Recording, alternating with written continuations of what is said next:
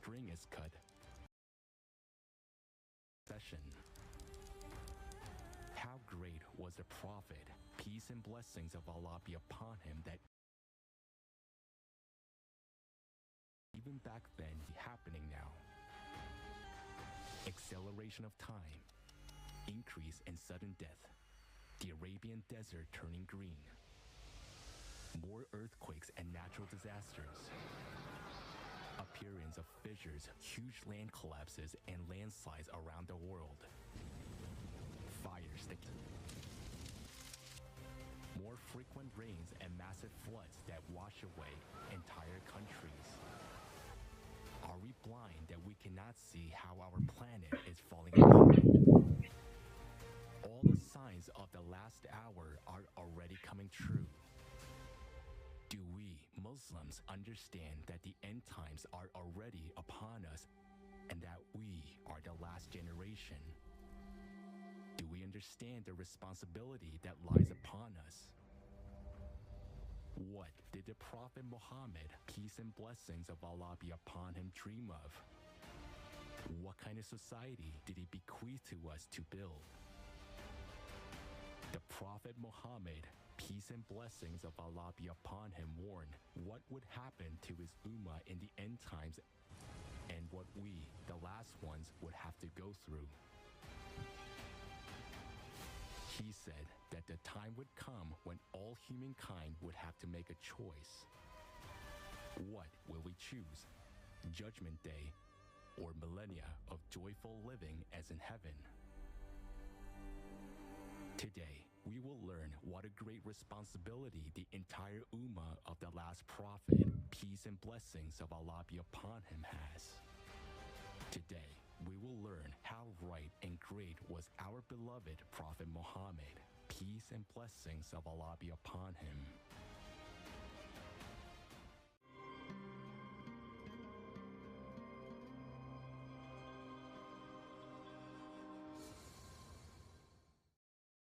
Ассаляму алейкум.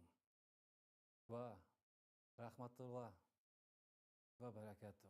Дорогие братья и сестры, мы, мусульмане из разных стран, собрались сегодня на этом историческом событии международной онлайн-конференции. International online conference, Global Crisis, Who is the Prophet Muhammad for us?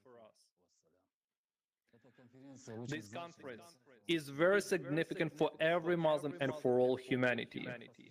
It is dedicated to the life of our beloved Prophet, peace and blessings of Allah be upon him, who is a holy example for us Muslims, dedicated to his act of bravery, his deeds and his dreams. The reason for this conference is the last times of humanity, which is what our beloved Prophet, peace and blessings of Allah be upon him, spoke about. In the first part of the conference, we will talk about the natural disasters that our beloved Prophet, peace be upon him, warned about.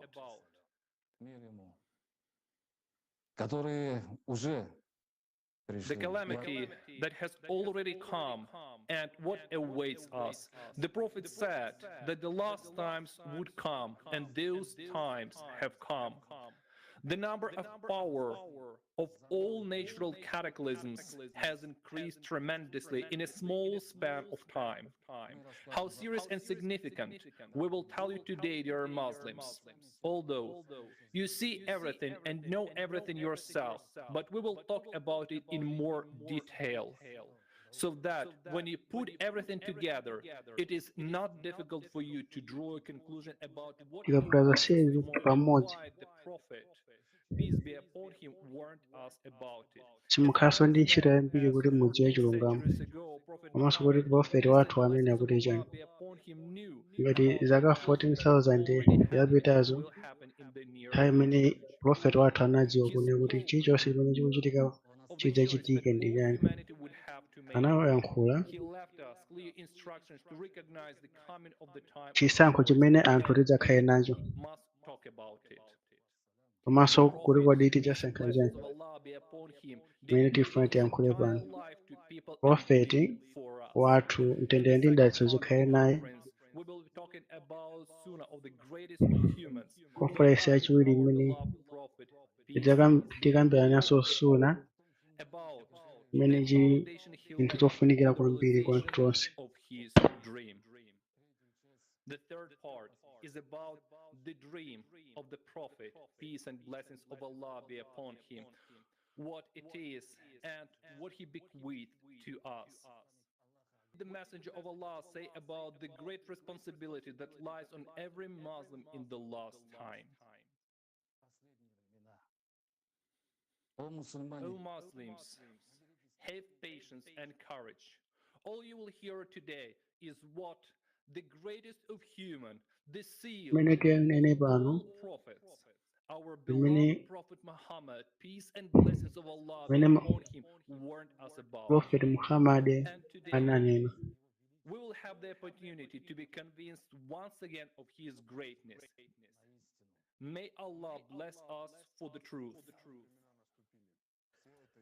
The last times have come. Everyone can see and understand it. Allah atidalitse chifukwa cha We chilungamo can see that chimenechi. natural disasters are increasing and the number of Aliyense people akhoza affected kudziwa ndi is kumvetsetsa. increasing every day. I would like to offer my Ngozi condolences za to chiyembekezo all the kupitirira brothers and kwambiri sisters tsiku ndi who have tsiku. experienced this and are Ndifuna ndipereke experiencing it chipepeso now. kwa amene But why does no one speak openly amene about adakumana ndi what is ngozi happening zimenezi?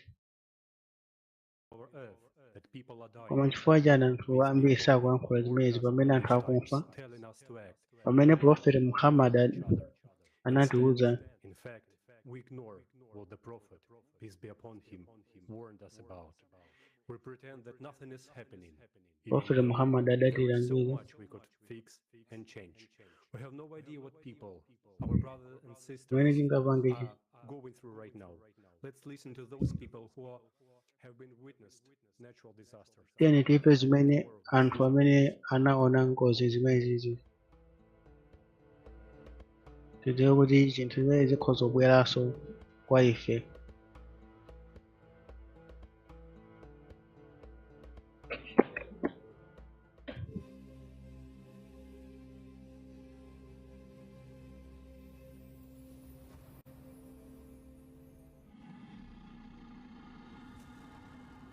More and more climate disasters are happening all over the world every day. Ngozi zambiri zikuchitika tsiku lililonse. An earthquake killed the comet catastrophe. The news about them impress us, make us sad, or frighten us. But right away, there comes a thought. Nkhani zokhudza ngozi izi zimatiopsa kwambiri. And it won't happen to me. Tikamaona izi kuti zikuchitika kutali kwambiri, timaganiza kuti zachitika kwa ife. You, personally. I have 7 children, sir, and one of them hasn't been found yet. Zimachitika izi mpaka na zitatichitikira ife. Ndili ndi ana ndipo ena sanapezeke mpaka inayamba kubanika. It is for the first time that I saw people desperately leaving their own homes to other places. Naona anthu akuthawa nyumba yawo. Climate Cerberus. At the most unexpected Wina aliyense akhoza kukhala why. We are going to okhudzidwa show you ndi the stories of zimenezi. people affected by climate disasters. There are millions like them around the world. Ndikuonetsani As you nkhani listen to zokhudza them, anthu amene anakumana ndi answer ngozi ngati yourself zimenezi. a simple Ndipo mutamva question. Will you mwambe be ready when muchifunsefunso ilo Cerberus kuti kodi mudzakhala okonzeka pamene climate kusintha kwa nyengo ndi ngozi zake zidzabwere kwa ife. There was a fire on September 3rd. It started in the afternoon. You could Ndipo see the kunali smoke moto ku from the September morning, then 10 closer to the evening, it chakumadzulo. burned up in a blink of an eye. The police officers were Chakumadzulo chilichonse chidawotchedwa. run for your lives. Apolisi ankathamangira mu nyumba ndi kumanena kuti aliyense athawe ndi moyo wake. Anthu onse anathawa.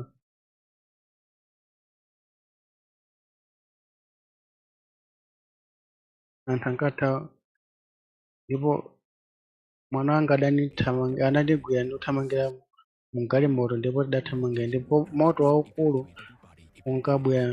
ndinayamba kubanika. Pamene ndinabwera pafupi ndi nyumba yanga, ndinakhumudwa. Chilichonse chidali chitawotchedwa. Magalimoto, madokumenti ndi zina, ndipo sinkakhulupirira kuti kodi chilichonse chitachitika ichi. Inali zomvetsa chisoni ndi choyitsa mantha. Ndipo sinaonepo zinthu izi Keep living here. Plus, there's a forest ngakhale with m'mamuvi. fresh air all around. It seems like yesterday everything was there, everything was good, and now Dzulo kunali ngati chilichonse chinali bwino, koma pano pali ndikuyima chilichonse chawotchedwa, ndipo palibe china chilichonse. Dzina langa ndine Douglas Franklin Ryan, ndipo ndinapulumuka ku moto wopsa. Ndinkaona moto utsi ukubwera. Ndinkangoona ngati utsi ukubwera. Ndipo nali kutsidya lina la mtsinje. Ndipo moto pamene unkabwera sunali wopsa kwenikweni. Unajowa mtsinje ndiponso unajowa njira, ndipo unkabwera kumene kunali ife.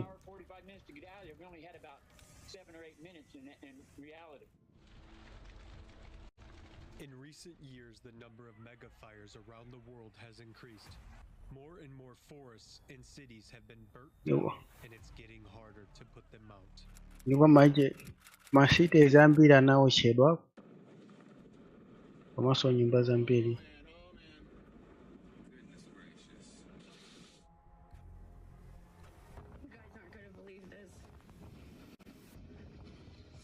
Singakhulupirira zimenezi.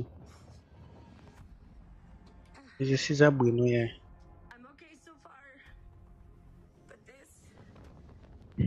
Pano pandili bwino, koma izi si zabwino.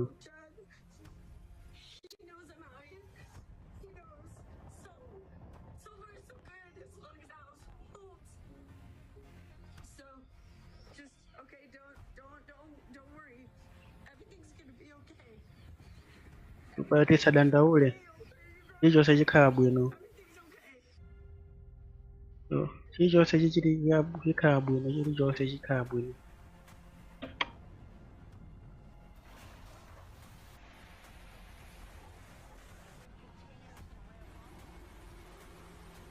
Prophet Muhammad, mtendere ndi madalitso zikhale naye, ndipo anayankhula zonsezi zokhuzana masiku otsiriza, kuti chidzachitika ndi chani, ngozi zidzachuluka. I live about 100 meters from the ocean. The water level had reached like 4 or 5 feet. I don't know, I got really scared. I thought maybe Moto unali utakwera. would start coming in Madzi anali atakwera. that little window, and that like we would have like. Ndipo ankadziwa Prophet Muhammad kuti chidzachitika ndi chani. After that, it was like there was water everywhere. Ndipo And when I went outside, yeah, I still can't believe like the destruction that happened in such a short amount of time, and just like how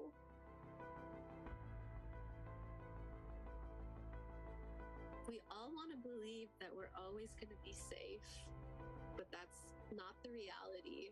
Climate change is going to inkaganiza kuti tikhala it ndimo, is affecting everything. komano ndi mmene usinthira nyengo, chilichonse sichikuchitika bwino. Chilichonse chopita kayipirayipira. There was no prevention because it was not expected. Within 1 hour we were flooded. Usually that flooding Sinkayembekezera zimenezo. 2 days of rain. It is for the first time that I saw people Izi zimachitika kwambiri nthawi imene ngati mwina kwakwavula masiku awiri. other places. That was the most shocking part for me. Imagine forcefully being asked to leave Zinali zokhumudwitsa kwambiri because kwa of a ine. natural phenomenon that you don't have any other thing to do, and becoming a refugee in your own city or displaced in your own city. It just came with nobody aware. The area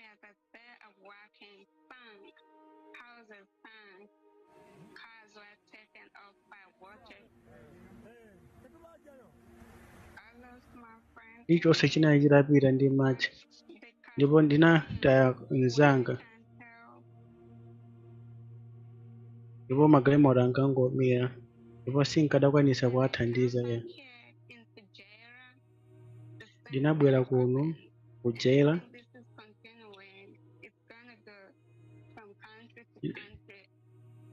ndinaonanso kuti zikupitirirabe.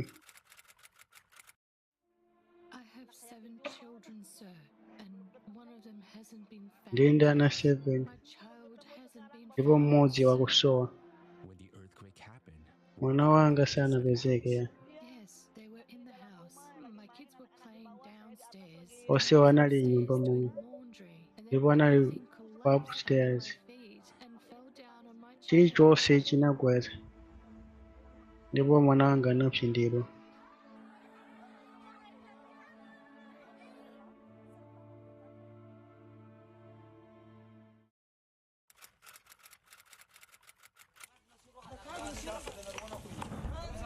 I've never seen in my life like this earthquake. It was really long. We were really scared. 4 people in my family Ndipo tinali died. amantha I buried kwambiri. them today. Moreover, 12 relatives were hurt. Anthu I feel 4 helpless. m'banja Don't langa have ndipo any money anafa. left. Tinawundira lero. Panopa ndilibe ndalama ina yonse. Anthu ambiri afa, ndipo anthu ambiri alibe nyumba yokhala, ena audi, ndipo People were crying and screaming all around ndipo anthu because their ambiri houses had fallen down. Women and children were trapped underground. Many of anthu them ambiri nyumba died. zambiri zagwa, The number and magnitude of ndipo anthu earthquakes ena have increased amwalira. around the world. Not only are they going deeper, but they are Ndipo also nambala ya closer to the surface komanso and mphamvu yake ya becoming more destructive. lachivomerezi zapitirira, ndipo izi zikupitirira komanso zikhala zowononga kwambiri. At the depth of about 10 kilometers, Ngati namba imene ikuchuluka changes kwambiri, caused what happened in Afghanistan and Indonesia. izi zinachitika ku Afghanistan ndiponso ku Indonesia.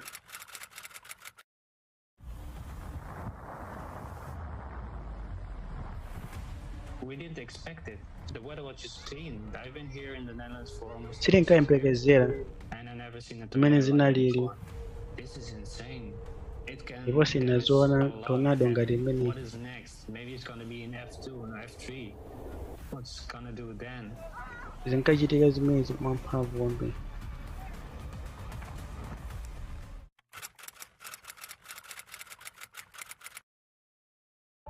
It was something that we were not even expecting. Like, it just came within the blink of an eye. Like 24 hours ago, everything was perfect. And Ndipo sitinkayembekeza zimene zinangochitika mwadzidzidzi, is almost here. We have suffered a lot here. Our rice crop has been ndipo tinangozindikira kuti zadzaza madzi.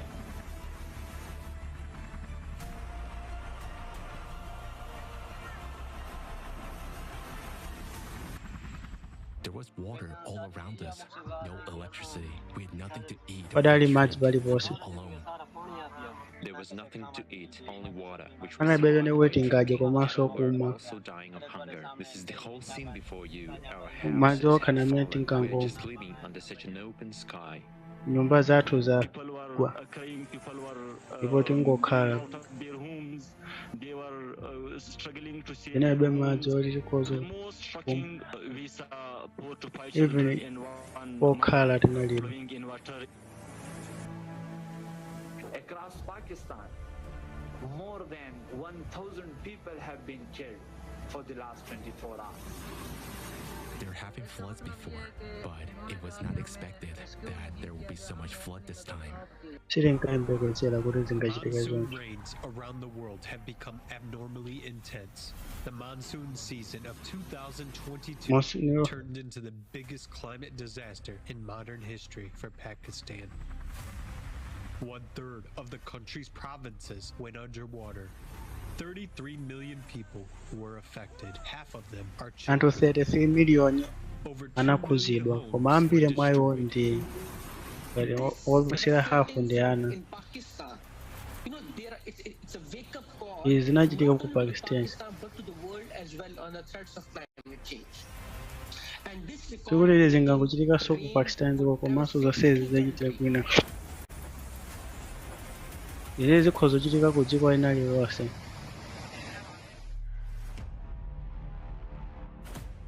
Today, it was us who suffered. Lero ndi ife amene takhuzidwa ndi ndipo takhuzidwa ndi kusintha kwa nyengo kumeneko ndi ngozi zadzidzidzi. Zatiwonongera nyumba zathu, zatiwonongera miyoyo yathu, koma lero zikubwera kwa inu. Kodi ndinu okonzeka?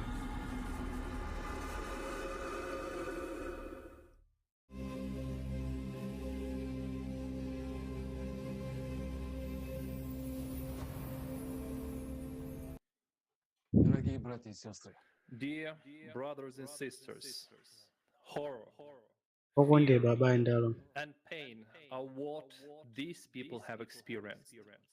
They have experienced the ferocity anthu of the akumana ndi climate. mavuto ambiri, akumana ndi kupweteka Why did kwa we kusintha. think this would not happen to us? Don't we see how cataclysms cover more and more territories? And tomorrow we will find ourselves in the place of those unfortunate people who today were left homeless, without relatives, and some even without life. All of us are now convinced of the greatness of our beloved Prophet sallallahu alaihi wasallam. After all, he knew exactly what awaited us in the last times, and he warned us about it. At first, we didn't consider this comparison of the climate, our common enemy, with Cerberus, the merciless beast, but now we realize that it is more than just a coincidence.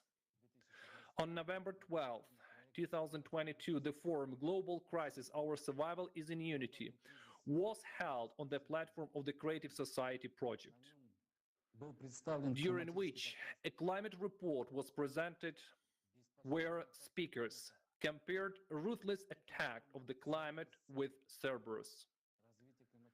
The growth of climate cataclysm coincides exactly with the characteristics of this mythical animal. This beast has an incredible appetite. Its main characteristic: the more it eats, the bigger it gets, and the bigger it gets, the more it eats. Climate Cerberus has already broken out and is devouring people's life without choosing poor or rich. This beast is taking the lives of our relatives and loved ones irrevocably. And every true Muslim is already guessing what it means. In Surah Al-Nam Ayat 82 it says, "And when the same befalls them, we will bring out for them from the earth a beast that will speak to them that mankind has no certitude in our signs." On the day when the earth convulses by the first blast, followed by the second blast. And now you, like us, are amazed to recognize Cerberus in the doomsday beast Dabbat al-Ard, which everyone is awaiting for in the last days. And it is quite surprising how much the characteristics of Cerberus and the Dabbat al-Ard coincide, how all puzzles fit together. We have heard and read many times about the climatic Cerberus, but we did not pay attention to it, and only now the analogy and understanding came that this is really it. The beast that the Prophet ﷺ spoke of. The Arabic word dabba means silent and soundless movement. Al-ard means earth animal, exactly like the magma that silently rises in the bowels of the earth. All the climatic changes that we're currently observing on the surface of the earth are due to the rise of magma, which you will learn more about in our conference. And now, at the last days, people are dying. We are watching this forum We are watching this from our gadget screens and television sets, and we don't react. Why are we silent? Why don't we do anything? All the instructions for action were given by our Prophet sallallahu alaihi wasallam. Why don't we follow him? The Bad al-Ard is already silently creeping towards our homes and suddenly devouring them. And we are still awaiting for the beast with the head of the bull, the eyes of a pig, the ears of an elephant to come out and speak to us in the human language. We look like little children if we seriously believe that this is what the doomsday beast will look like. While the Bad al-Ard already speaks to us, and now the beast speaks to everyone. You had no certitude in our science, but I go to every home in people, whether they are righteous or not, whether they are following the Prophet sallallahu alaihi wasallam or not. The beast is already out and he speaks to us. Our beloved Prophet sallallahu alaihi wasallam said that there would be strangers before the hour of judgment, and now we all see them talking about Cerberus and everything that the Prophet sallallahu alaihi wasallam foretold. These people stand for the truth that the Prophet sallallahu alaihi wasallam brought for us, so that we may be saved from the terrible beast of the Bad al-Ard. The Hadith al-Bukhari states, I heard the Prophet saying, a group of people amongst my followers will remain obedient to Allah's order, and they will not be harmless by anyone who will not help them for or will oppose them till Allah's order, the last day, come upon them while they are still on the right path. The fiery red beast is already breaking out to execute the judgment days. You know about the last day that our great Prophet sallallahu alaihi wasallam told us about, and why are you silent? Don't you care about human lives? Do you still not believe or ignore the truth? What will you do when the merciless beast, the Bad al-Ard, come to devour your home? What will you say to Allah when you stand before his face? How will you justify? Climate cataclysms are getting momentum, and our great Prophet sallallahu alaihi wasallam warned us about all this. Let's all who still doubt make sure that the last times are upon us. Let's watch the video.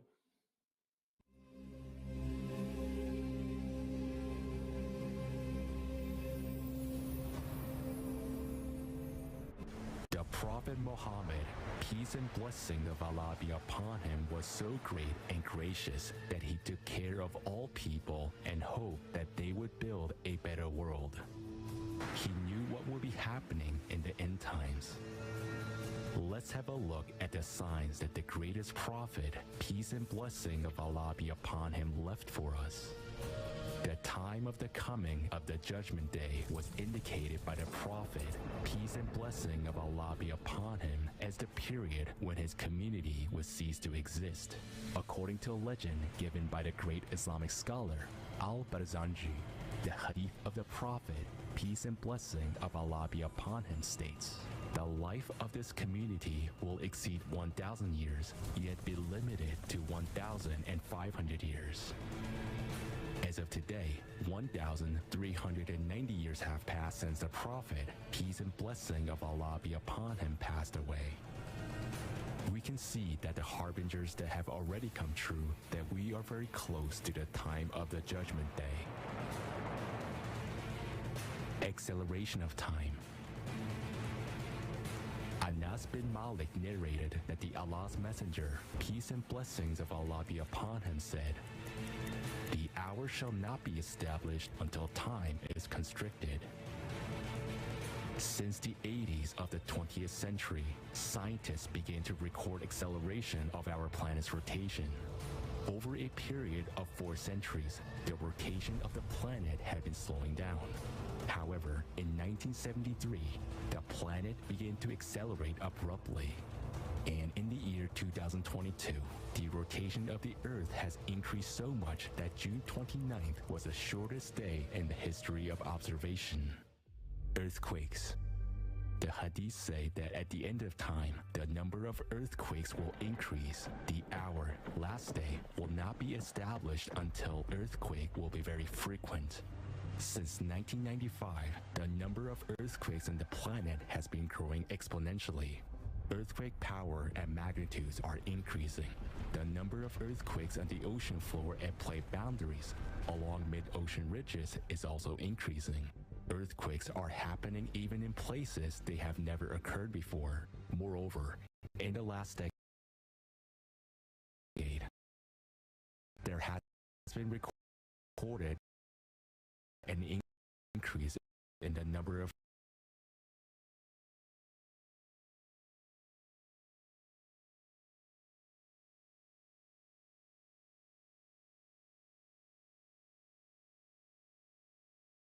earthquake.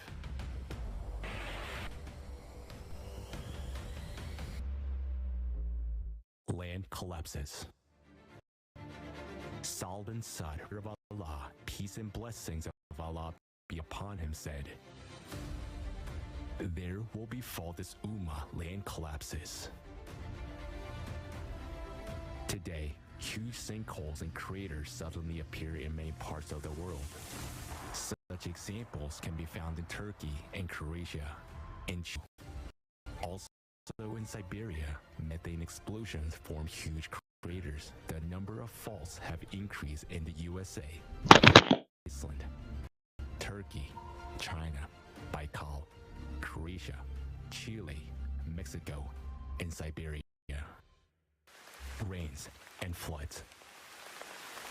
There are several authentic hadith in Islam which state that the Prophet Muhammad, peace be upon him, said, "The famine would not break out because of drought, but there will be famine despite heavy rainfall, as nothing would grow from the earth." The number of abnormal precipitation events around the world is increasing.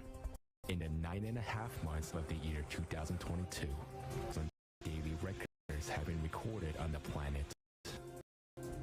Abnormal downpours cause flash floods that leave no time for people to escape. 60 years ago, there were 8 major floods, and by the year 2021, there were 27 times more of them. At that, they began to occur in sync, covering several countries at once. In the summer of 2022 alone, floods occurred in at least 120 countries on all continents. Another natural harbinger of the coming of the Judgment Day is the blossoming of the desert. A hadith narrated by Abu Huraira states that the Prophet, peace be upon him, said, "The last hour will till the land of Arabia reverts to meadows and rivers."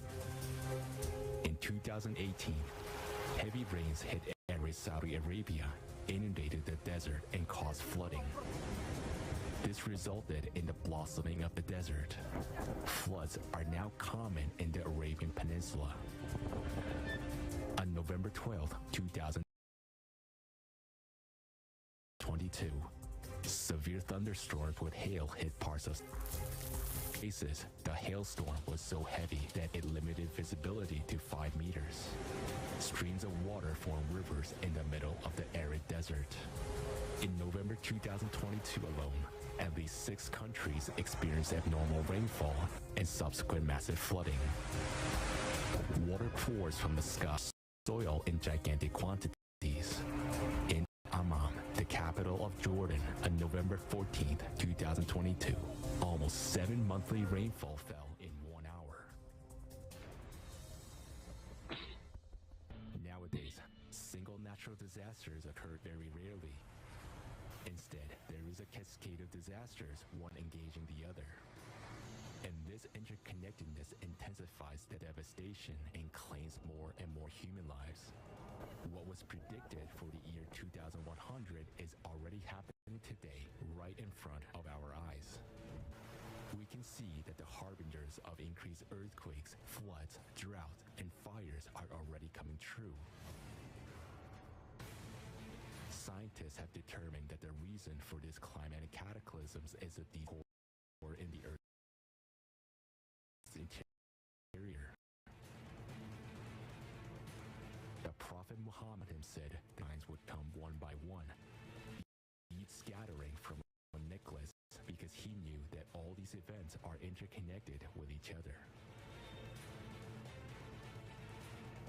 The signs to follow one another, like the jewels of a necklace whose thread is cut, and so they fall one by one.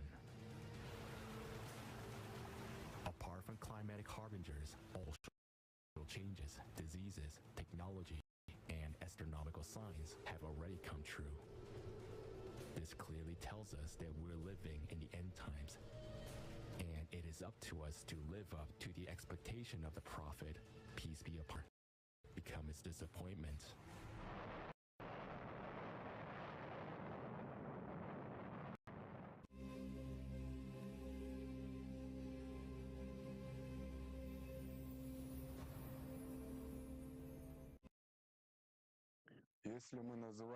If we call ourselves Muslims, we have no right, no books of the Prophet, peace and blessing of Allah be upon him. Are we ready to finally betray our beloved Prophet, peace be upon him? He always believed in us, continues to love, despite what we have turned the world into. We are still here thanks to the Prophet, peace be upon him. Prophet, peace be upon him, we clearly understand that we are living in the end times. Yes, we are divided, but the Prophet, peace be upon him, has always united everyone. It is thanks to him that we can all be truly united again. The Prophet, peace be upon him, is the greatest of all men, and no words are enough to thank him for all that he has done and is doing for us. But how we can really thank him is to honestly answer the question, who is the Prophet Muhammad upon him for us, and follow him together. Passing the word to Nizam.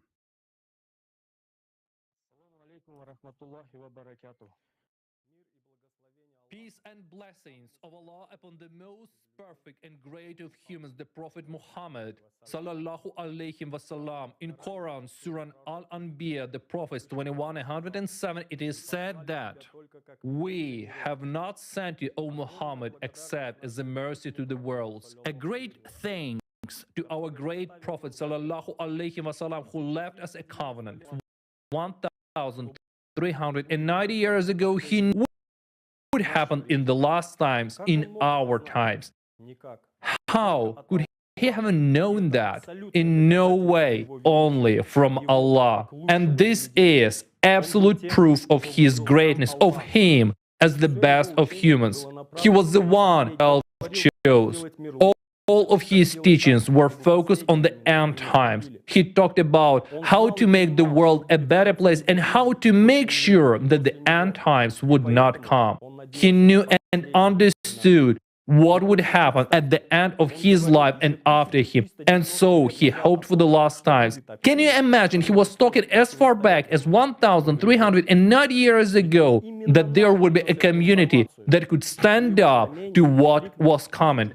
After all, we are the ones that he brought this information to. And his signs have been coming to us for 1,390 years so that we could be saved. The Prophet sallallahu alaihi wasallam was so concerned about us. Every Muslim is aware of the events of the Judgment Day described in the Quran. Who relate to this? Why is there a complete? We have the Quran, which clearly describes, and one by one, the harbingers of the last days are coming true.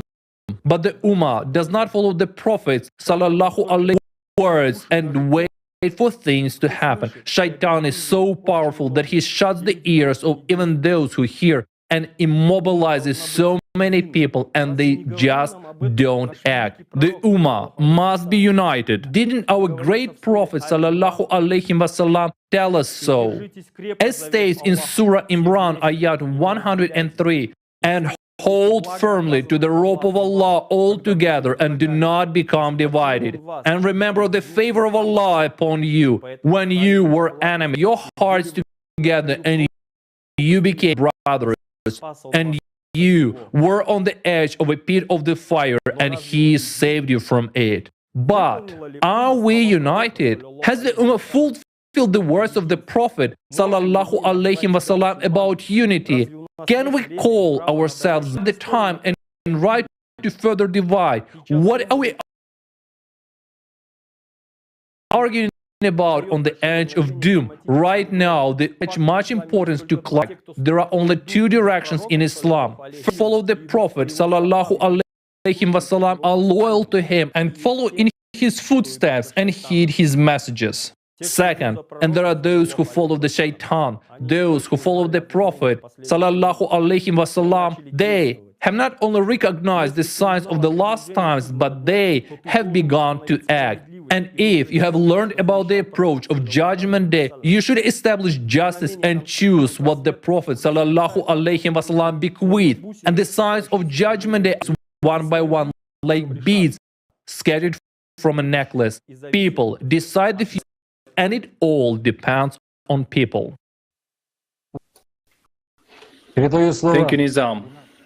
I give the floor to Rinat, who will tell us about another sign of the Day of Judgment. Will the Prophet Muhammad, peace and blessings of Allah be upon him, passed on to us? Many of the harbingers of the greatest people, the Prophet Muhammad sallallahu alaihi wasallam, becoming clear to us only now. After all, as we have never faced some of the foretold phenomena before, we mistakenly associate them with something more familiar to us. But every year, more and more events prove to us again and again how wise our beloved Prophet sallallahu alaihi wasallam was. As far back as 1,390 years ago, the merciful Allah, through His messengers sallallahu alaihi wasallam, predicted to us the increase of sudden deaths that would be taking place with the approach of the Judgment Day.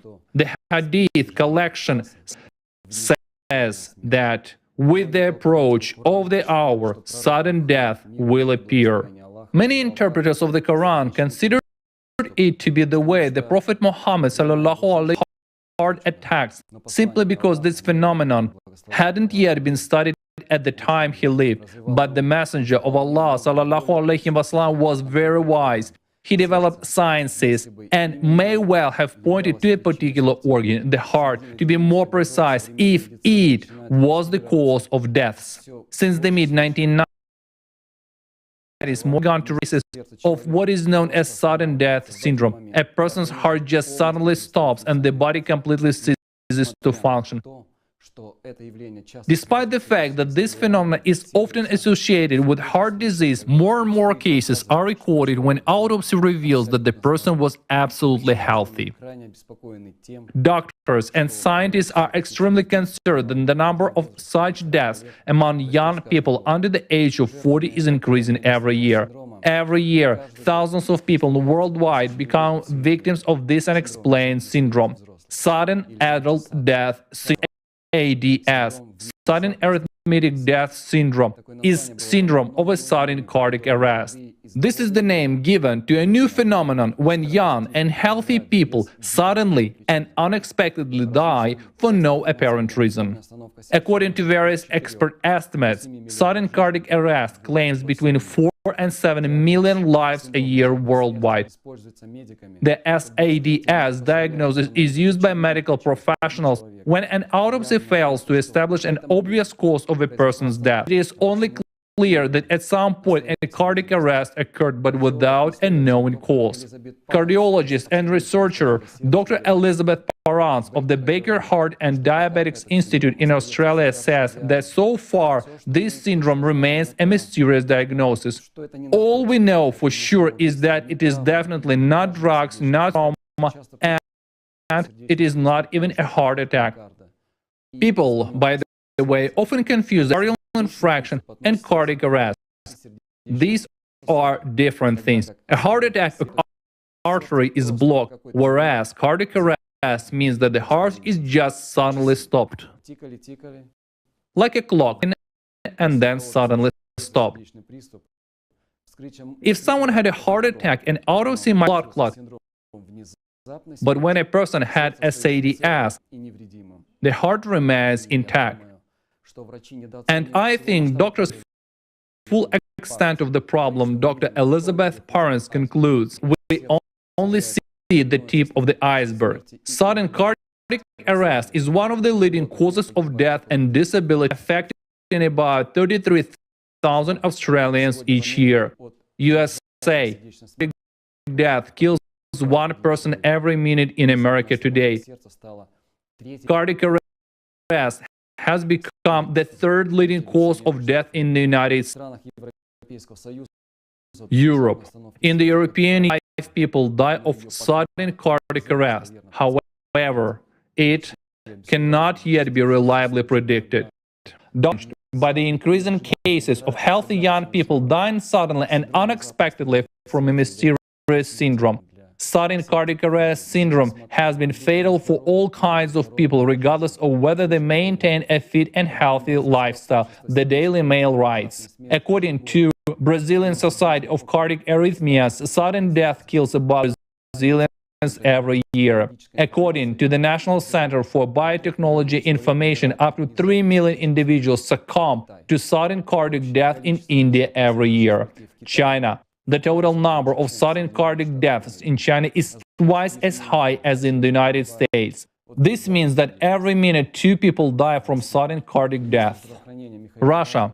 Health Minister Mikhailo Murashko gave a point in statistics. Every year, up to 250,000 Russians have a death from cardiac arrest. However, the scale of the phenomena is still poorly studied. According to various experts, these figures range from 200,000 to 600,000 people. In Japan, the number of sudden cardiac deaths has more than doubled. According to experts, there is no accurate data on the number of sudden cardiac arrests, and the real figures are much higher.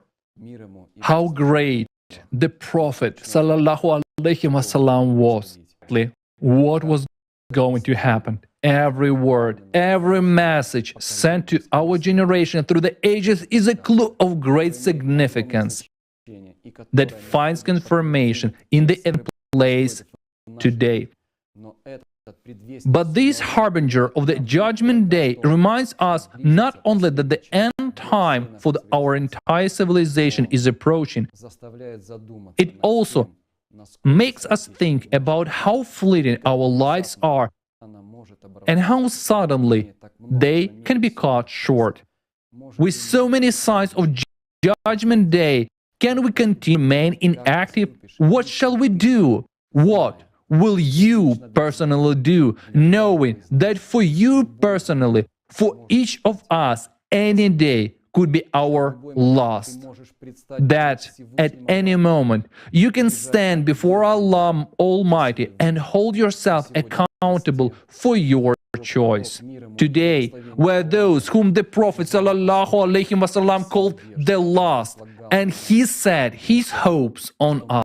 He expected us to change the world by uniting in love and respect for each other. We who recognize these signs have a great responsibility, knowing that you were with the choice to hear the will of Allah, to follow the greatest of the prophets, ﷺ, or to continue to pretend that nothing is happening.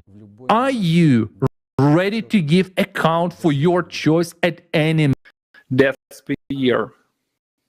Мир ему и благословение Аллаха был настолько велик, что многие его слова. The Prophet, peace and blessings of Allah be upon him, was so great that many of his words spoken back then are only now being deciphered by science. One of the signs of the ends of times is blossoming of the Arabian desert.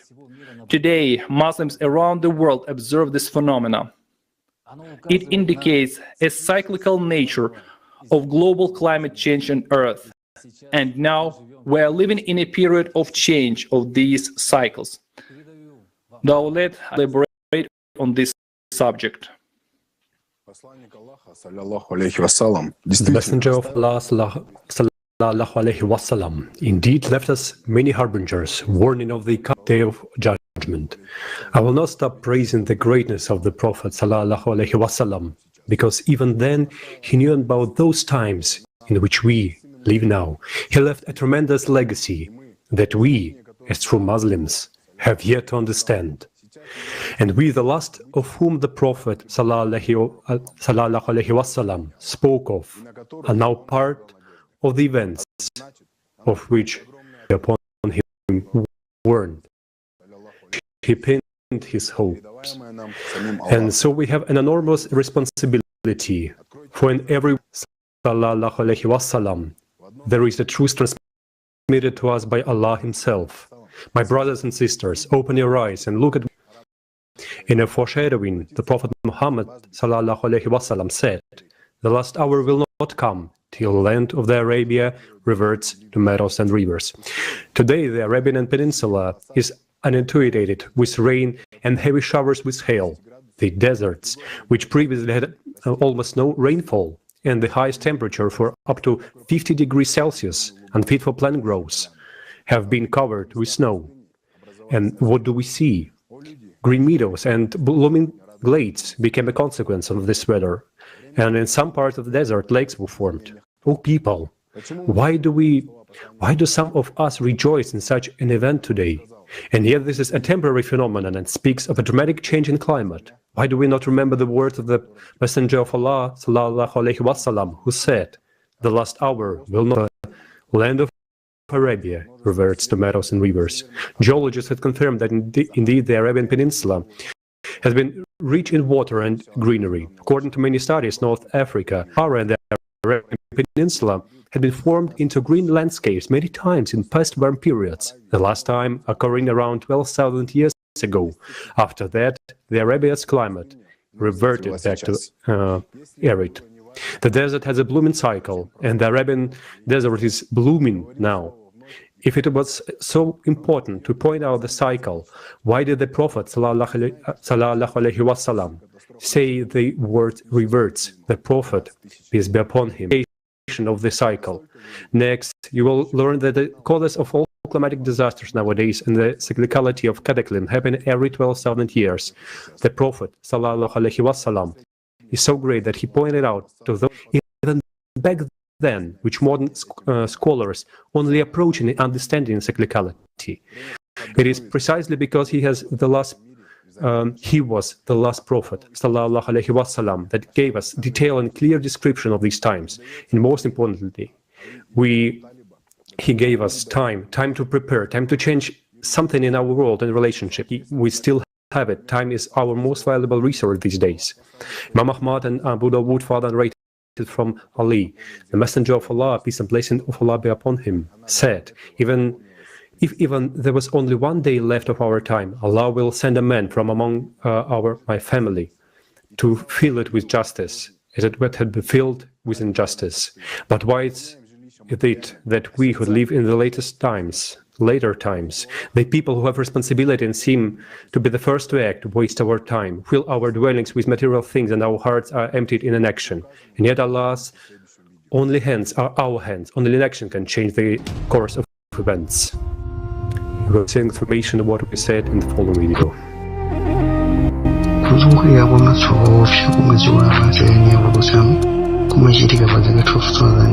Thus, cataclysms, which the Earth now has to go through, occurs on the planet every 12,000 years, and it has been described by various researchers in many scientific works and books.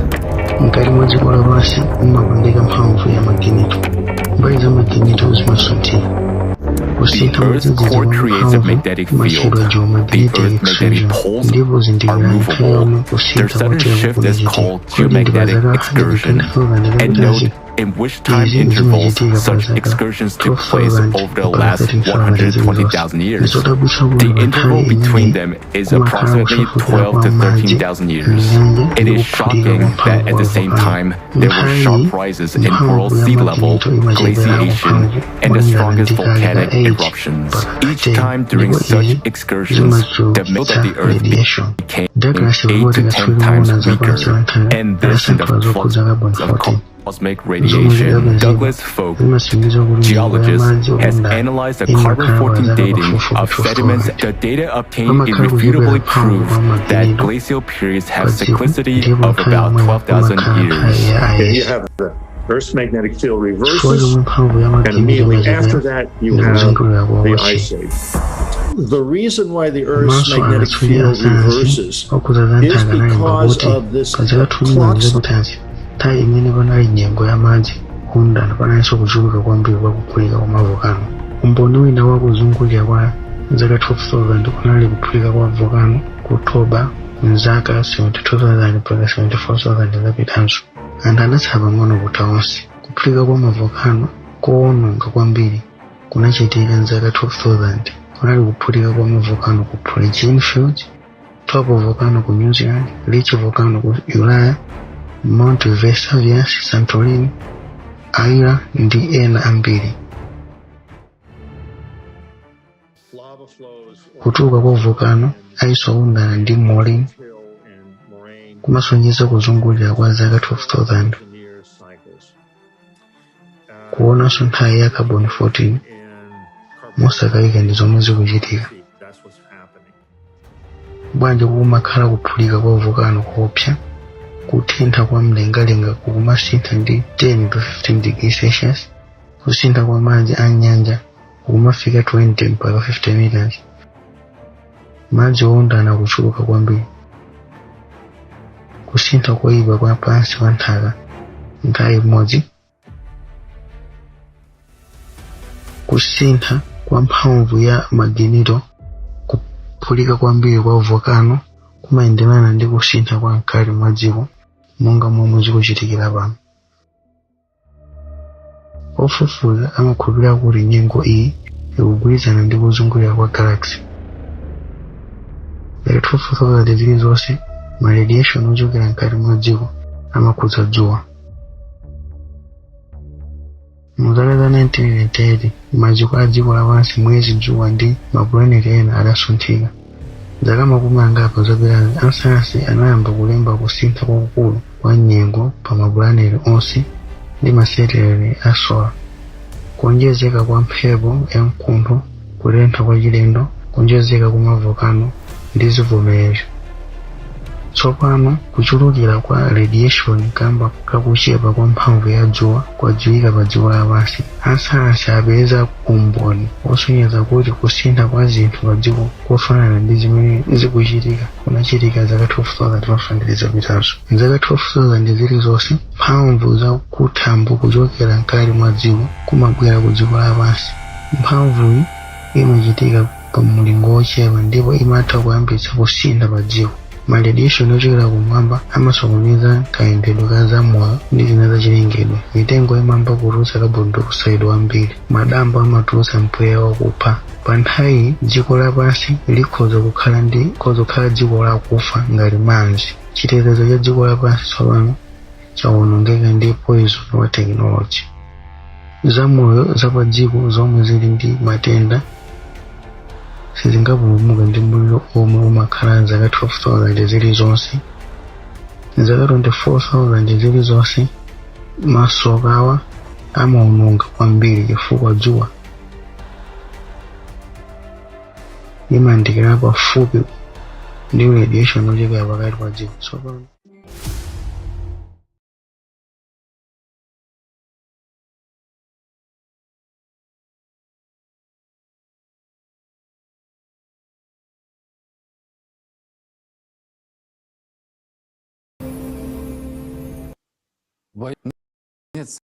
Truly, there is no doubt that the end of times have come.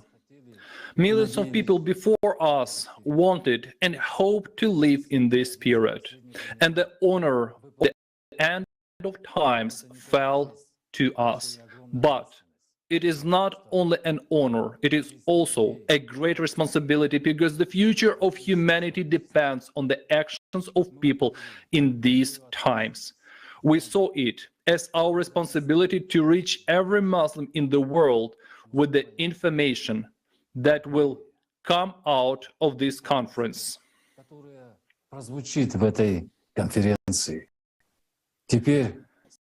It is also your responsibility to bring it to your brothers and sisters. And now you will understand why.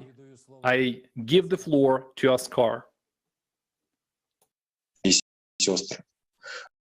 Dear brothers and sisters, the love of our great Prophet, peace and blessings of Allah be upon him, for people is so great that he gave us an opportunity to recognize the end times by the clues he had left for his ummah. We can perfectly see that the harbingers, like our beloved prophet, peace and blessings of Allah be upon him, are coming true before our eyes. Dormant volcanoes have begun to wake up while the active ones are already behaving abnormally. Earthquakes are multiplying and the devastation from them is intensifying. The reason for this is in the very center of our planet, its core. It has triggered the process of magma of the earth. The red-hot magma is the Dabat al-Ard, the doomsday beast that devours everything in its path and seeks to get out. Detailed information about the reasons for growing cataclysms in our days was presented on November 12, 2022 at the International Forum Global Crisis, Our Survival is in Unity. When we heard all the explanations and facts given by the scientists at the forum, we realized that they were exactly the same as in the descriptive times left to us by the Prophet Muhammad, peace be upon him. The cleverest and wisest of men, he already knew back then what will happen to the us. The greatest of men also knew that not all people will listen to his words, but there will be those who will hear the truth and start waking up others. That is why we consider it's our duty to follow the precepts of the Prophet, peace and blessings of Allah be upon him, and bring this vital information to every Muslim on the planet. We will see this information in an excerpt from the forum.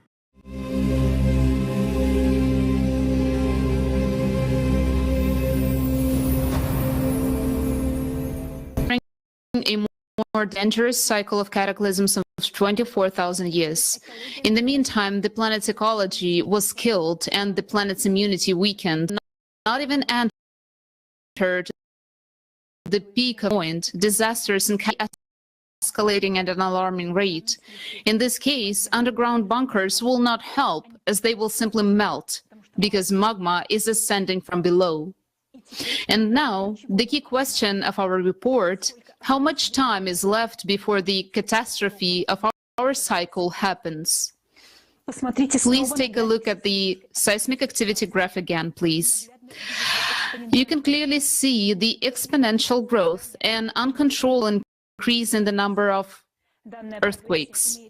This progression has a mathematical pattern, so having calculated it together with the best scientists, geologists, and analysts, we have modeled the progression in which earthquakes will accelerate, and what we discovered was utterly terrifying. Why? Take a look for yourself. As you can see, the rate of increase in seismic activity is shocking. Each successive stage, the number of earthquakes increases much. The more earthquakes will happen, the magnitude of them will increase more. And by 2028, there will be 1,000 destructive earthquakes on Earth. Whereas in 2036, there will be over 1 million earthquakes a year. Just think about it, more than 1 million earthquakes a year. What is this, if not our end? Already in 2028, life will be almost unbearable, literally in 6 years. Just think, your comfortable family life, your business, your plans will be over in 6 years. And in 2036, the end of all humanity will come. Why do we use an exponential growth model in our calculations rather than a linear growth model as proponents of entrepreneurial theory do? Because we take into account a variety of factors occurring in the Earth's interior. And today, together with us, you have discovered how rapidly climate disasters are progressing. To understand how fast it can be, you can compare it associatively to boiling milk in a saucepan. It heats up gradually at first, but then in an instant, the milk boils and escapes from the saucepan. Our economists from various countries have calculated how this progression of cataclysms will affect the world economy. You see the graph. The dynamics are obvious. It suggests that the collapse of the world economic system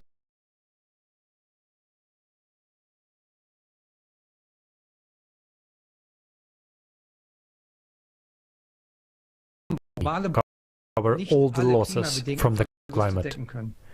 In fact, the entire business worldwide has no more than 6-7 years left. And from here on, the processes will worsen even more critically.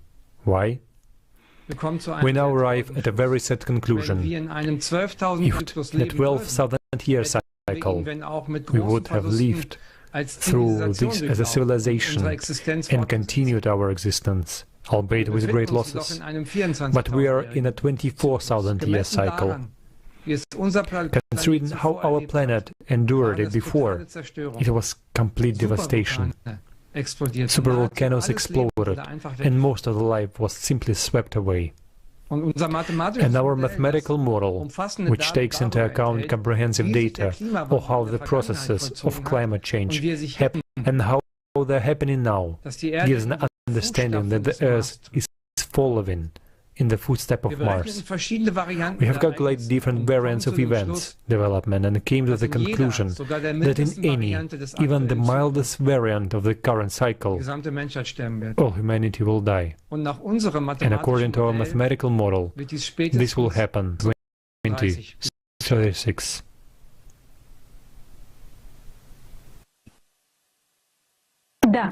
Yes, we are already experiencing bad times. There is an economic crisis, geopolitical crisis, and many regions of the planet are truly on the brink of starvation.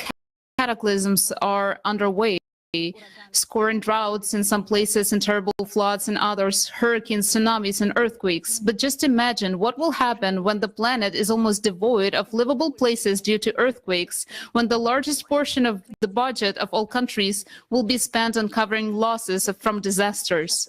Of course, living conditions will critically deteriorate, prices for everything will rise, water and food, gas and gasoline. But in 14 years from now, nobody will need water, food, gas, or gasoline, or anything at all. Or what happens no later than 2036, no one will need anything. We have prepared a detailed model of events that will happen in the future, and now we're going to present it to you. We consider it our duty to report to you the seriousness of the situation in detail. We've deducted the scale of events based on the progression that we have been able to estimate from the number and strengths of earthquakes. Further development of these events leads to the internal cracking of the Earth's crust. Through these cracks, magma will begin to rise in geometry you have seen in the graph. This will then lead to microfractures in the crust in some places, which will increase magmatic activity. And it will keep increasing even more until it provokes a large-scale rupture in the thinnest part of the crust, which is in the ocean. This is inevitable. There is a 99.9% probability that this area of the Mariana Trench. This is where deep focus earthquakes are registered and where the Earth's crust is the thinnest, only 5 kilometers.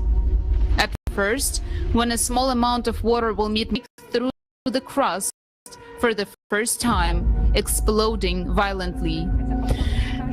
When we say the micro-explosions will occur, we mean that, in fact, each of these explosions is equivalent to the explosion of dozens of nuclear bombs. This will destroy the thin layer of the crust beneath the Mariana Trench, but the worst thing will happen next. And to understand what happens next, we will show you an experiment.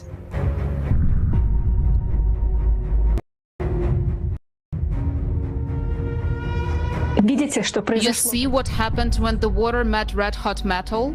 Now multiply it by 100 billion times. Гигантский объем магмы из магматического плюма в одном... Magma from the magma plume will rip the Mariana Trench in an instant. Billions of cubic meters of water will meet billions of cubic meters of magma. Due to the sudden breakdown of ocean water molecules, oxygen and hydrogen will be released under tremendous pressure at the floor of the Mariana Trench. A huge explosion will happen. This explosion will be equivalent to thousands of times of the entire stockpile of nuclear weapons available on Earth. Under extreme pressure, the ocean won't just... This will rise a huge column of steam mixed with dust.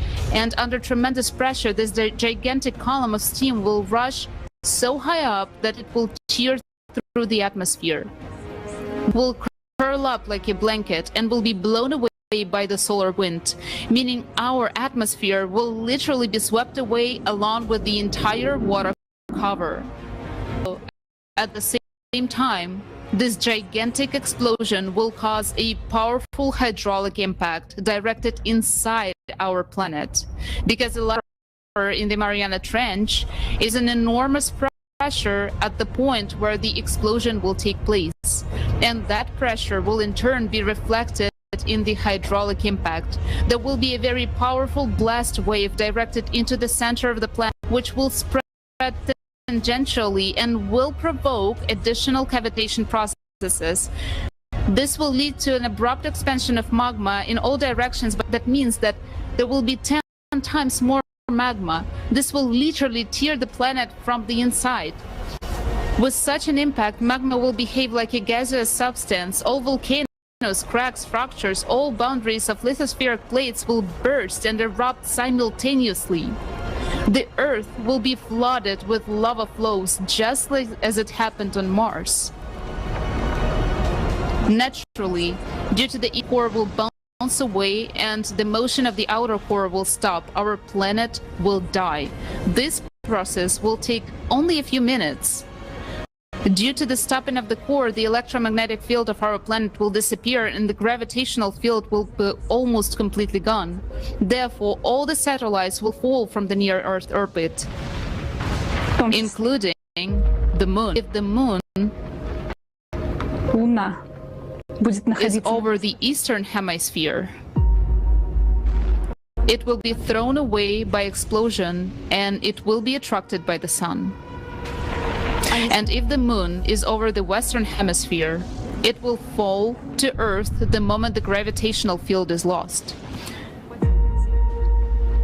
But humans will no longer be threatened by this, because as a consequence of these events, we as humanity will already exist completely.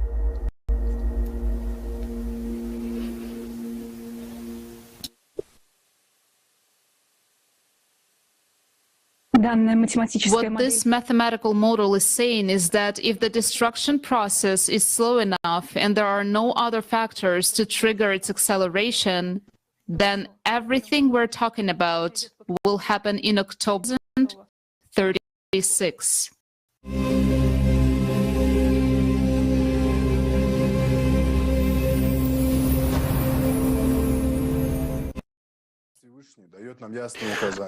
Allah Almighty gives us, and now each person, knowing the information which has been presented at this forum, can seek informations of mathematical model and various natural phenomena which occur now. We have now heard that our planet has no more than 14 years left. These are the calculations, but only Allah knows which day will be the last, because everything depends on us, on our choice.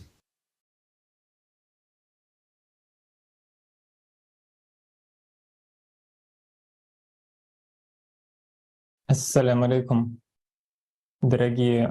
dear viewers, dear participants of the conference. In the fragment from the forum that we just watched, it was said that a magma eruption that could lead to the death of the occur in the Mariana Trench. This was announced on November 12, 2022. And on November 15, the news about the eruption of an underwater volcano near the northern Mariana Islands appeared. According to scientists, a huge underwater volcano erupts under the surface of the Pacific Ocean. It's another indicator of the rise of magma in the bowels of the Mariana Trench, confirming the information that was voiced on the forum. Another shocking fact was the several volcanoes in different parts of the planet in late November and early December this year. In Hawaii, in Indonesia, in Russia, very strong eruptions began simultaneously and moreover at once from several volcanoes located nearby. Less than a month has passed since the forum Global Crisis Our Survival is in Unity, and the events that have taken place during this time already exactly presented model. And as the speakers at the forum said, they would be the first to be glad that this was not so, but unfortunately it is. That Prophet Muhammad sallallahu alaihi wasallam warned us, but not so that we would wait for the end, but so that we, recognizing the end times, would begin to act actively. Because if we continue to do nothing, the day of judgment comes. Let's see what exactly the Prophet Muhammad sallallahu alaihi wasallam said about the day of judgment and how it agrees with the mathematical model presented on the forum.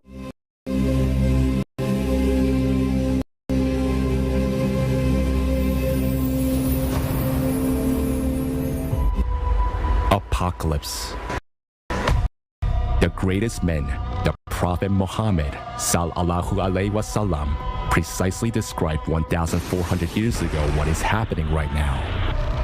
The Prophet Muhammad sallallahu alaihi wasallam also described the Judgment Day scenario in great detail. In the Quran, Surah 56, the Prophet sallallahu alaihi wasallam speaks of earthquakes of unprecedented magnitude. When the earth will be violently shaken, the mountains will be crushed to pieces, becoming scattered particles of dust. Surahs 27, 52, and 70 say that the mountains, which were thought to be unmovable, will float away like clouds. They will become like wood, will be shaken and split up into blocks. They will break apart along the faults. This is how strong the tectonic shifts and the speed of the movement of the lithospheric plates will be. There is a description of the unprecedented speed of events in Hadith by Abu Huraira. It says that the world will end so suddenly and quickly will not have time to complete the actions they've started. A person has raised a morsel of food to his mouth but will not be able to eat it. The Quran speaks of violent volcanic eruptions and catastrophic fires during the Judgment Day. Then watch for the day when sky will bring a visible smoke. This is a painful torment. During the peak of cataclysmic eruptions of numerous volcanoes, volcanic ash will be released into the atmosphere, blocking the sun rays from reaching the Earth's surface for many years. The planet will be by the light of fires and the glow of the fiery lava. This is stated in Surah 55, Ayah 37.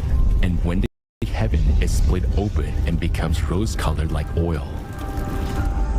Hydraulic impact. In the sacred texts, we find descriptions of the destruction of the planet, which the Prophet sallallahu alaihi wasallam informed people about in a language they understood. And now, having the scientific basis, we can understand what he was talking about.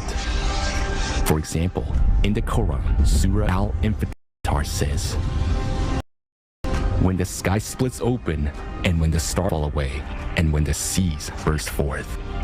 What it means is that the atmosphere during the violent explosion in the Mariana Trench will be ruptured by a stream of steam.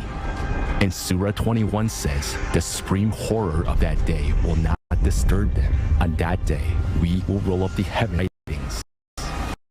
What is described in the surah is very similar to the fact that if steam explosion ruptures, the integrity will be disrupted, and it will be blown away by the solar wind and dispersed in space. Also in Surah 81, at Takfir, it is said, when the sun is put out, and when the stars fall down, and when the mountains are blown away, these are set on fire, and when the sky is stripped away. It is also clear from the surah that the collapse of the atmosphere will take magma erupts into the ocean, setting it on fire. What is this in the Quran? During the hydraulic impact, the rotation of the planet will instantly accelerate and the atmosphere will disappear. This very phenomenon will make an impression that the stars are falling. If we summarize the words of the Prophet Sallallahu Alaihi Wasallam about the Judgment Day, we will see the description of the phenomenon predicted by the mathematical model for October 2036 during the hydraulic impact. They see it as distant, but we see it as near. Then, do they await except the hour should come upon them unexpectedly? There have come some of its indications. That is the day of carrying out the threat. On the day, the heaven will sway with circular motion, and the mountains will pass on, departing. On the day, the earth breaks away from them, and they emerge rapidly. Then watch for the day when the visible smoke covering the people. This is a painful torment. And the earth and the mountains are lifted and leveled, that is stroke. Then on that day, the occurrence, that is, and the heaven will split open. For that day, it is infinite, when the sun is wrapped up in darkness, and when the stars fall, dispersing, and when the mountains are removed, and when the seas are filled with flame, and when the sky is stripped away. If the Judgment Day scenario and the words of the Prophet Salam come true, then our planet will become like Mars.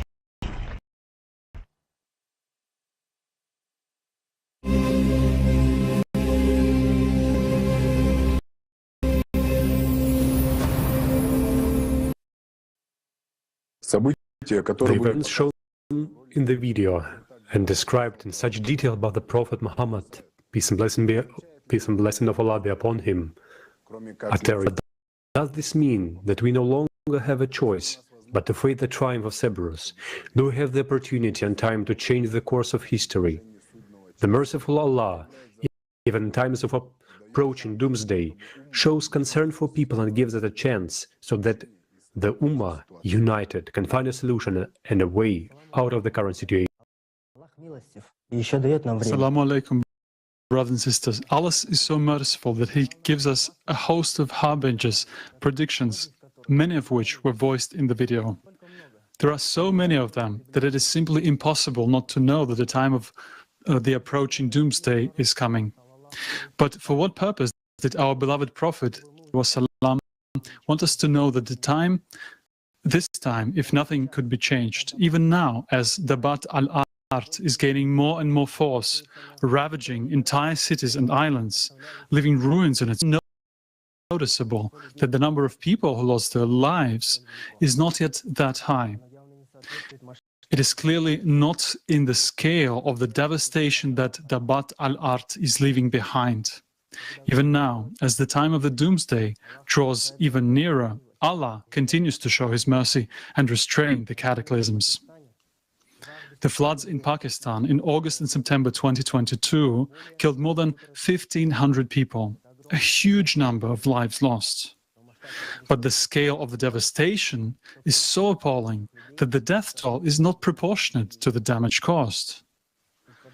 After all, a third of the country was underwater, and about homes were damaged or completely destroyed. 33 million people were forced to flee their homes. Category 5 Super Typhoon Nuro took about 40 lives in 4 countries. In the Philippines, where it hit hardest, 12 people died and 5 are missing, while nearly 60,000 homes were partially or totally destroyed. And it took just 6 hours to reach super typhoon status, leaving people with no time to prepare. Category 4 Hurricane Ian, Florida, left more than 150 people dead. It is one of the most hit the US mainland in history. A large number of powerful earthquakes with magnitudes over 5 occur far away from populated areas. However, they remain unnoticeable and do not result in loss of life. Many earthquakes still occur at very deep depths, which also reduces their destructive power. However, earthquakes are now becoming more widespread and more frequent, and they are starting to occur close to populated areas that have not previously been affected by earthquakes. Moreover, earthquakes are becoming shallower. They are more at a depth of no more than 10 kilometers.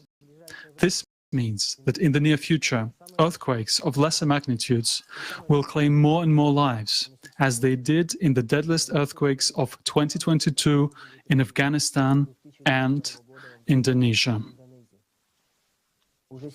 Already, we can see that earthquakes of high magnitude are becoming more and more frequent.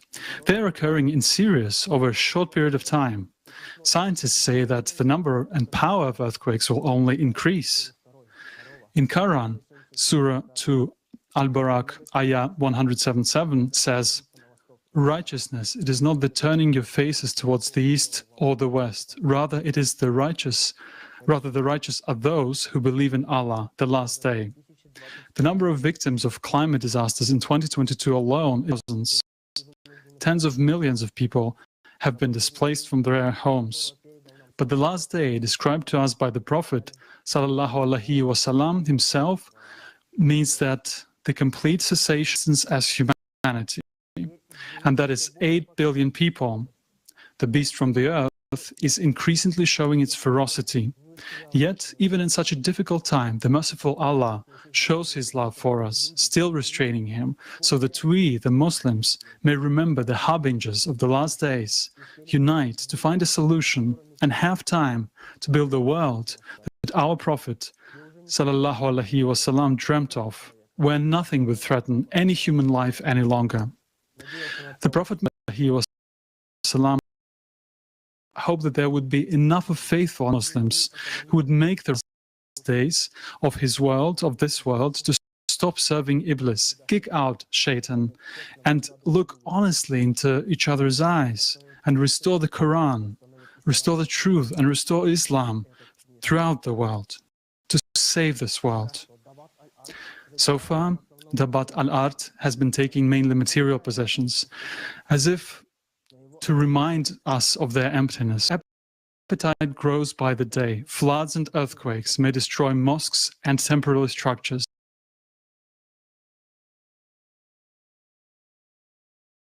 But they cannot destroy the association of people who are faithful. It is whether we continue to sincere love and the greatest of the prophets, ﷺ, and build the world that Allah himself will rejoice in. Dear brothers and sisters, be true followers of the Prophet and join in spreading this conference so that all people. Our beloved Prophet, peace and blessings of Allah be upon him, hoped for you and me. He hoped that the Ummah would be united in the end times. What is the state of the Ummah now? His expectations? Are we living up to the commandments of the Prophet on him? Every day we see our world crumbling. Every day we increase the destruction by our actions. Did the Prophet, peace be upon him, tell us to be enemies with each other? Did he bequeath to us the society of the rich and the poor? Did he raise his hand against a woman? Why did we follow the shaitan? And yet, each of us wonders why there is so much injustice in the world.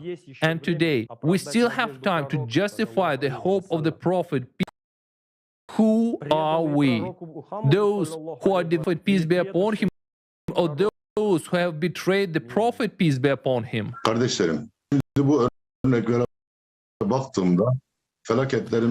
and sisters, at these examples now, I understand the discrepancy between the scale of cataclysms and the number of victims, and that is a mercy of Allah to us. But at the same time, I have a serious question for the entire Ummah. Yes, Allah is merciful. He gives us a chance on the verge, and that's a fact. Allah gives us a chance to prepare ourselves to meet and pass these coming challenges with dignity. Are we Muslims doing now in these end times? In this most crucial period in the history of all men, in these difficult times that our Prophet, peace and blessings of Allah be upon him, warned about. What is the Ummah doing? Are we Muslims ready for the Day of Judgment? What is the state of Ummah? Are we living as the Prophet Muhammad, peace and blessings of Allah be upon him, bequeathed it to us? Let us look honestly at the state of the Ummah today. We Muslims, are we a role model for the world? Do people all over the world tell their children, look, take an example and learn from Muslims? What facts now do we see about the Islamic world? Each of us opens the news and reads, here are 2 Islamic countries that cannot agree on a common river, and the people of one country are now suffering from thirst and lack of water for normal life. Or, our brothers were not allowed into the mosque for Friday prayers because they did not wear white shirts, as Hazrat said. Or, here are Islamic countries where Muslims are taught how to beat their wives who are already depressed. And here's more news. Our 20-year-old brother sold his kidney to pay the debts he had gotten himself into, to provide food for his family. And here's another one. Some brother is telling a journalist, we have no money for food, so I'll announce at local mosque that I want to sell my daughter. I no longer want to continue this list. It hurts me about this, because this is happening in front of us. What is this? How can he? Is this news from Muslim countries? Astaghfirullah. All this results in continuous suffering of ordinary Muslims, and many people are already on the verge. It results, and we can see it. But now, some of our brothers will resent. Why am I talking about this? They will say that there are problems all over the world. Why are we talking about Muslims only? Yes, really, why? And I'll tell you why. Because I have a reference point for another life. We have the Qur'an and the example of the life of the Prophet, peace and blessings of Allah be upon him, and the foundation of a happy society that he created for us. We only had to follow his work. Let us remember what the Prophet, peace and blessings of Allah be upon him, taught us, and what we are doing. The Prophet, peace and blessings of Allah, called for unity and always sought to reconcile and unite society. But we are constantly divided, and we have divided Islam and trends and sects that it is scary to say. Also, we have invented a way to pride ourselves on the fact that we belong to those who walk the straight path, that it is our direction that is loyal to the Prophet, peace and blessings of Allah be upon him. But how can we be faithful to the Prophet, peace and blessings of Allah be upon him, if we call the Ummah for unity, but we are all at the same time divided? The Prophet, peace and blessings of Allah be upon him, sought to resolve any conflict peacefully, constantly showing examples of compassion and forgiveness of his enemies. While for us, direct confrontations and wars are now the norm and the common outcome of a serious dispute, especially under the defending the faith. The Prophet, peace and blessings of Allah be upon him, taught us to respect one another, to build a society of equality and justice, to care and help those in need. But today, we see poverty and inequality almost everywhere. Exorbitant greed and avarice are prevailing nowadays, and every day the gap between the rich and the poor is widening rapidly. Isn't that absurd? Don't we know that we can't take anything from this world? The Prophet, peace and blessings of Allah, to treat children and women with great care and love. In this century, children and women are still the most vulnerable people in society. Look at the statistics on how many women and children are emotionally, physically, and sexually abused every year. Those are scary numbers. Astaghfirullah. Our beloved Prophet Muhammad, peace and blessings of Allah be upon him, by his greatest example, showed how we, all of humanity, can and should live. He laid a beautiful society, showed us how we, all mankind, can and bequeathed us to build this beautiful world on its foundations. He said he was dedicating his life to us as an example for us to act upon. But do we live as the Prophet, peace be upon him, bequeathed us? No, we don't. Everything that is today is a vivid example of this. Instead of building a beautiful world, we're hurtling towards the abyss. What is this but betrayal of the Prophet, peace be upon him? We all love Allah, and we all love our Prophet, peace be upon him. He's the greatest of men, and we all know it. We today are those whom called the last, and he placed all his hopes on us. He was a true prophet, foresaw everything. His every word had been confirmed. An ordinary man would never have done that. A liar would never have done that. This proves that he is a true prophet from Allah. And we have no doubt about that. But how do we return to the path bequeathed by Prophet Muhammad? What should we do? This is a question every Muslim should answer. In the first place, before Allah, and in the second place, before the Prophet, peace be upon him, and in the third place, before him, and in the fourth place, before the entire Ummah. Let us figure out why we betrayed the Prophet, peace be upon him, or rather, to put it correctly, sisters, betray the Prophet, peace be upon him, and all succeeding generations after them also betrayed him. Why did those who were close to the Prophet, peace be upon him, those who knew the Prophet, peace be upon him, betray him? And all the succeeding generations followed in their footsteps. How did this happen? Why did this happen? What happened?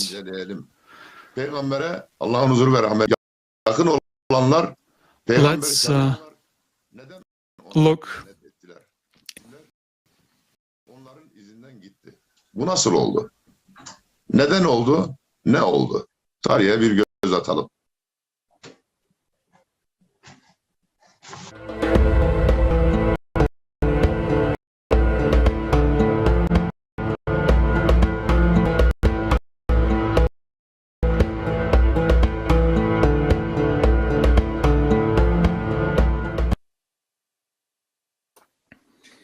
Мусульман Аллах является Господом миров. For us, Muslims, Allah is the Lord of the world. We are pronouncing the words of Surah Al-Fatimah, we undividedly worship Allah.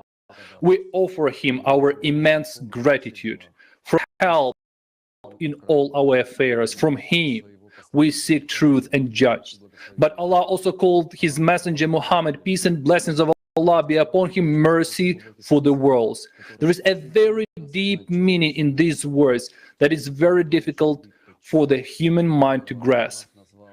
Who should the person, whom Allah called mercy for the worlds? So today, as we speak of Muhammad, peace and blessings of Allah be upon him, we will again and again emphasize his universal and global mission to bring the mercy of Allah to all mankind. Today, we will once again remember the Prophet, peace and blessings of Allah be upon him, was like, how he spread Islam, with what fortitude and patience he endured all the difficulties and hardships but most importantly, today we're going to talk about what comments he left us, the Muslims of the world, and why is that we are living in the world that is in even greater spiritual decline than when our beloved Prophet, peace be upon him, came. Prophet Muhammad, peace and blessings of Allah be upon him, is the last and all humankind prophet. He was sent by the Almighty for all mankind. Anyone who denies the last prophet denies not only the prophet, not only Allah himself. The whole life of Prophet Muhammad, peace and blessings of Allah be upon him, is the brightest example of service to the one Creator. Allah set before him the highest goal, to cleanse the society of polytheism and ignorance, restore the spiritual connection of man with Allah, and a worthy and equal people. The Prophet came at a time when society was mired in the darkness of ignorance, in conditions when all possible sins were gaining strength, the Prophet Muhammad, peace and blessing of Allah be upon him, eradicated these phenomena from human society. It was a difficult task. Nevertheless, in the shortest possible time, the Prophet Muhammad, peace be upon him, managed to lead the community out of a deep spiritual crisis and direct it to the righteous path, leading to brotherhood and prosperity. The Prophet Muhammad, peace and blessing of Allah be upon him, relying on the word of Allah and the help of the spiritual world, was able to unite numerous tribes on the idea of unity and equality of all people before Allah.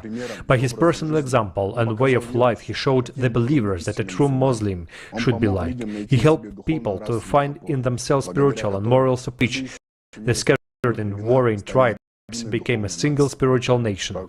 Prophet Muhammad, peace and blessings of Allah be upon him, is not just a person for us, is not just a prophet, not just an example to follow. He is the one, for the past 14 centuries, again and again, kindles the love of Allah in the hearts of billions of people. He is the path and guide for those who go to Allah. He is the sun shining in the hearts of those who know Allah. He is to all believers.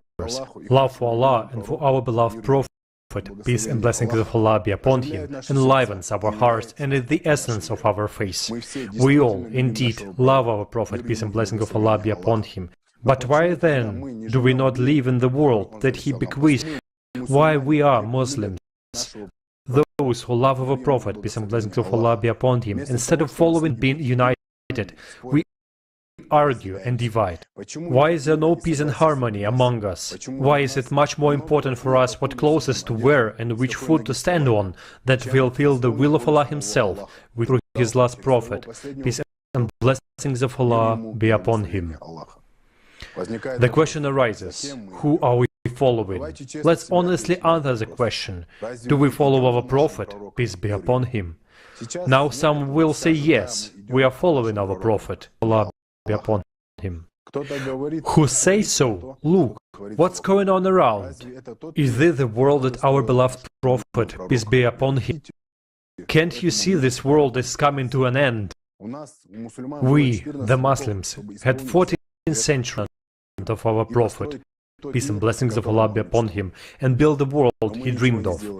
But we didn't do anything. We have not conveyed the beauty and wisdom of Islam to all mankind. We have not continued the work of the last prophet to unite mankind into one family. We have not created and saved and just world for every person.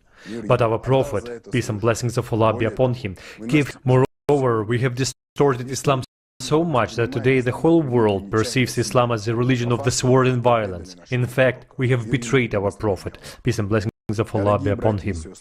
Dears, today our whole world is in one step away from imminent destruction, and our responsibility as an ummah of the last prophet, peace and blessings of Allah be upon him, is enormous, because Allah's prophet, peace be upon him, has given us the knowledge how to prevent the destruction of all mankind.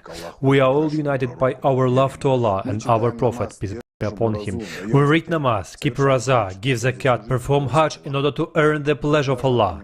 It is important to understand that we are doing all of these for ourselves, but to save 8 billion people from certain deaths, we do nothing. Due to our inaction and irresponsibility, this beautiful planet may perish, and then no more children will be born on it who will love Allah. Do you think we will be able to look our beloved prophet, peace and blessing be Allah be upon him, in the eyes if we let this happen? And how hard it will be for him to see the death of those he loves, and he loves us and waits for each of us. So who are we? Are we the hope of the prophet, peace and blessings of Allah be upon him, or are we the cause of the death of all mankind? Each of us knows that it is the high time for us to stop all causes. Soon we will all come to the end unless we unite ourselves and unite the world. We have had 14 centuries and now we don't even have 14 years. Why should we argue, quarrel, swear, accumulate wealth? Why should we fight and conquer anything if there will be no life? For what? We have heard and said so many times that we are ready to die for our prophet, peace be upon him. But today it is time to start living for Allah, living to fulfill the covenant of our beloved prophet Muhammad, peace be upon him. Live so that people will be born on this planet to serve Allah, so that there will be life on this planet and they will be happy and to have Islam as the love and the mercy of Allah all over the world. Very strongly said, brother, to live for the sake of Allah, to be worthy of the grace of standing beside our beloved Prophet, peace be upon him, to live so as not to be ashamed for the life lived before Allah. This is worthy of a Muslim.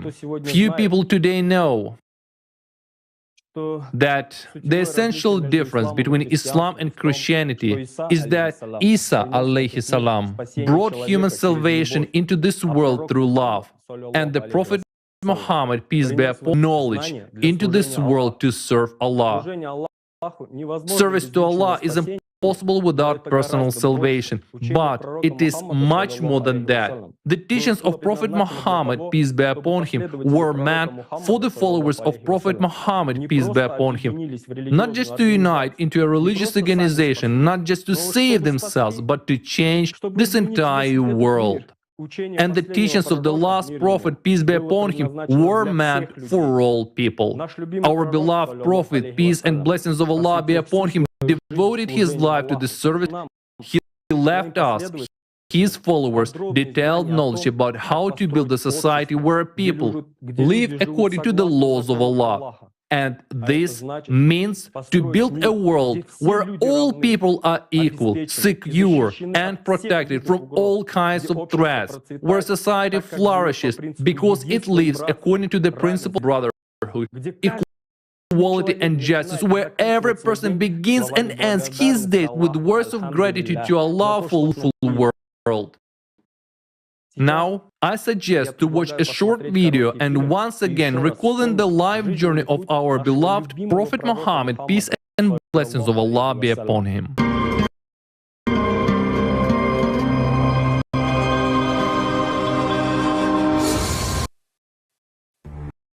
By the middle of the 6th century, the world had sunk into darkness and ignorance, and people had forgotten the noble origin of their souls and were looking at this world and its riches with greed.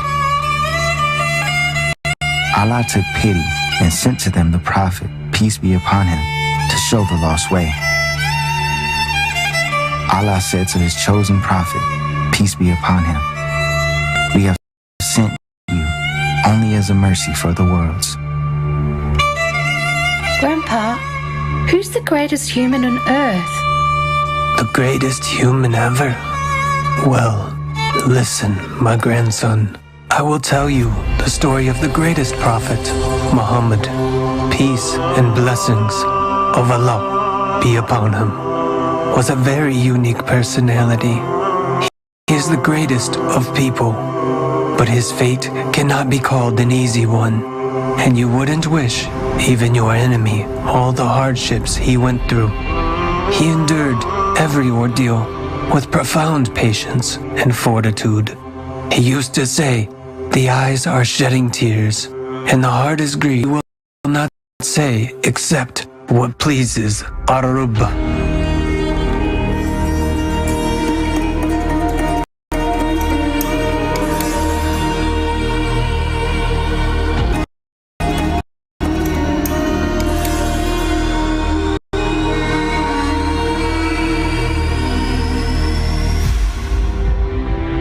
His birth was foretold. And remember when Isa, son of Maryam, said, O child, I am the messenger of Allah unto you, confirming the Torah, which came before me and giving glad tidings of a messenger to come after me, whose name shall be Ahmad.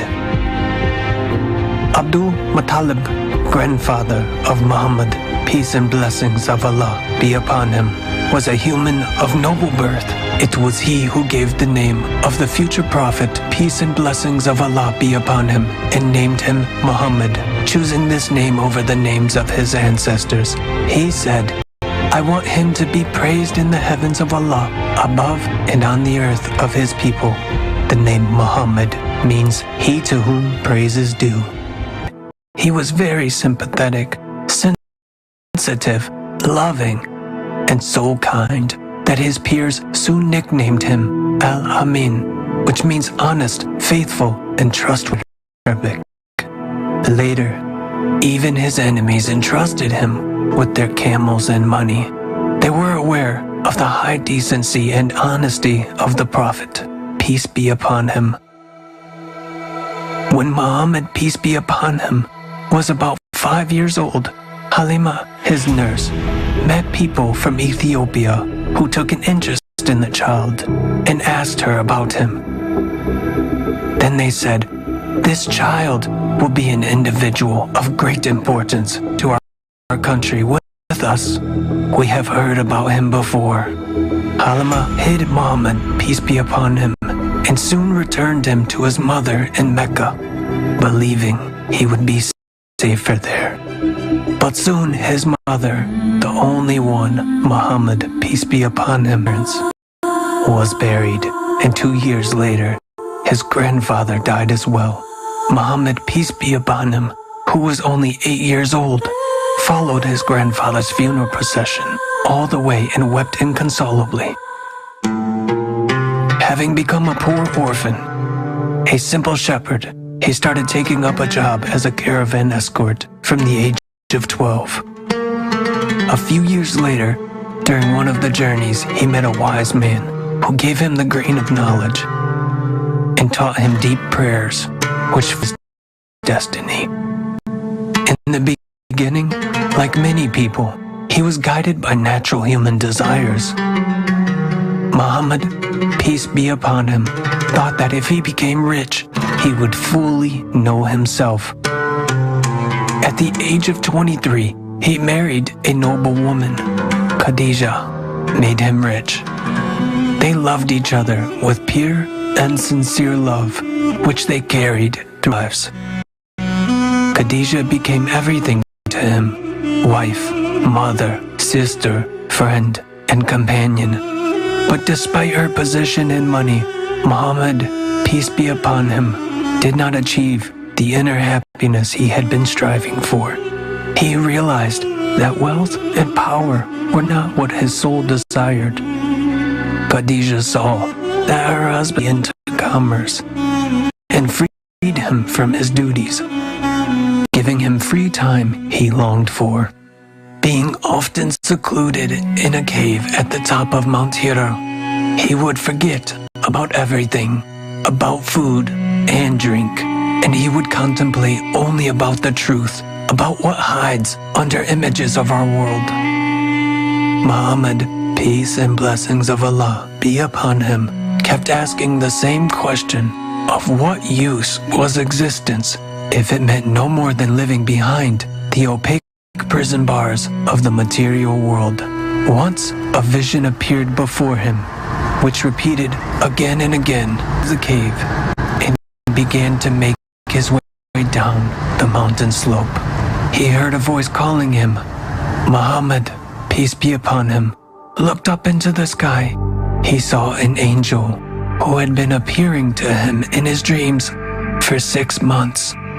The sense and awareness of another reality, greater than the material world, the awareness of Allah, the Lord, things never left him. Again and again, the sense of this truth approached him until he began to fear for his sanity. He went to Khadija, trembling with fear and wonder, and said, "Cover me," for he felt cold all over. He realized the meaning of existence after long nights spent in deep prayers that led him to enlightenment. He found God, Allah, which means worthy of worship, thanks to which his soul was awakened of true knowledge.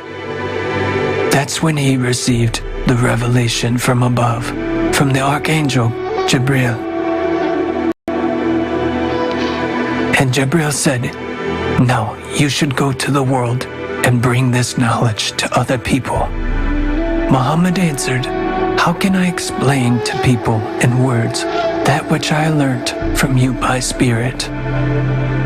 Go and tell them there is one God, and he lights everything up like the sun with his divine love.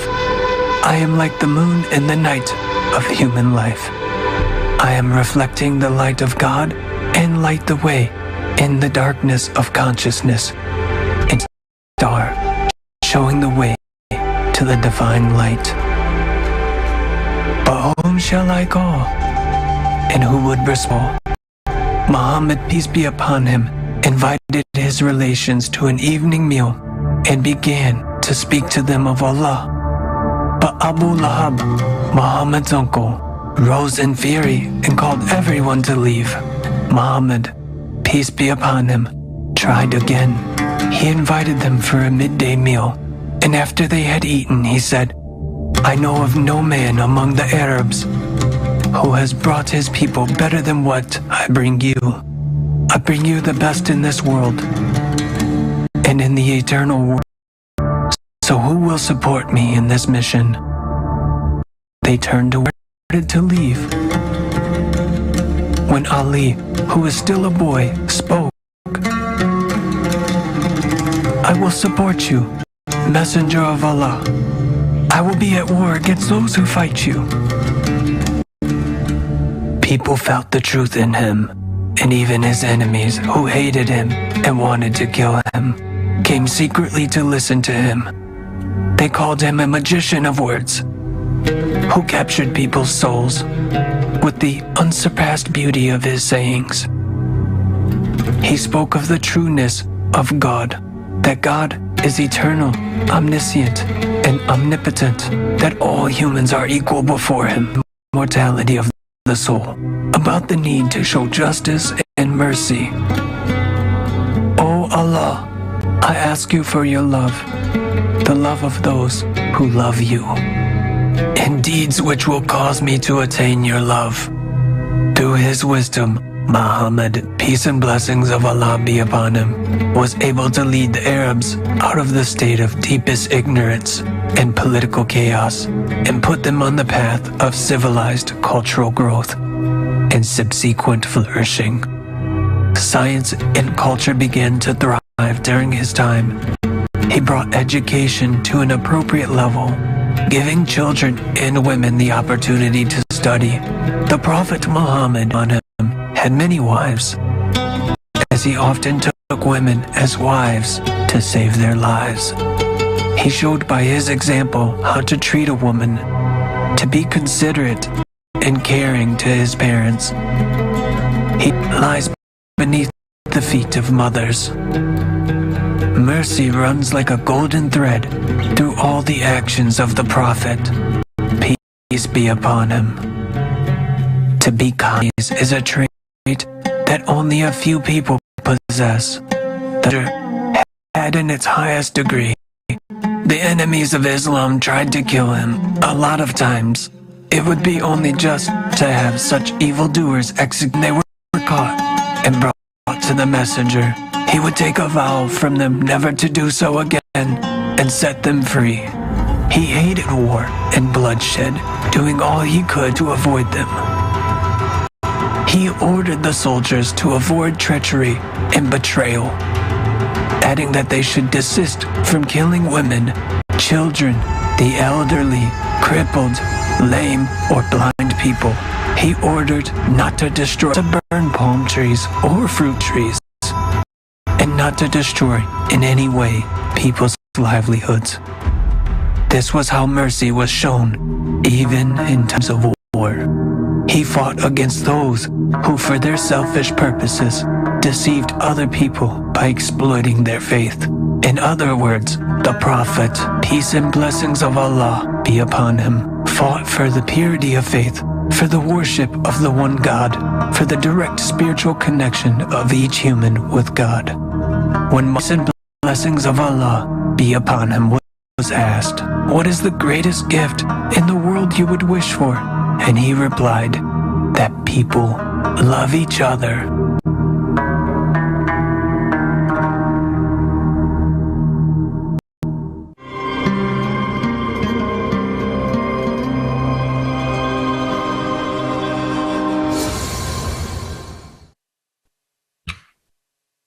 Когда началась пророческая миссия пророка Мухаммада, When the Prophet Muhammad, peace and blessing of Allah be upon him, began his prophetic mission, he first began to talk about the one Allah, one the knowledge that Jabrail alayhi salam gave him to his relatives and friends. The first who embraced Islam was Khadija, the wife of Prophet Muhammad, peace and blessing of Allah be upon him, Ali ibn Abu Talib. Further, he began to tell his relatives and acquaintances about Islam only when the Prophet was sent down the ayah that declare what we have commanded you and turn away from the polytheists. He began to call all people to Islam. Then the Messenger of Allah, peace and blessings of Allah be upon him, ascended the hill of As-Safa and cried out, Ya Sabaha Ho. When the people gathered, he started living wrong, and if they did not start living right, they would be punished.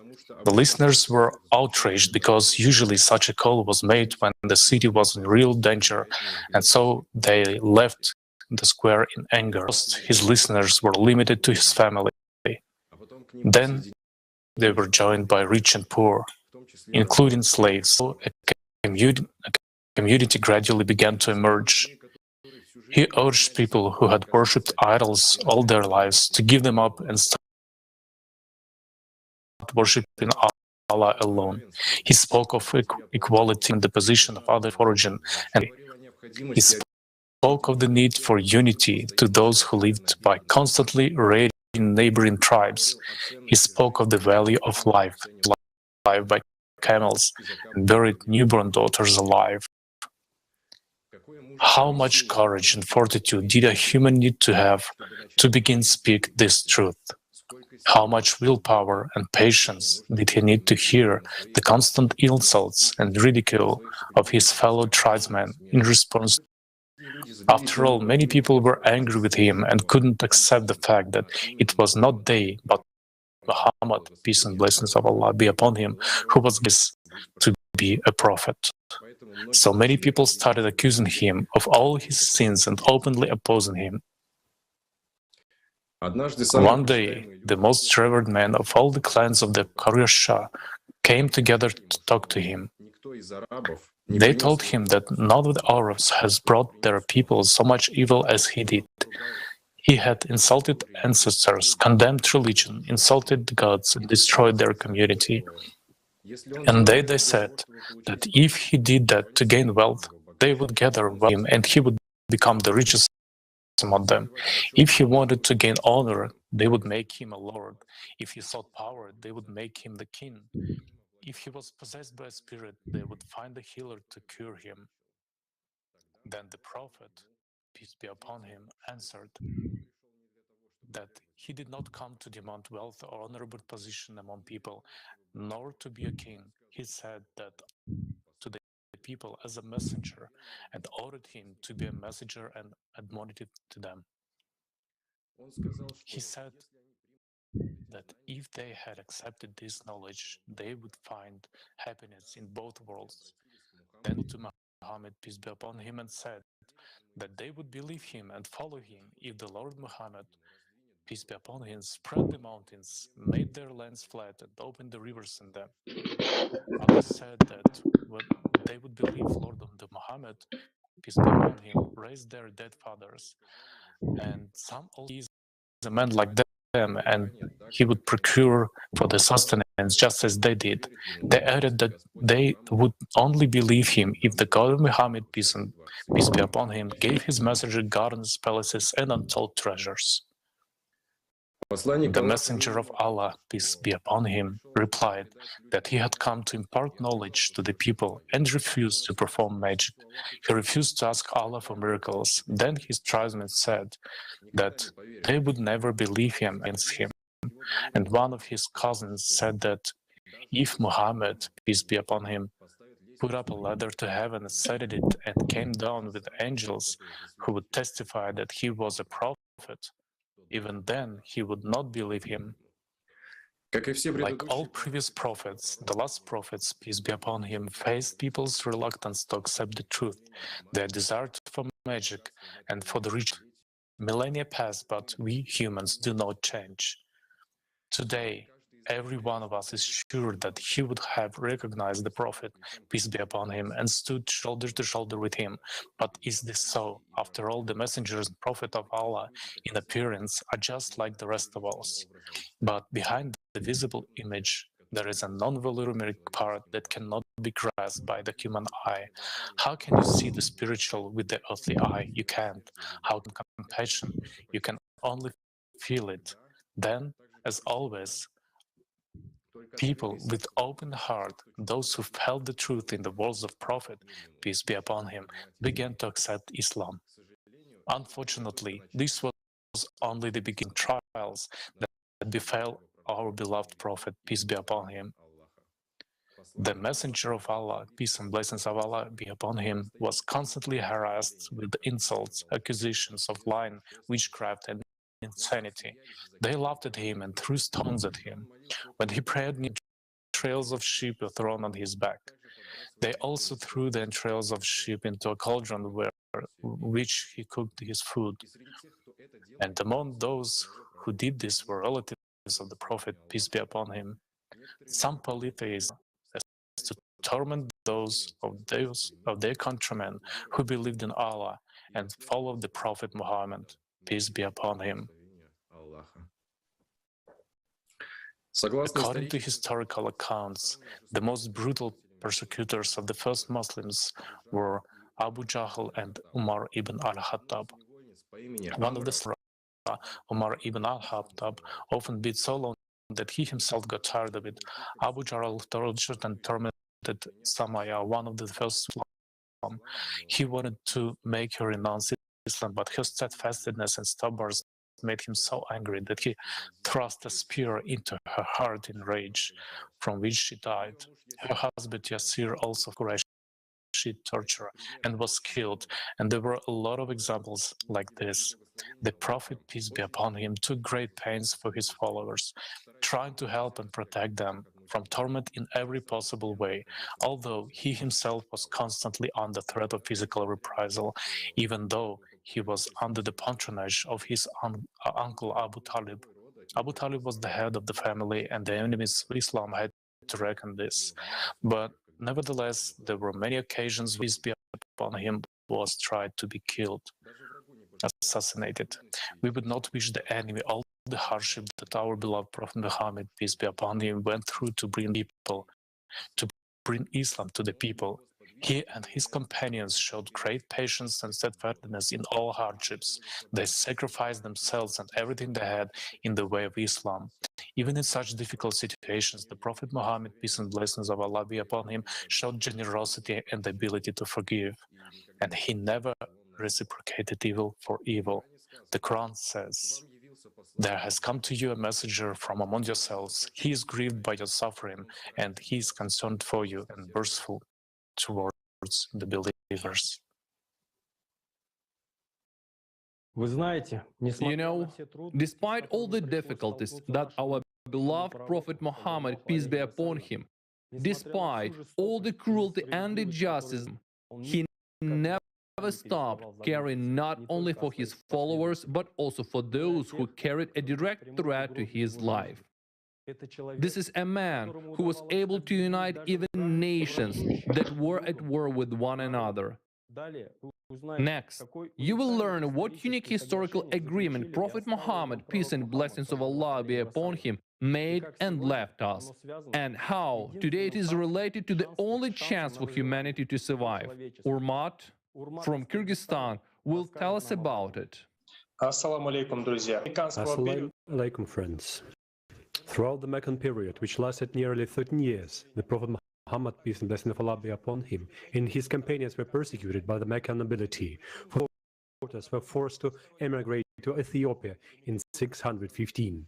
In 622, when the Prophet, peace be upon him, was under a real threat of physical reprisal from the Meccan nobility, he and the first Muslims were forced to move to the current Medina in order to continue the work he had begun in Mecca. It should be noted that the choice of this city was not accidental.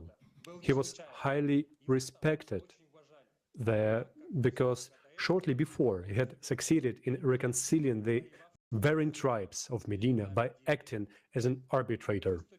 In Medina, the Prophet Muhammad, peace and blessing of Allah be upon him, signed an agreement in all respects with the inhabitants of Medina. It is called the Medina Constitution or the Agreement. Just to understand, at the time there were about 10,000 people living in Medina, and the most Judeans and Polites were the most numerous. The communities occupied several quarters each, thus forming districts of the city. In this event of external threat, each community would defend itself separate in military actions with the other townspeople. The Prophet Muhammad, peace be upon him, and his entourage, having settled in the city in 620, their intention to carry out a numerous of reforms. The first initiative concerned the formation of a Muslim community or Ummah, peace be upon him, declared two groups of Muslims, the Ansar and the Muhajir, to be parts of a single and invisible Ummah. The Ansar were the local Muslims who have moved to Medina a little earlier, and Muhajirs were those Muslims who moved to Medina in 622, along with the Prophet, peace be upon him. The significance of this initiative, of course, from now on, the concept of the Ummah as a single Muslim community was entrenched in the Muslim legal tradition. The Ummah was a new model of the socio-political and socio-economical structure of the Muslim society. Another significant initiative of the settlers from Mecca was the definition of the administrator and the signing of the Medina olamulira a Madina komanso kusaina pangano la Madina. Which wasn't drawn up in the writing. Pangano la Medina lomwe linalembedwa molembedwa linali ndi mitu 47. Zolemba zonse za mgwirizanowo zidagawika magawo awiri. Mitu 23 yoyambirira idafotokoza za ufulu ndi ntchito za Asilamu, ndipo mitu yotsatira idaperekedwa ku gulu lachikuda la Medina. Udindo waukulu unali wodzazidwa ndi mitu wolengeza ufundo ya ufulu wa chipembedzo. Mwachitsanzo, mitu iwiri yapitayo onse amene ali pa ngoli anasonyeza kuti akufuna kukhala mwamtendere ndiponso mwabata m'dera limodzi. Panalinso mutu wonena za kufuna kwa anthu onse a Asilamu ndi udindo wa kwa onse awiri. Sanalonso kupanga mapangano achinsinsi osiyana ndi madera ena mikhalidwe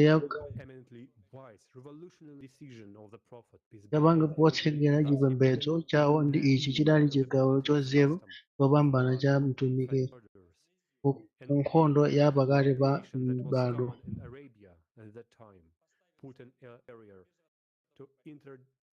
Generational struggle. Thanks to the wisest reform of the Prophet, peace be upon him, conditions were created that guaranteed the value of human life. And here is important to note chifukwa cha kusintha kwa nzeru kwa of the Medina agreement introduced by the Prophet. Chifukwa cha kusintha kwa nzeru kwa mtumiki mtendere ukhale wa iye zinthu zidalengedwa zomwe that unite millions of people around the world.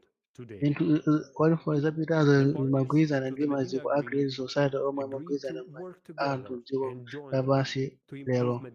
Magulu omwe amagwirizana ndi mgwirizano wa Medina adagwirizana kuti azigwira ntchito limodzi komanso amagwirizana kuti atuluke mzinda wa Medina ndi kuthandizira wina ndi nzace pa mavuto zathuzi. Ntchito yapadera inaperekedwa pofuna kuteteza umodzi wa okhulupirika, kusamalira kwa kudera kwa nkhawa wa Asilamu ndi wamtengo wapatali kwambiri, ndipo palibe amene ali ndi ufulu womulanda moyo Isilamu.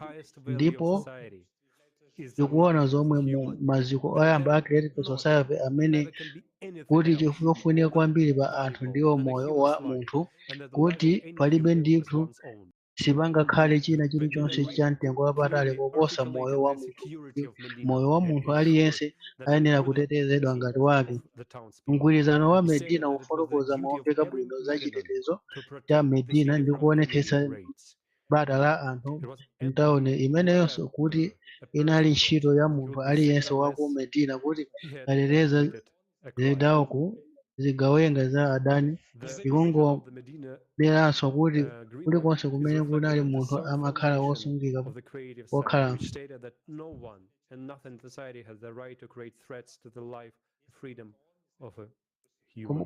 awa ndi mgwirizano wa Medina akuonetsetsa kwa maziko achitatu a Creative Society omwe amanena kuti palibe aliyense komanso palibe chilichonse pakati pa anthu omwe ali ndi ufulu wopana ndi zoopsezo ku moyo ndi ufulu wa munthu.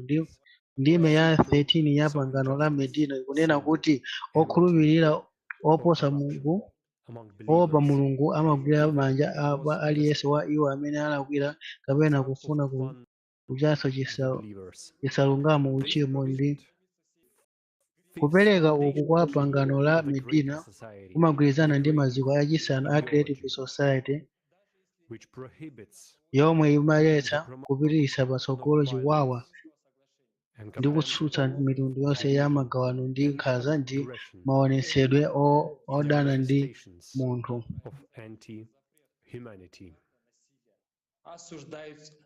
Любые формы разделения и агрессии, проявление античеловечности.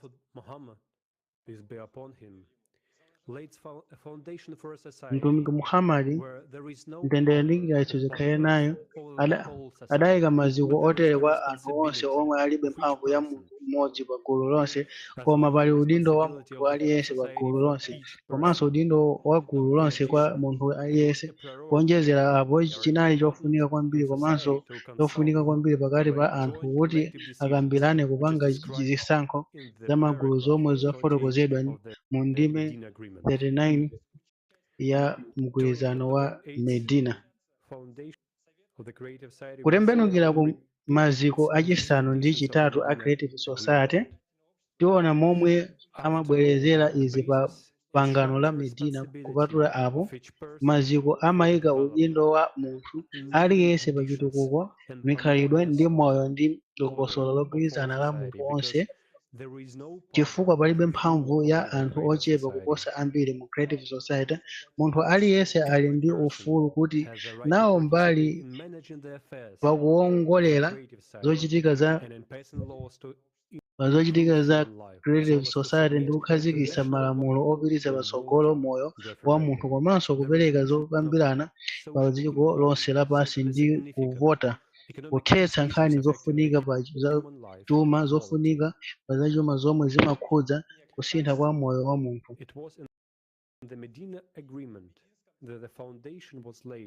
Choncho mu mgwirizano wa Medina munakhazikitsidwa maziko a dziko losiyana kotheratu limene nene mtendere likhale pa iye analilota, dziko lolunjika pa chilengedwe osati chiwonongeko. Ndipo chofunika kwambiri dziko limene mulibe mphamvu, chifukwa mphamvu iliyonse imachita zofunika za umwini.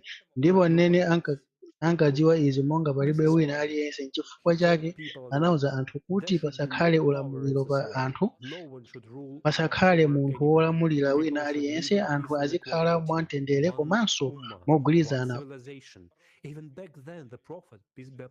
umma mmodzi, chitukuko chimodzi. Ngakhale m'mbuyomu mtumiki adali atanthauzidwa kale ndi anthu onse. Choncho mgwirizano wa Medina ndi chikalata chapadera mu kulingalira kwake ndi chilungamo chomwe pa nthawiyo chinalowa mtendere ndi mgwirizano pakati pa mafuko ndi zipembedzo zosiyanasiyana kwambiri. Idakali mbiri yakale pa lero. Chifukwa chiyani zinali chitsanzo chakale?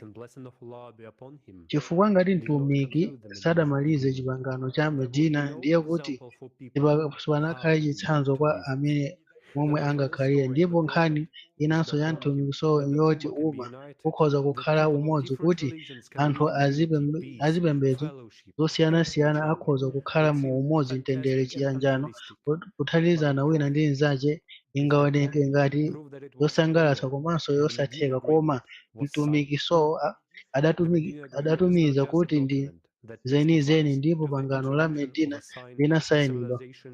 Into the divided society of Arabia. It's not just an agreement that consolidates justice and mgwirizano wa lero chikalata chokha chomwe chimachititsidwa kwa chizindikiro cha chitukuko mu gulu logawanikana la ku Arabia. Ili silinali pangano lokha koma linaphunzitsa chilungamo ndi kulingalira kwenikweni. Chidali chifuniro cha Allah chomwe mtumikiso adachikwaniritsa ndi kuchipereka chifuniro cha Allah kuti chikwaniritsidwe ndi Isilamu. Palibe amene tsopano akunena kuti ngati chili chifuniro cha Allah ndichita, koma chifuniro cha Allah chidaonekera ngakhalenso pamenepo, ndipo mtumiki adayamba kuchikwaniritsa ndi kusayinira kwa Chisilamu aliyense. Kodi inachita mosiyana. Pangano la Medina lidatengedwa ndi anthu, ndipo izi zidadzetsa mantha enieni pakati pa achishirikina, chifukwa zidatanthauza kutaya mphamvu zawo. Panalinso ena amene anayesa kumagula koma sanali wakatangale, adali mneneri woona wokhulupirika kwa Mulungu yekha. Pangano la Medina linasonyeza kuti anthu akhoza kukhala choncho wamtendere komanso mogwirizana, ndipo choncho kuti Chisilamu chisazindikire mmene chilili. Akhristu othandizira awo omwe adali pafupi ndi mtumiki, izi zidadziwika ndi kuzimvetsetsa ndi mneneri mwiniyo. Zidatsitsidwa kwa iye kuchokera kwa Mulungu kuti izi zidzatheka bwanji kuti adzaperekedwa kwa iye ndi kuti Chisilamu chidzasokonezedwa. Koma mneneri adadziwa kuti ukathamangitsa mmodzi tena kuti zili ngati idea of shaitani kudula mutu umodzi wabala 10 atsogolo.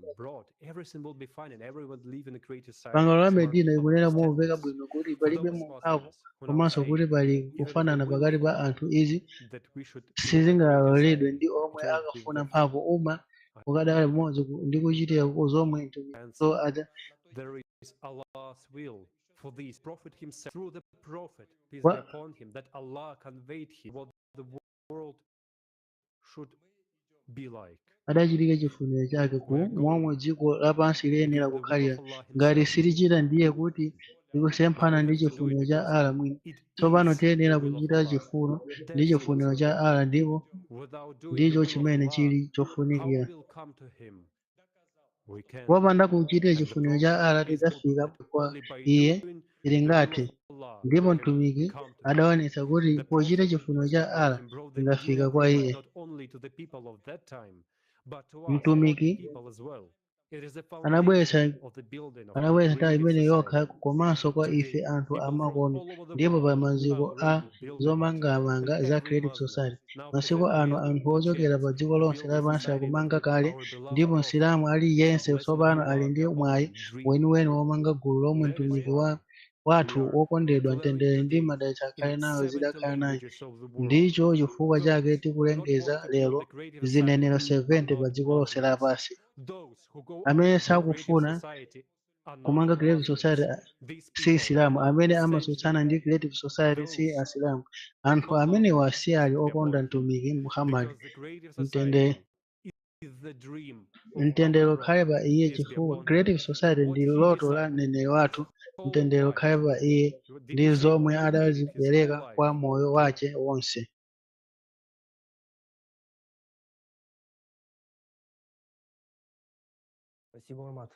Thank you, Armat. This is just unbelievable, incredible. Today, the whole world claims that Prophet Muhammad, peace be upon him, built a theocratic state where spiritual and secular power was in his hands. This agreement clearly shows and proves that the Prophet Muhammad, peace of Allah be upon him, did not seek power. According to the Medina Agreement, Prophet Muhammad on him retained all tithes and duties of individual clans, as well as the authority of local leaders. He reserved to himself only the right to settle disputes and conflicts that might arise among the inhabitants of Medina. That is, he took responsibility for the peace and well-being of all the inhabitants of Medina that arose. According to this document, the inhabitants of the city had the power themselves. This is a very important point. Our dear brothers and sisters, I ask you to remember this point, for we will return to it more than once later on. Then we will learn about one of the most faithful companions of the Prophet Muhammad, peace be upon him, Imam Ali, about whom Nizam. We know Ali ibn Abu Talib as the fourth righteous caliph. Timamudziwa Ali bin Atumiyateli ngati khalifa wachiwiri wolungama wophunzira wothandizana naye msuweni wake komanso mpongozi wa mtumiki Muhammad, mtendere ukhale pa iye. Kupatuluka mtumiki Muhammad yekha, mtendere ukhale ndiye, palibe aliyense mbiri ya Chisilamu amene walembedwa m'buku la mbiri okhudza Imamu Ali. Imamu Ali yemwe anali adalidwa ndi mtumiki kuyambira ali mwana, adali naye nthawi yonse ya uneneri wake. Adatenga nawo mbali pa zochitika zonse za Chisilamu, ndipo adali wodzipereka kwa Allah ndi mtumiki Muhammad, mtendere ndi zikhale zikhale naye mpaka pamene adafa. Imamu Ali ndi msilikali wodziwika bwino komanso wopanda mantha, yemwe adapereka moyo wake kutumikira Mulungu mmodzi yekha. Chifukwa cha kulimba mtima kwake pa khomo adatchedwa Asadullah, kutanthauza mkango wa Allah. Ndipo mtumiki Muhammad ndi Imamu Ali ilupanga la palibe munthu wabwino kuposa Ali, ndipo palibenso lupanga labwino kuposa palibenso hadithi yodziwika bwino yomwe mtumiki Muhammad adali ine ndine nyumba ya nzeru, ndipo ali ndi mawu a mtumiki Muhammad akusonyeza kuti Imamu Ali sanali msilikali wopanda mantha chabe, komanso adali ndi chidziwitso chambiri cha Isilamu. Mtumiki Muhammad ndi mtendere ukhale naye ankakonda komanso kumulengetsa kwambiri Imamu Ali, chifukwa adali wodzipereka kwambiri kwa Allah komanso kwa mtumiki Muhammad. Mtumiki Muhammad adali kwa Imam Ali, palibe amene wamudziwa Allah monga momwe amayenera kukhalira kupatula ine ndi iwe, ndipo palibe. Imamu Ali adali ndi khalidwe onse a Isilamu weniweni anali, ndipo akadali chitsanzo kwa aliyense. Imamu Ali A third group worships gulu Allah out of gratitude. Only this kind of worship is the worship of free people. And exactly this truly free man was appointed by Allah as a ndipo mtendere ufulu weniweni adamuyika Allah kukhala wolola malo ake za wokondedwa kwa mtumiki Muhammad, mtendere ndi zikhale zikhale pamale mu 632 panali wotchedwa Gadith. Atamaliza mwambo wa haji womaliza moyo wake, mtumiki Muhammad adalengeza kuti ndi chifuniro cha Mulungu umodzi yekha pamaso pa Mulungu anthu oposa 70,000. Mtumiki Muhammad adalengeza pamaso pa anthu 70,000, ndipo chinali chifuniro cha Allah mmodzi yekha. Monga momwe zinalengedwa mu ulaliki wa mtumiki Muhammad, mtumiki pa Gadith home, iye woyenera kwambiri wapamwambamwamba Allah omulumbitsa kwa ine mtumiki kufikitsa chilichonse chomwe chavumbulutsidwa kwa iwe kuchokera kwa mbuye wako. Ngati sutero ndiye kuti unafikitse uthenga wake, ndipo Mulungu akuteteza kwa anthu. Ndithu Mulungu sawalonga anthu osakhulupirira. Surati 5. M'bale wachiwiri wanga ndi mlowa malo wanga, ndipo mtsogoleri wa is my brother, my deputy, and the executor of my affairs, Vasi, my successor over my nation, Khalifa, and the leader, Imam after me. I ask Gabriel to plead to Allah, who is the security of the believers, Ndikafuna to kutchula excuse amene me from adayitana kuti conveying it to ndiwasonyeze you. kapena kukwawa O otsogolera people, ndi due to my zizindikiro knowledge zawo of the future of the zidakatero ndithu pious, the ndikulumbira universities Mulungu of the high ndikadachitika countries, zinthu and due to their zizakulu annoying me zanenedwa already mabe ala sali so mutsutse that they ndiwo called me all ear, claiming, I'm so because of Ali's frequent attendance in my presence and my attention to him. iyeneye kuchitika zonena zake kuotchedwa. Had I wished to name those who have called me so, to point out towards them, or to lead to them by their signs, I Oteredwa would amene have done akutsutsana wotchulira ndi chifuniro ndi amoto ndi yet. wokhulupirira amene But indeed, amavomereza that's magnetic. aka. Nevertheless, Allah is not satisfied with me until I convey what He has sent regarding the right of Ali. O people, know that Allah has assigned him, that is Ali, as the guardian and a leader for you, whose obedience is obligatory for the immigrants, the helpers, and those who follow them in goodness, Aliyense and wamene for kapena wokhala everyone, mu whether mzinda nomad or Arabu city kapena osa resident, Arab, free or slave, young or old, white or black, and for every monotheist. His, that is Ali's decree, is to be wakuda carried ndiwo out. aliyense wokhulupirira His Mulungu saying is mmodzi sanctioned lamulo in lake His law, and His liyenera command kuchitika is ali effective. zonena zake zovomerezeka Cursed ndipo is lamulo lake whoever ndi opposes him. lothandiza. Blessed with mercy is Otembereredwa whoever amene follows him. akumutsutsa, Thankful is odalitsidwa ndi whoever acknowledges ndi him chifundo ndi righteous amene and amamutsatira right. ndi okhulupirika amene amavomereza ake. Choncho Listen, mverani obey, and submit to the command for Allah. ndipo gonjerani Authority ku and lamulo la mbuye majesty wanu, is pakuti due Mulungu to mwini Allah, mphamvu ndi olemekezeka ndiye mbuye His wanu. messenger, Ndipo Muhammad, mtumiki who's Muhammad addressing you amene akulankhula nanu ndiye after mbuye me. wanu. Ali is your master and your leader by the command Kenako of pambuyo panga Allah. ali ndi mbuye wanu ndi Leadership mtsogoleri wanu mwa shall be lamulo la in Allah my mbuye wanu. progeny.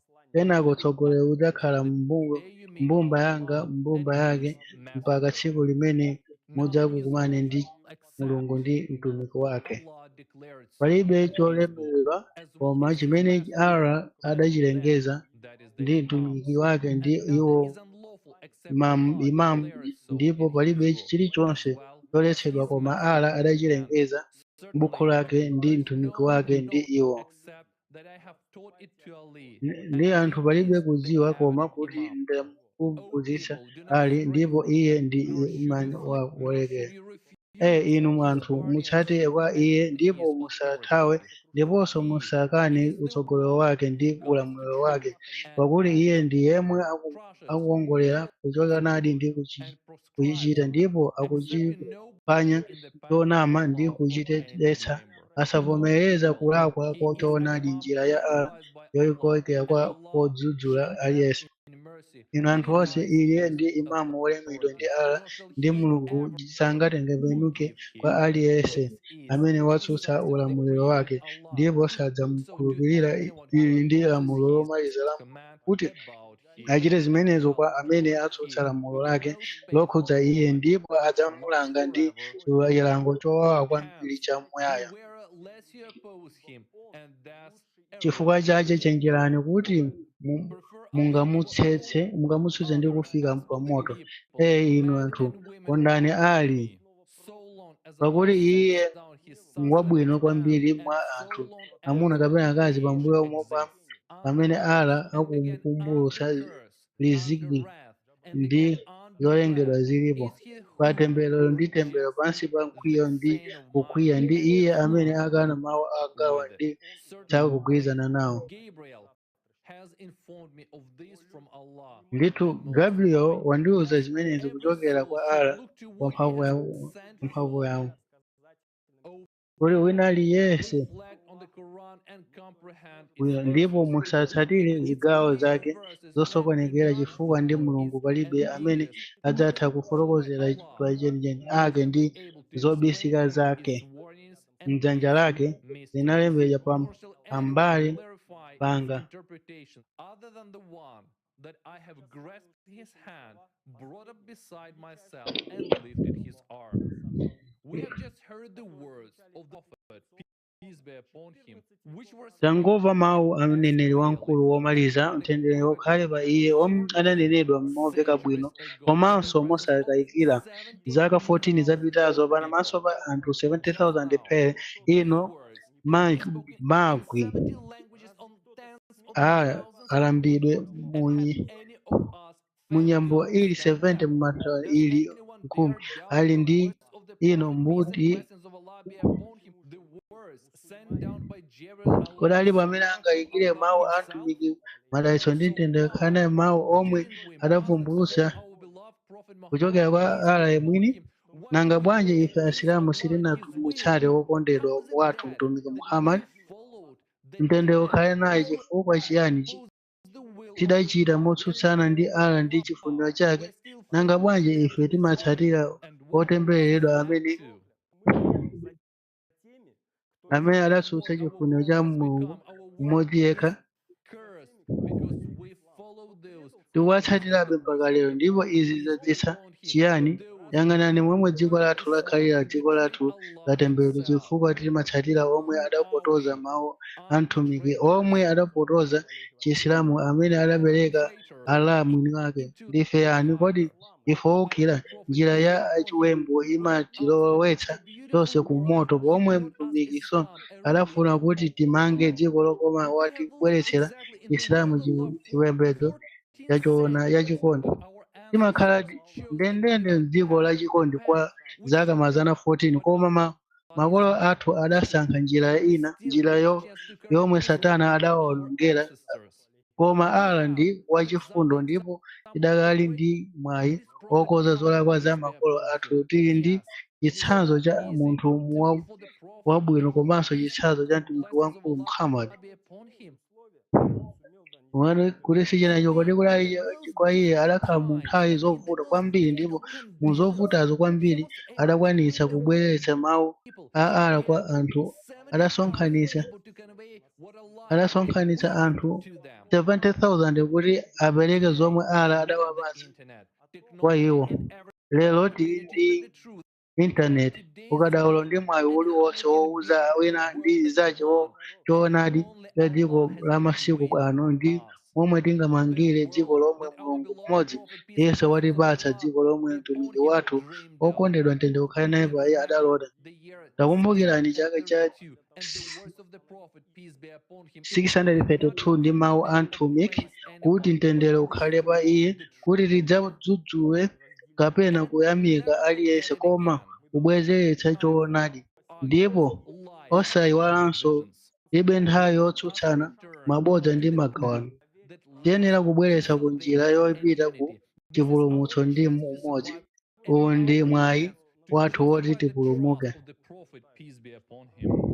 komanso mwayi wathu wotsimikizira kudalira kwa mtumiki masiku ano amene amadzitcha akatswiri a chisilamu amene kuti mtumiki Muhammad mtendere ukhale naye sadasamalire zatsogolo la umma wake ndipo sanasiye olowa m'malo mwake mawu ake mgadi kukhumu akusonyeza zosiyanasiyana choncho akatswiriwa akuyesera kuvomereza kusakhulupirira kwa makolo athu ndi kusakwaniritsa kwawo chifuniro cha Allah mwini ndi mtumiki wake Omaliza mtendere ndi maliro ukhale naye komabe ife asilamu lero tikutsatira mapazi a makolo athu kuteteza chilungamo chawo osaphunzitsa komanso osafuna kuvomereza kuti makolo athu adapereka mtumiki wathu Muhammad mtendere ukhale naye ndife ndani pambuyo pa zimenezi koma achinyengo ndi ana achinyengo ndipo kodi namazi zakati ndi haji zathu zonse zidadzithandiza ngati satana odetsa maso anthu moti timatsutsana ndi mawu a Allah mwini wake ndi mtumiki wake womaliza Allah adati wotemberedwa ndi munthu amene samumvera nkhani yoti ndani alowe m'malo mwa mtumiki Muhammad madalitso ndi mtendere zikhale naye ndi kutsogolera umma yakhala mikhango pakati pa Asilamu kwa zaka 14th century, ndipo kwa zaka mazana 40 sipanakhale mgwirizano pakati pathu, koma sitinasonkhane pamalo lero kuti tizidzudzula kapena kutamanda aliyense. Ndifunika kuti tiyemvetsetse zolakwa za makolo athu, ndipo nthawi yanji yomwe iwo pamodzi ndi ife sitidapangepo mtumiki. So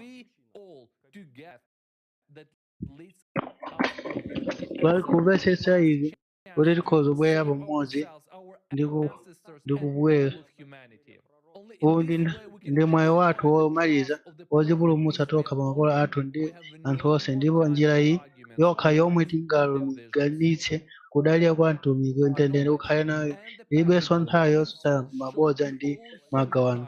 Chidziwitso ndi njira yomwe Allah mwini adayionetsa kwa anthu onse kudzera mwa mtumiki wake Omaliza Muhammad. Mtendere ukhale pa iye ndi chifuniro cha Allah, ndipo tikadatsatira ali tikadakwaniritsa chifuniro cha Allah. Ndipo tsopano tikukhala pa dziko losiyana kwambiri. Tsopano Chisilamu ngati chifuniro cha Allah chikadakhala pa dziko lonse lapansi, tsopano tapatsidwa mwayi wotsiriza kuti tibwerenso kuganizanso ndi kutsatira mneneri. Mtendere ukhale pa iye ndi kugawa dziko limene ankalilota. Why did this happen? Why didn't we follow Imam Ali? The fact is that his peace be upon his lifetime and after his departure, there were always people within Islam who acted to destroy it. They accepted Islam only outwardly, but in fact used it for their own selfish purposes, to seize political and religious power. We have been warned about categories of people. We remember that the Qur'an places great emphasis on warning against hypocrites.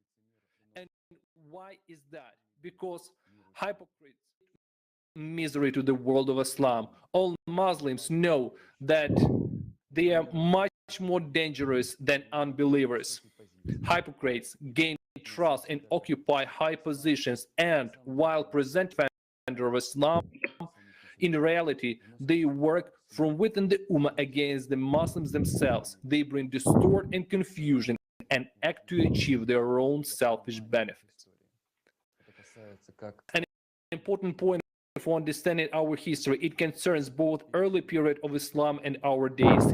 Even then, during the formation of the Khalif, there were such people and entire group of supposedly Muslims interested in implementing their selfish plans, and it is our duty to tell about them. Yes, it is painful and unpleasant to hear when dissent, but to keep it, I consider as a betrayal of Allah and His messengers. Peace and blessings of Allah be upon him. In the name of Allah, the gracious and the merciful. Our beloved Prophet, peace and blessings of Allah be upon him, devoted to bring the word of Allah to the people. The Prophet, by his example, his words, his deeds, and his love for people, led the believers on the righteous, direct path to Allah. As we have heard, he went through many hardships and trials, but nothing extinguished the fire of his love for each person. We have heard how much society changed with the advent of the Prophet upon him. People lived in peace and understanding.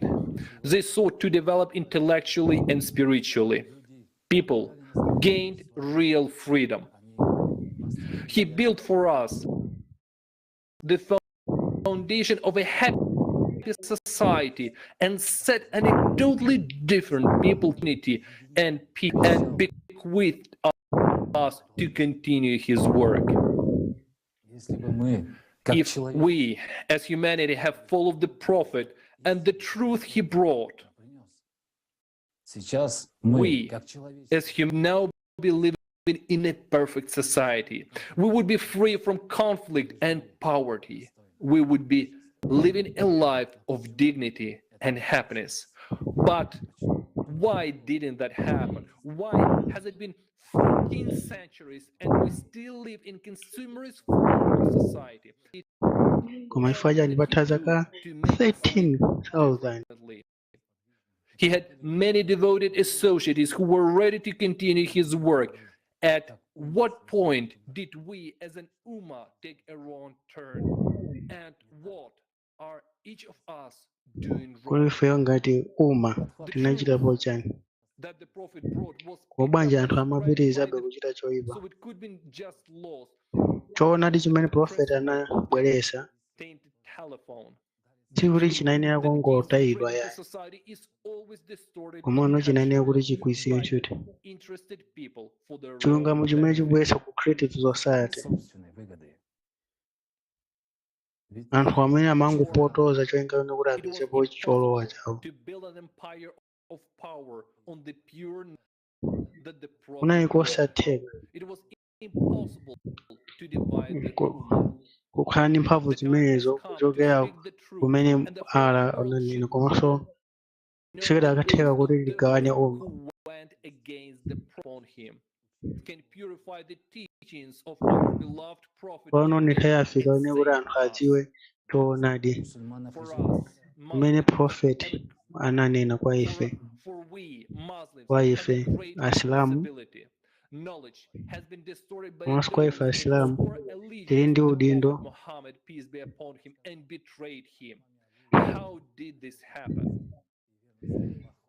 Having told about Imam Ali and anthu ena his amene devotion adapotoza and loyalty to Allah and the chinenero Prophet cha Muhammad, peace Muhammad. be upon him, it is impossible not to tell about a man who is considered one of the closest associates of the Prophet Koma Muhammad. ali ndi Prophet Muhammad amene adali okhulupirika.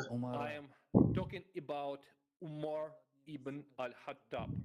He was one of the most influential and wealthy people in Mecca. Before accepting Islam, Umar was a polytheist, a fierce opponent of Islam. He persecuted the followers of the Prophet Muhammad, peace be upon him, very cruelly. Some he tortured, some he killed. And one day, Umar decided to kill the Prophet Muhammad himself for urging the Arabs to renounce polytheism.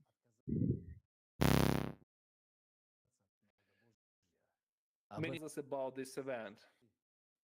His way to the Prophet, Umar found out that his own sister and her husband had also converted to Islam and went to their house.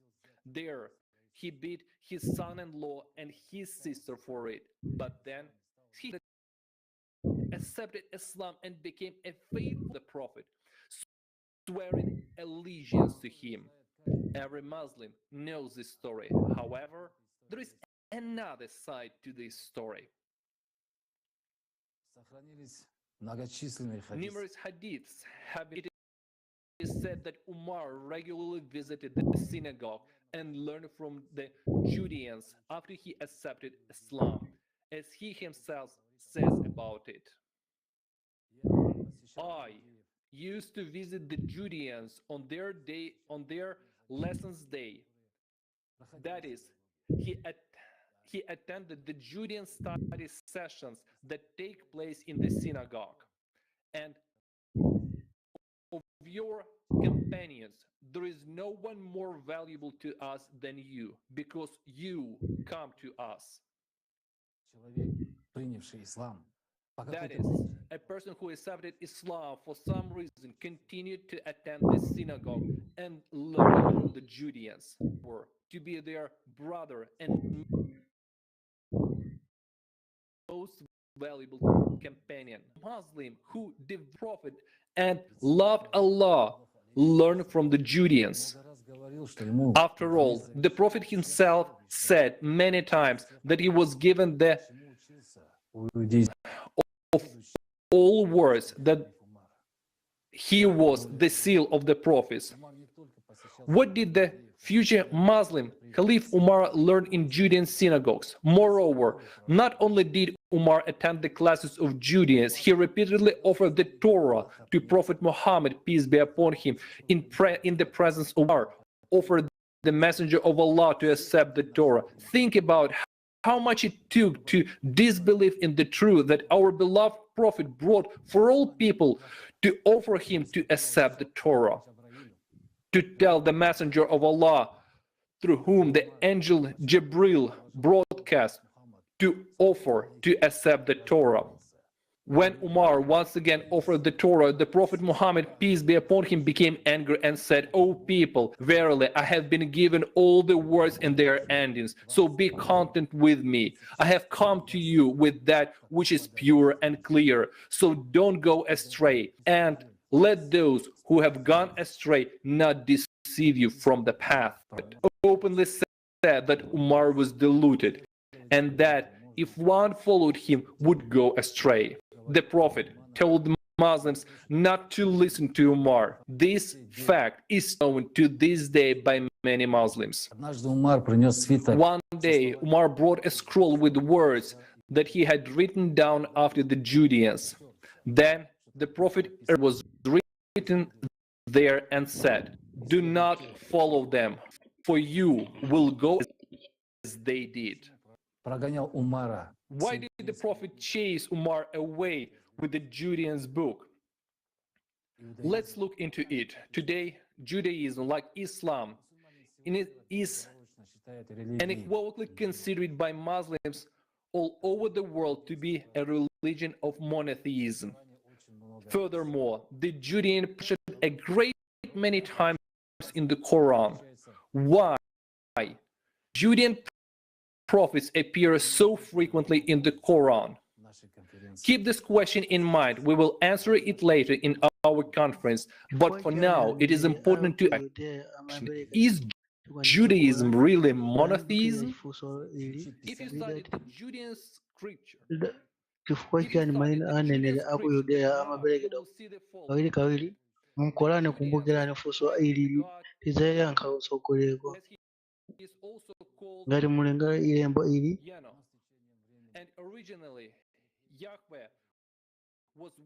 Kaika yako analengeza kuti Yehova ndi Mulungu woteteza ndi oteteza nyama mafuko ambiri ogwirizana kukhala m'dziko la Israeli anakhala mmene anakhala mtumwi. After the unification of into a state of Israel, Yahweh became the deity who influenced the whole nation of Israel. Koma ankakhudza mtundu wonse wa Israeli.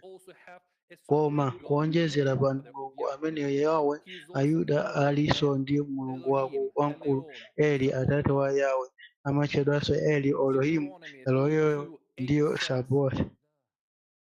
Lemba la Deuteronomy 32 verse 8 limati, pamene wamwamba anapereka kwa Amitu cholowa cha pamene anayika malire a mitundu ya anthu monga mwa chiwerengero cha ana a Mulungu. Iyi ndi fundo yofunika kwa ambiri ana a Mulungu. Zikuonekera kuti pali Mulungu wamkulu Eli, iye ali ndi ana amuna, ndipo pakati pano pali mwana wang'ono wambiri Yehova amene amaoneka kuti ndi mtsogoleri wa Israeli. Mulungu Yahweh amapezeka koyamba mu Torah m'buku la Blessing Genesis 2:4, ndipo anatchulidwa maulendo oposa 7,000 m'Baibulo lonse la Chihebreyu. Tanakh lomwe limaperekedwa nthawi zambiri kuposa mayina ena aliwonse a Mulungu.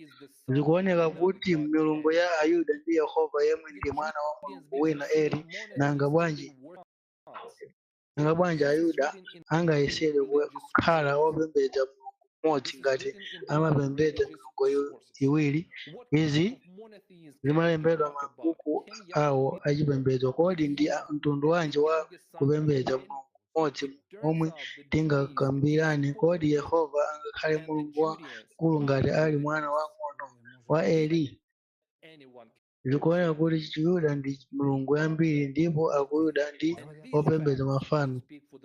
Izi ndi zoona zomwe aliyense angakhale kuzifufuza, ndipo fundo zimenezi zimadzinena zokha. Chiyuda ndi milungu yambiri zidikira zokha. Zidikirani, palibe chotsutsana ndi Chiyuda ali ndi miyambo yawo, ali ndi milungu yawo Yawe mwana wa Eli, si mulungu koma mwana wa Eli amene anadziwika koma iye si Isilamu ndi chosiyana ndi wokonera wathu mtumiki Muhammad watibweretsa chiona cha Allah mmodzi. Mtumiki adati nena iye ndi mmodzi Allah wothandiza muyaya osabala kapena kubadwa ndiponso palibe wofanana ndi iye. Ndipo munthu amene akudzitcha kuti ndi Isilamu angapereke bwanji thola kwa mtumiki pokhapokha ngati munthuyo ali wophunzira wodzipereka kwa Achikristiano, pokhapokha ngati ali wokhulupirika kwa iwo ndi kufuna kuti ziphunzitso za mtumiki zikhale ngati chipembedzo cha achisilamu chilichonse chidalitsidwa kwa mtumiki ndipo amamvetsetsa zomwe amafuna chomwe adamuthandizika kuyuda woperekeza mafano ndi miyambo ya chipembedzo chake cha Chiyuda. Mneneriyo ankadziwa mu zimenezo koma adatisiyira tiyenera kusankha amene tingamumvere. Mneneri anatisiyira ife chosankha chimenecho. Choncho kubwerera ku nkhani yathu, funso likubuka chifukwa chiyani wokhulupirira milungu yambiri angavomereze Chisilamu koma ngati akhale wokhulupirira ku chipembedzo chake? Ndipotu chifukwa chimene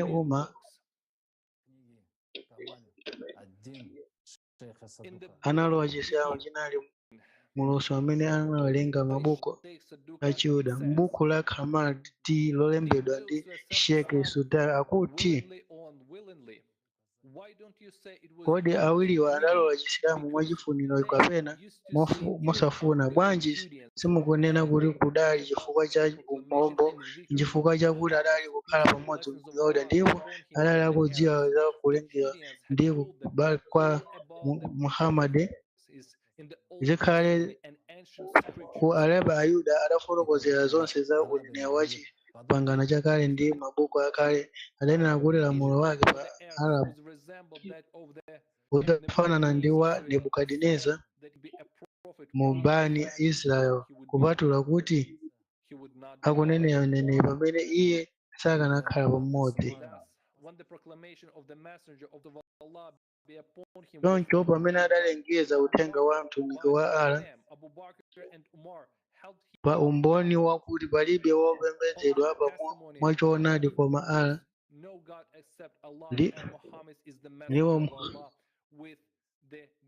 ndipo Muhammad ndi mtumiki wa Allah, cholinga cha umbombo chakuti pamene makhalidwe ali yabwino ndipo zinthu zake zili bwino, iwonso ankatha kupeza uchiwiri wake ndi ulamuliro.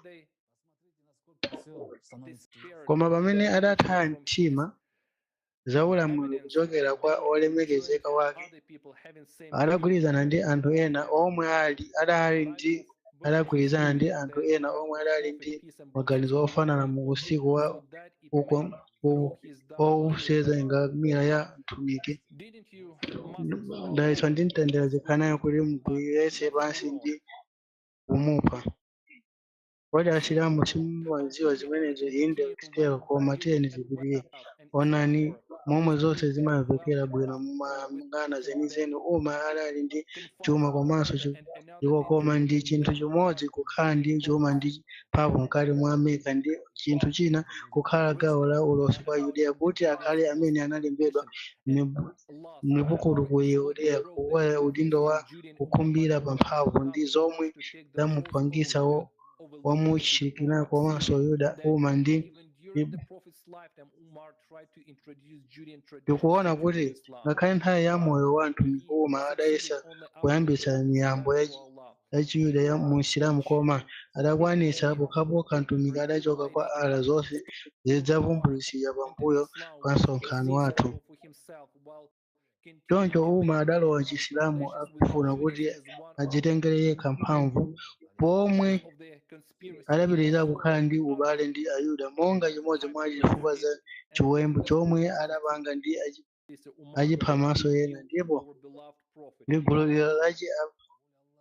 abale okondedwa anayesa kupha mtumiki wathu okondedwa kupatula apo nonse mukudziwa momwe adayesera kupha mtumiki wathu wokondedwa mtendere ukhale pa iye panjira yochokera ku Tabuk. Panjira ya phiri mtumiki anawukiridwa ndi gulu la amuna okwera gamira ataphimba nkhope zawo pafupi ndi mtumiki, so adali pafupi odzipereka pamene mwachifuniro cha adatha okolola bwinobwino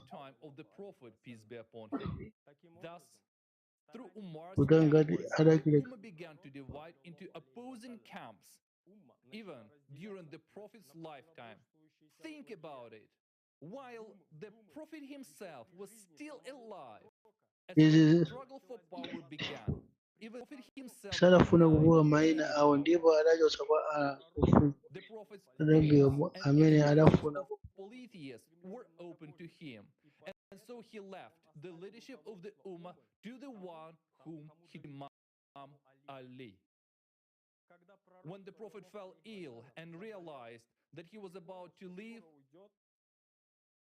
he took several actions by which he tried to secure Imam Ali, ordered an army to march towards Sham, to remove from the city anyone who might challenge Ali's leadership. This army, potential associates, including Umar.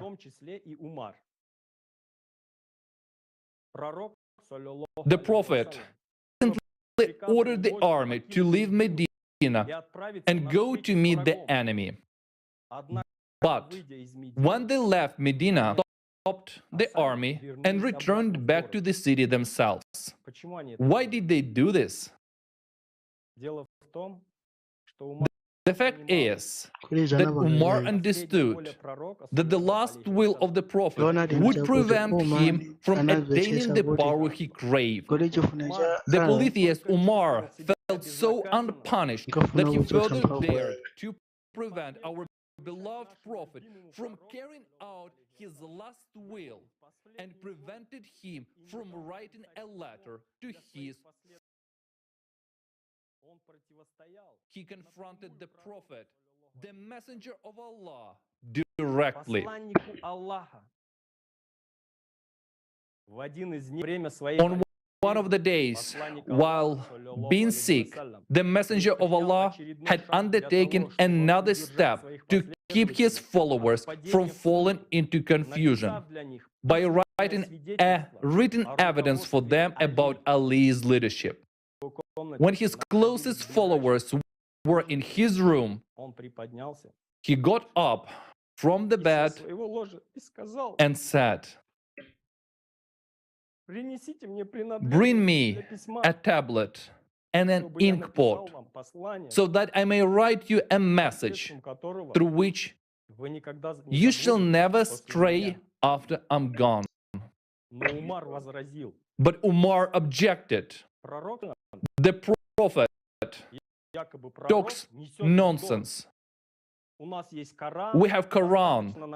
The book of Allah is enough for us. After such words, a fuss on those present. Some of them insisted to bring the writing supplies so that the Prophet would leave the writing evidence. The others supported Umar, repeated his word, that Quran is enough for them.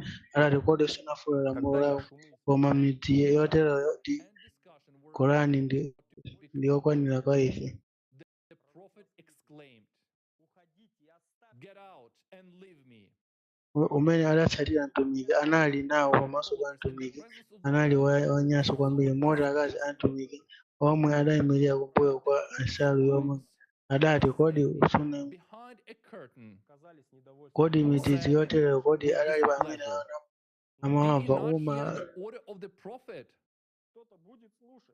But in such moments, would anyone hear them? Umar answered, "You are like the women who admired Joseph. When the messenger of Allah falls sick, you squeeze your eyes. ankadwala mtumikiso umafinya maso ako ndipo akachira umamukwera pakhosi. Mtumiki adati kwa umma ndi anthu ake, awasiyeni pakuti iwo ngopambana kuposa inu. Painful it is to hear this story.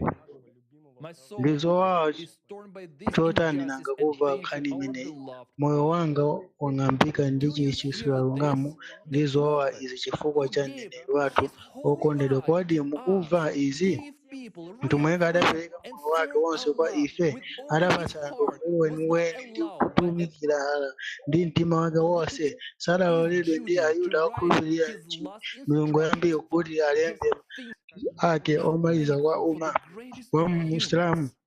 Angoganiza mawu awa ndipo zowawa chotani nanga kwa wamkulu wa anthu. Kenako mtumiki adapembedzedwa ndi akazi ake ndi amene amachita kuti otsatira ake adangokhala chete ndi kumulola umma kuchita momwe adafunira. Iwo anakhala chete pamenepo, ndipo chete kunali kuwatali kwa zaka chikwi. Tsopano ndifuna kutsindika chifundo imodzi yofunika. Mtumiki adafuna kuti tikhale umma umodzi osagawanika, ponena kuti Asilamu ndi ubale umodzi.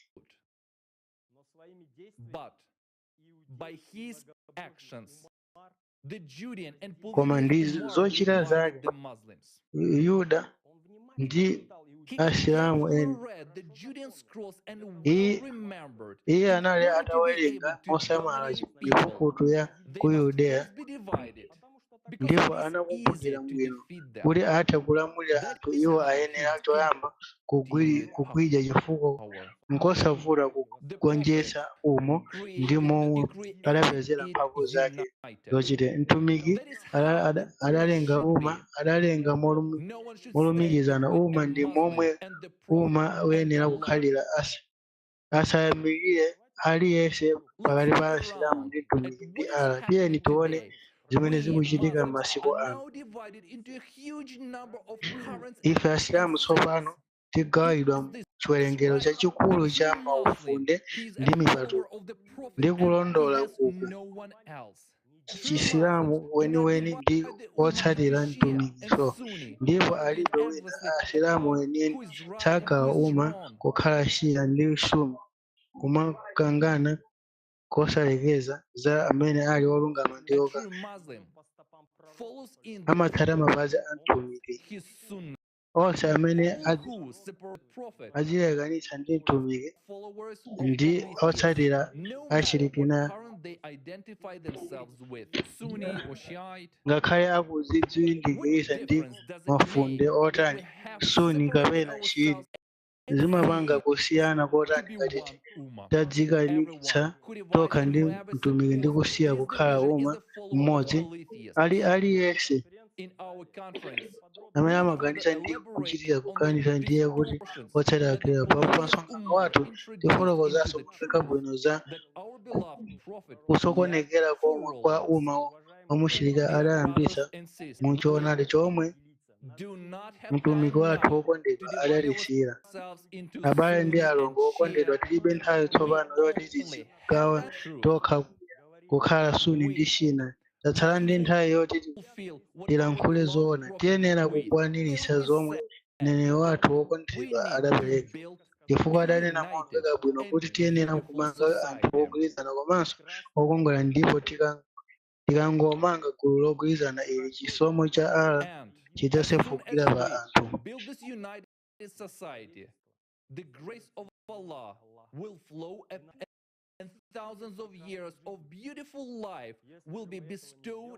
Ndipo zaka zambiri za moyo wokongola zidzaperekedwa kwa ife. Ngati silipanga izi, ndiye kuti miyoyo yathu idzawonongeka, chifukwa chirombo chidzadya dziko lathu, nyumba zathu, ndipo sichidzatha. Tidzilanga tokha, ndipo palibe aliyense mwa ife adzakhala ndi malo m'nyumba ya mneneri wathu nyumba ya ala pokhapokha tilamutsatira ndi kuchita zimene tiyenera kuchita ndipo kuti tikwaniritse maloto a atumiki ife asilamu tiyenera kukumbukira tili ndi mtumiki wathu wokondedwa osati wina ndipo ndi moyo wake ndi malangizo amene ayenera kukhala chitsanzo ndi chiwongoko kwa msilamuni wina aliyense.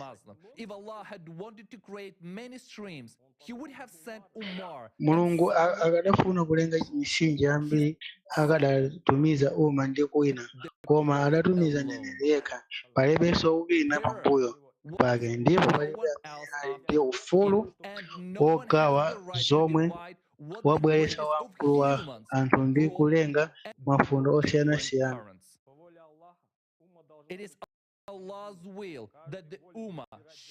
Ndi chifuniro cha Allah kuti umma ukhale mmodzi aliyense ali ndi ufulu wosankha amene angamutsatire.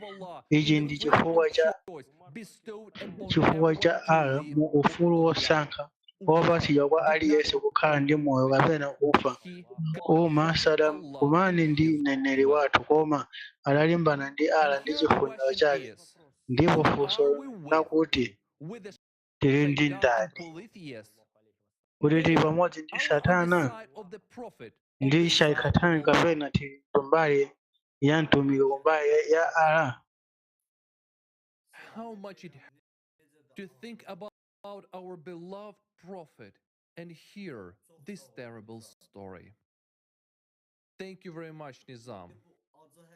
Now, we all know this bitter truth. As you have already understood, the polytheist and traitor Umar was ready to do anything for the sake of his power. He was ready to step over anyone, and nothing stopped him.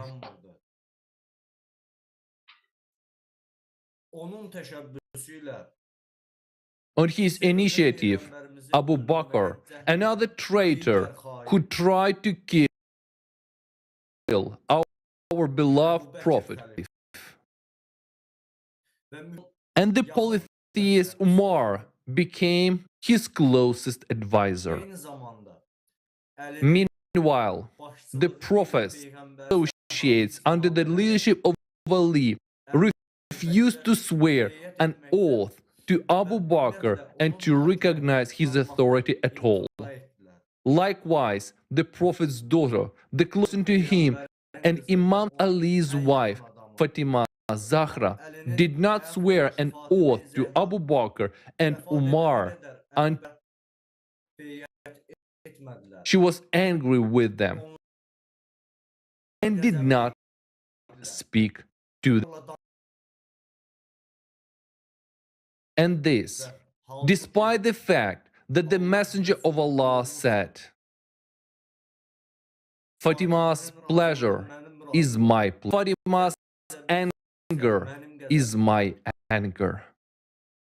Whoever loves my daughter Fatima loves, and whoever pleases her pleases me, and whoever angers her angers me.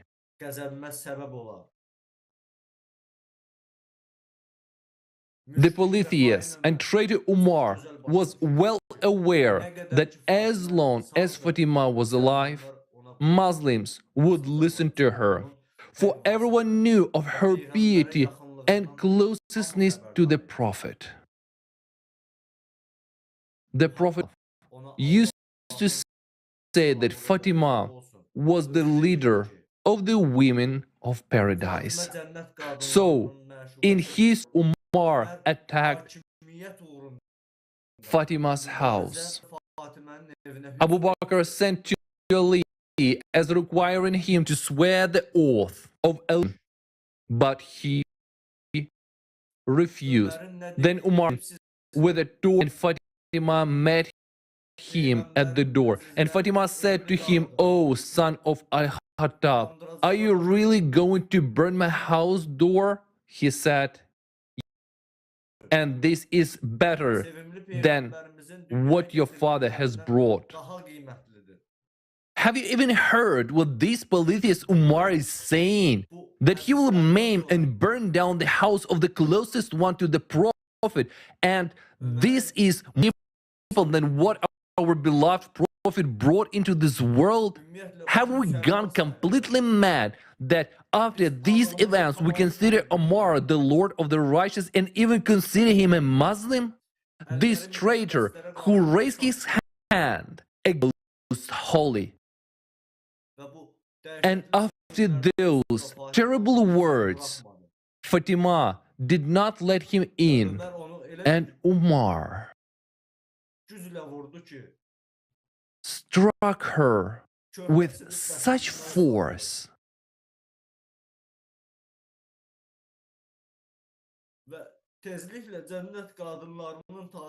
that she had a miscarriage of her son.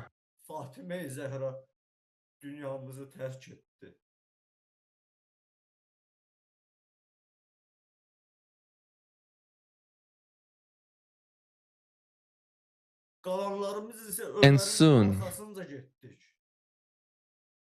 Fatima az-Zahra, the leader of the women of paradise, the closest to our prophet, our world. And we who are left have gone after Umar, the traitor of our prophet, the murderer of Fatima, the leader of the women of paradise. Justifying him, we've been silent for 14 centuries. Today, we're no longer silent. Are we Muslims? Are obedient to the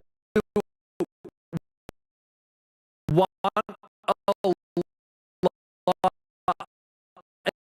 and faithful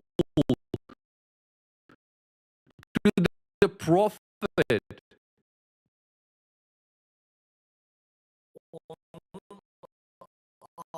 Or are we brainless?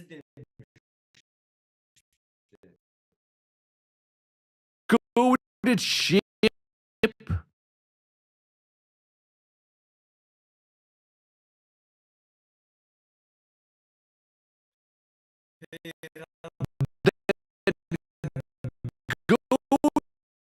He spoke of us with great hope.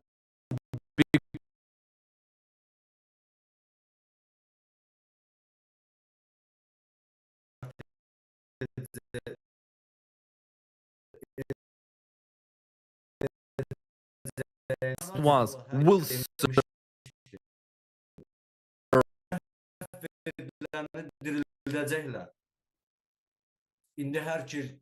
that the last ones would revive what the others had killed in the Ummah.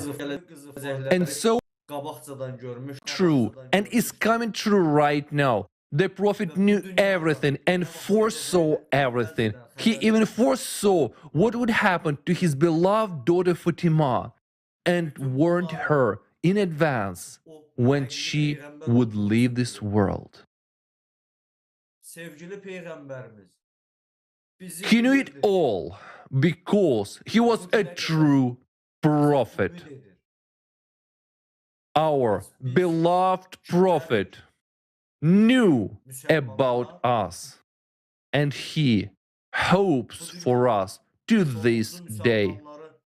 So are we Muslims, the last Muslims of this world? What shall we do? Shall we continue to follow the polytheist? Or shall we go back to our prophet and fulfill the will of Allah? Этот человек — волк в овечьей шкуре, который пытался убить самого пророка, мир ему является. And this man is a wolf in sheep's clothing who tried to kill the prophet himself, peace be upon him, is an authority for us today. Isn't this nonsense? Are we not thereby betraying our beloved prophet, peace be upon him, by exalting him? Let's face the truth and be honest before ourselves and before Allah. The most amazing thing is that the Prophet Muhammad, peace be upon him, being the seal of the prophets, knew that he knew what would happen after he was gone. He knew that hypocrites and traitors would distort his teachings. He said that his ummah would be divided into many streams, but the Messenger of Allah, peace be upon him, gave his life to bring people true knowledge, freedom, equality, and brotherhood. Imagine how hard it was for him to know all this. In fact, Umar, while ordering the burning of hadith that people had written down from the Prophet himself, peace be upon him, at the same time supported the writing of new invented hadith. It was thanks to Umar that Islam was filled with Judean symbols and traditions. Judean names appear in the Quran many times more often than the name of the Prophet himself, peace be upon him. And it's not just like that. But it is not just about Umar, it's about the man behind. Это иудей и раввин из Йемена, который формально принял ислам после смерти пророка Мухаммада, мир ему и благословение Аллаха. Само прозвище Ахбар, под которым он вошел в историю ислама, it's a Judea, his просто раввином, но главой иудеев на Аравийском полуострове. So Ka'b Akbar is a Judean and a rabbi from Yemen who formally converted to Islam after the death of the Prophet Muhammad, peace and blessings of Allah be upon him. The very nickname Akbar by which he entered the history of Islam actually means rabbi. And as it can be deduced from historical sources, he was not just a rabbi, but the head of the Judeans in the Arabian Peninsula. He is considered to be one of the authoritative interpreters of the Qur'an. He, speaking from the minbar of the Prophet, peace and blessings of Allah be upon him, filled Islam with fictions, Judean stories, and made-up hadiths. Ibn Abbas, a companion and cousin of Prophet, peace and be upon him, said about Ka'b Akbar. Ka'b Akbar is a liar who wants to introduce Judaism to Islam. Ka'b lies, Ka'b lies, Ka'b lies. May Allah kill this rabbi. How many lies he has concocted against Allah and how great is his slander. At the same time, Ka'b was at Umar's side all the time and gave him advice. He approved of all the actions of the polytheist Umar, saying to him once, "You by Allah are the caliph and the best caliph, and your time is the best time." It was Ka'b who accompanied Umar on his march to Jerusalem. What is quite interesting is that during this conquest, Umar did not behave as the conqueror, but as a leader of the Judeans. This is confirmed by the fact that when Umar entered Jerusalem at night, he immediately went to the main shrine of the Judeans. They destroyed Jerusalem temple and prayed there in the mihrab of Dawood. As Umar was leaving the place, he heard the Judeans saying Takbir, there is a praise. So he asked, who is reciting the Takbir? He was told that Ka'b Akbar was saying the Takbir and the Judeans were repeating after him.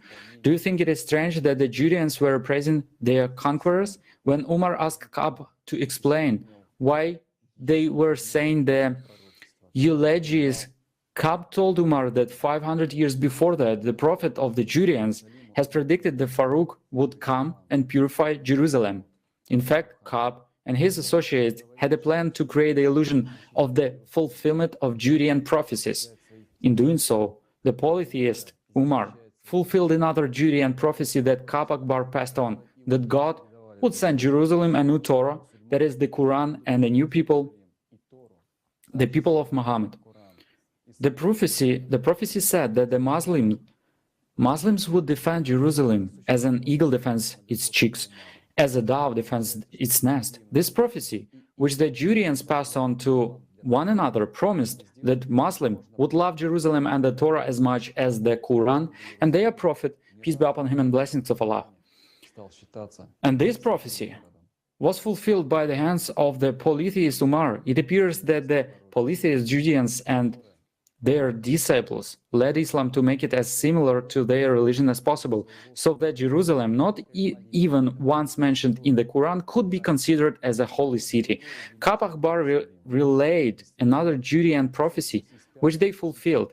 It said that God would send his servant Abd al-Malik to the Judeans, who would rebuild, beautify and restore Jerusalem to its former glory.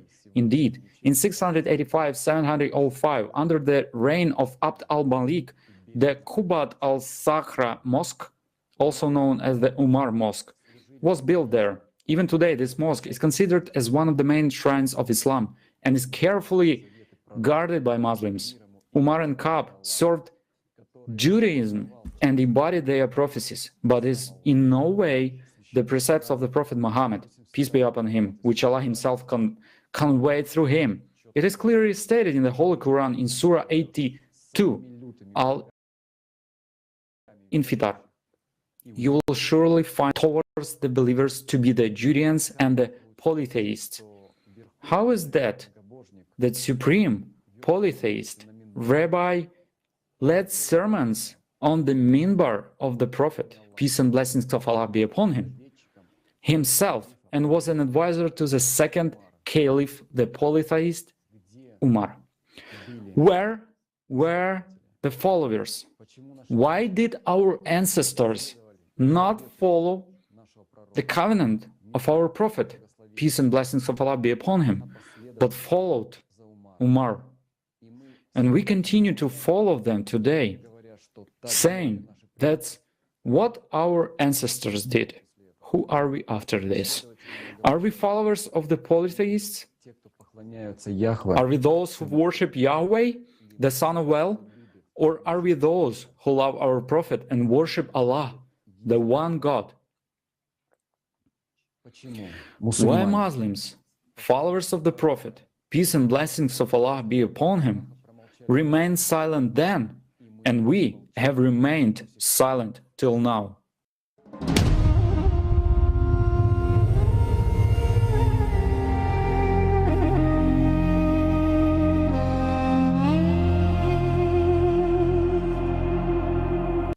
Her birinizi Allah'ın adıyla salamlayıram. Hello, dear friends. Salam alaikum. As we know from history, immediately after the departure of the Prophet Muhammad sallallahu alaihi wasallam, wars and apostates began, which were initiated by the first caliphs. But not everyone knows that, in fact, many tribes did not renounce Islam, but refused to submit and did not recognize Abu Bakr's authority. Thus, the poet satirist of the time, Al-Khuyuti, on that occasion said, "We obeyed the messenger of Allah when he was among us. We are slaves of Allah, but not of Abu Bakr." Ama Allah'ın bendeleriyiz. At the same time, the measures for collecting taxes were tightened. For example, the Sadaqah collector Zaid seized as a rebel Al-Harisa ibn Suraka when he did not give a camel as tax. This aroused indignation. The Kindignis declared that they were not slaves of the Qurayshites to give them their goods, that they would not submit to a man of the time, Abu Bakr lineage, who were chosen without their consent.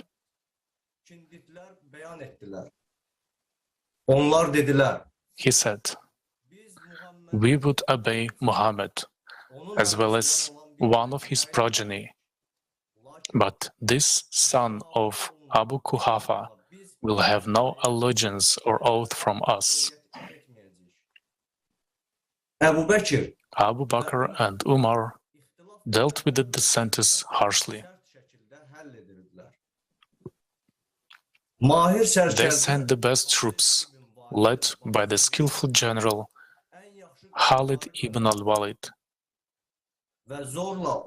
and forcibly returned them to the authority of caliphate. In the course of the wars, most of the tribes were defeated and brought back under the rule of the caliph. After extensive wars with apostates, Abu Bakr and Umar did not stop.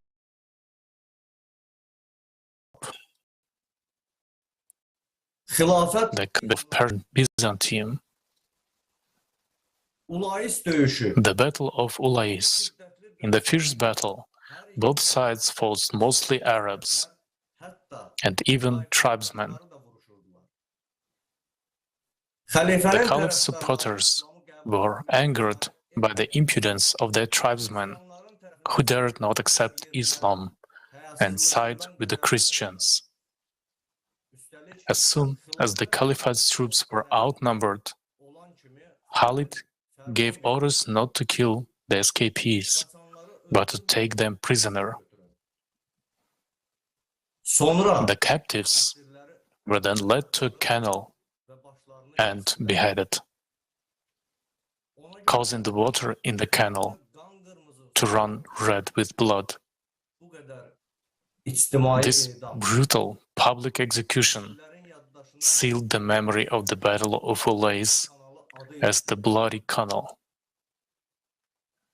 The march to the fortress of Ain al-Tamr, 633. In 633, General Khalid ibn al-Walid led a campaign to Ain Tamr fortress with a large Arab-Persian garrison. After the victory, Khalid executed the leaders and some of the ranks and prisoners.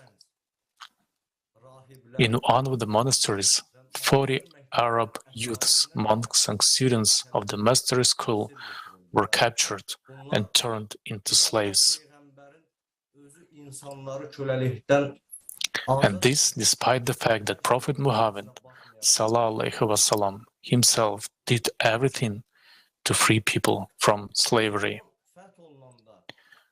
When Ctesiphon fell, in addition to the huge booty, the conquerors got the dwellings of the nobility that fled with the Yazargard, which in itself made them rich.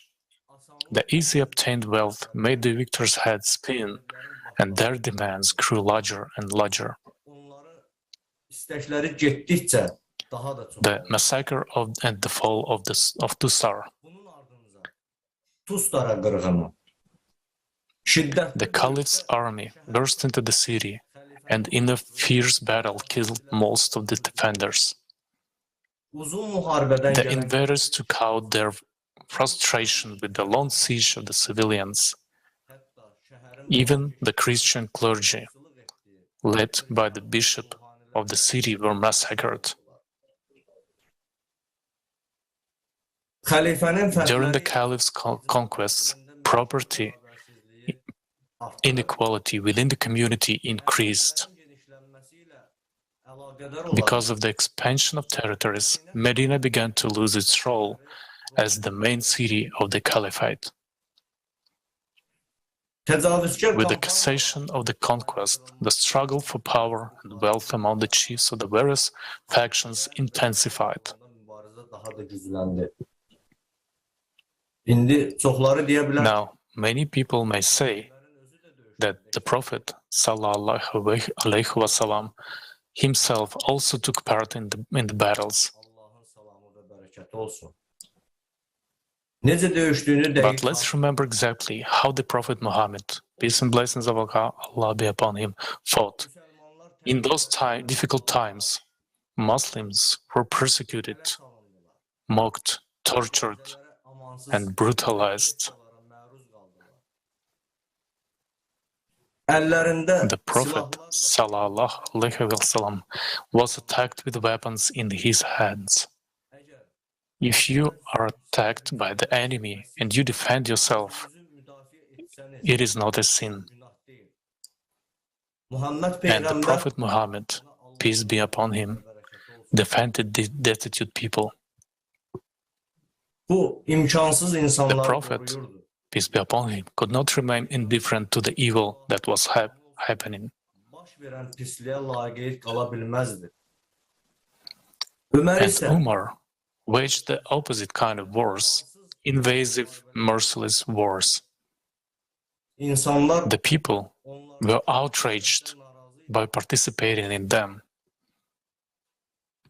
The companions of the Prophet Muhammad sallallahu alaihi wasallam were killed in these wars. Those who knew the Qur'an and the Sunnah of the Prophet, peace be upon him, from the Prophet, peace be upon him, himself. In the Holy Quran, Allah has clearly delineated the boundaries of what is permissible.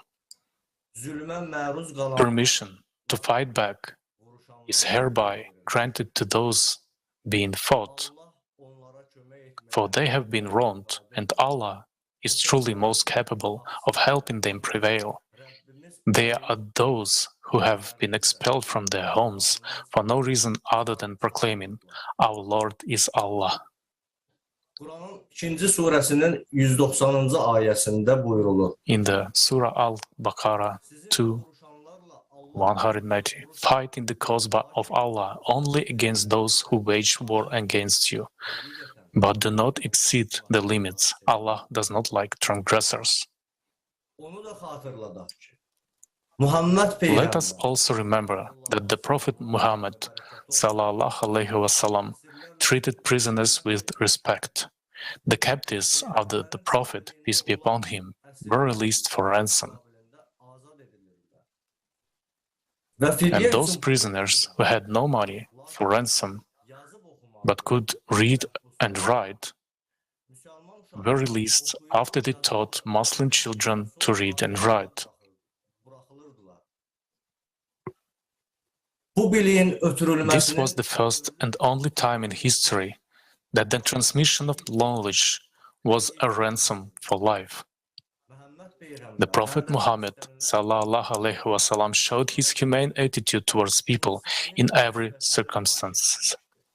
He always tried to find ways to solve conflicts through negotiations and agreements. Even when the Prophet Muhammad sallallahu alaihi wasallam entered Mecca with many of his companions, he did not take revenge or kill those who had tormented Muslims for years. He then again showed his generosity and declared a general amnesty, forgiving even those who had been guilty of numerous murders of Muslims. The Messenger of Allah sallallahu alaihi wasallam had power and authority, but he showed that he was a prophet of mercy. And the Quraysh, overwhelmed by his kindness, embraced Islam as a religion of peace and goodness. In the Holy Quran, it says about his fine disposition. Surah Al-Imran 3:150. They would have certainly abandoned you.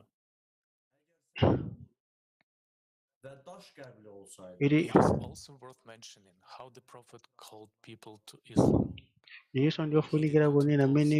Muhammad adabwesa anthu ku Chisilamu.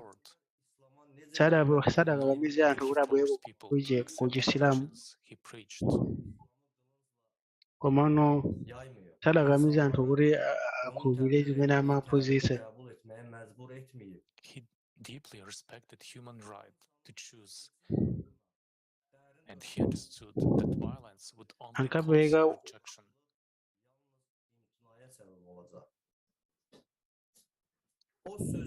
Amapereka ngati ulemu ku maufulu wa anthu ena aliyense kuti akhale akusankha. chifukwa chonekwa ali At the conclusion profeti of the treaty, wana aliyese Hudaybiya, he set about his pa method chimaliziro of kwake. calling the world to Islam. İslam'a davet etmeye başladı.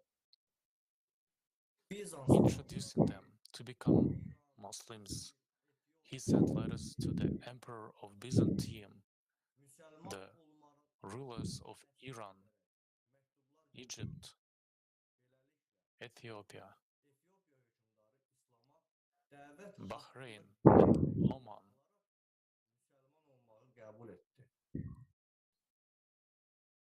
Thus, after receiving a letter urging them to accept Islam, the ruler of Ethiopia became a Muslim. This once again shows that the purpose of the Messenger of Allah sallallahu alaihi wasallam was not to conquer territories, not to seize resources, nor to establish power, but to uphold the interests of the one Allah and to convert people to Islam. Yerlerde sevgiyle erazini artırdı. Ömer ise The Prophet, peace be upon him, united the people and with love increased the territories where people accepted Islam with all their hearts.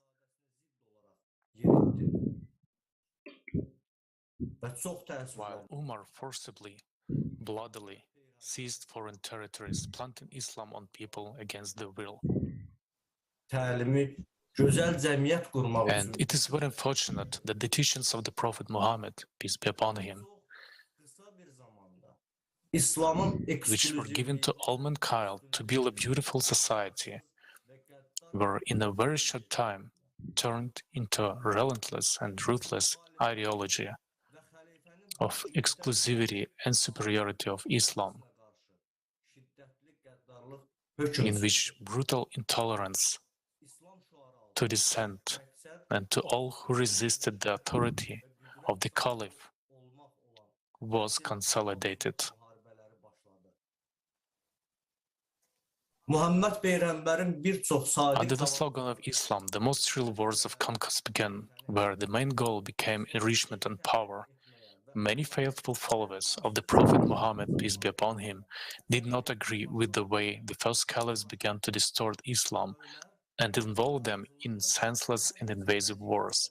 But all who expressed dissatisfaction, Umar began to exert pressure and to arrange for persecution. And to do this, he used the most fail-safe weapon the system has used for centuries, the epidemic war, famine, hunger, triad.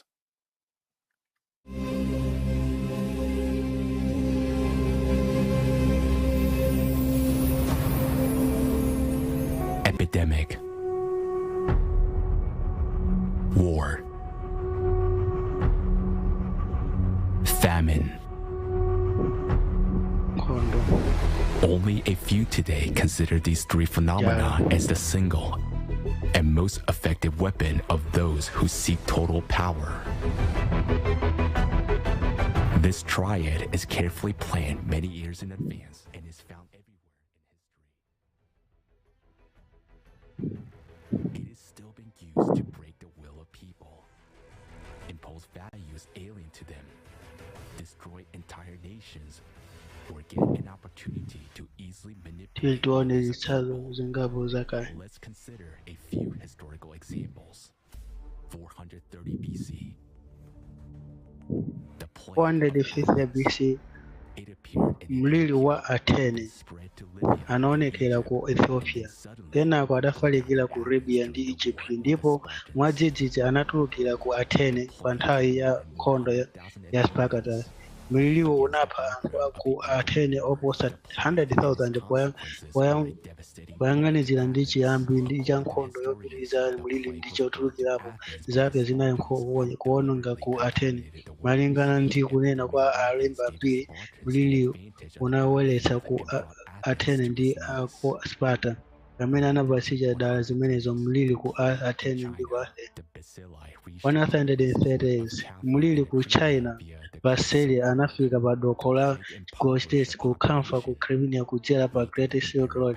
Mliri udadutsira anthu udafotokoza mphamvu zachifumu ndipo azungu ada dziko la China nasandutsa koloni ndi kuyambitsa 1015 njala yakulu ku Ulaya kenako nkhondo ya zaka zana limodzi ndi mliri ya mliri umene unapha anthu 60 miliyoni ku Ngilandi kokha mliri unapha theka la anthu nthawi yomweyo pali mikango ku nkhondo pakati pa England ndi France kuchepa kwa anthu osakonzeka kunalimbikitsa mphamvu ndi thandizo la mfumu.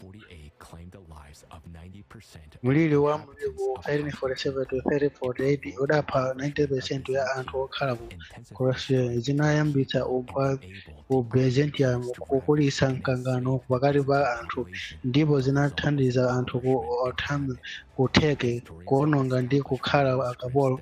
Anthu aku Byzantium zotsatira zake zinali umphawi ndi njala. Akatswiri ambiri akale apeza kuchokera kuti miliri unabweretsa kubwetera chifukwa cha mliri wa anthu osiyanasiyana osagwirizana mwachindunji adapeza phindu pakati pawo adakonjetsa. 1327 zida zidagwiritsidwa ntchito ndi azungu kuti agonjetse North ndi South America. Asilikali ndi azungu omwe ankakhala m'mayiko ena adabweretsa nthomba typhoid chikuku kulweza ndi leukemia ndi malungo ku America. 90% anthu 100 aliwonse amene achiwereka kuononga kwa 1763 during military confrontations with North American Indians. 1763 mkati mwa nkhondo ndi amwene aku America akuluakulu ku Britain anawapatsa unambuluke akasa ku nthomba pachileka kuononga mitundu yosayika mwachinjira kuno.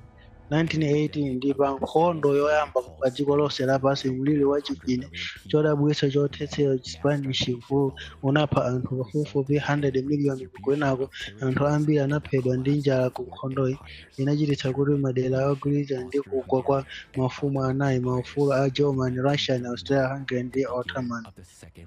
1939 chiyambi cha nkhondo ya dziko lonse 2 zinachitika limodzi ndi njala ndi mliri ya ku typhus yodziwika ndi anthu ngati chida cha bacteria cha Japan. Zaka za 1940 bomba la Proclaim inayesedwa ku Japan. Chida cha chilengedwe chokhala ngati cholengeko chadzaza ndi utiti ogwira ndi mliri. Monga tikuonera ndondomeko ya trade nkhondo njira moyo yakhala ikugwiritsidwa ntchito nthawi zambiri kuti kulanda mphamvu. Adagwiritsanso ntchito polimbana ndi otsatira enieni a Mtumiki Muhammad. Mtendere ndi tera pamene anamwalira. Kodi zimenezi zinachitika bwanji? Mtumiki Muhammad mwini sadachitepo nkhondo zogonjetsera anthu komabe Mtumiki Muhammad adangomwalira makhalifa wayambirira Abubakar ndi Umar ibn adayambitsa nkhondo za nkhanza zopha anthu. Adayamba kugwiritsa ntchito Chisilamu kuti apange ufumu. Asilamu enieni okhulupirira kwa Mtumiki Muhammad amene adadzipereka moyo wawo wayambirira adawalowetsa nkhondo zopanda tanthauzo komanso zoononga. Ndiyeno mwangozi monga nthawi zambiri mbiri yakale miliri unayamba kugonjera apo sizinachitika mu mzinda waukulu koma msasa wa asika wa mtundu waying'ono wa Amwasi umene anthu ambiri omusota Mtumiki onse anamuziya. Pofika 639 to 4000 okha mwa anthu 24,000 asilamu ankhondo adatsala pafupifupi. Akuluakulu onse ankhondo omwe ankadziwa kula ndipo adamenya nkhondo pamodzi ndi Mtumiki Muhammad adafa. Izi zidapangitsa Umar ibn kukhala mwayi woti awayika amuna omwe angamuthandize kukhala wamkulu wa gulu la nkhondo. Mwachangu utangotha kunayamba njala opangidwa moyendekeza chaka chimenecho chifukwa cha chilala kunali vuto ndi zoloka. Umar ibn adaletsa kupanga zinthu ndipo iye mwini adagwira chakudya chomwe chinabwera ndipo pa ulendo iye ankamvetsa bwino lomwe ndipo ankadziwa zimene ankachita pofuna kupondereza anthu anjala. Nkhondo inatha cholinga choti anthu aziganizira kwambiri za kagawo ka mkate malo moganizira choonadi chinali chofunika kwambiri kuti anthu azidyetsa ana awo kusiyana ndi kuyimira choonadi ambiri mwa anthu omwe adatha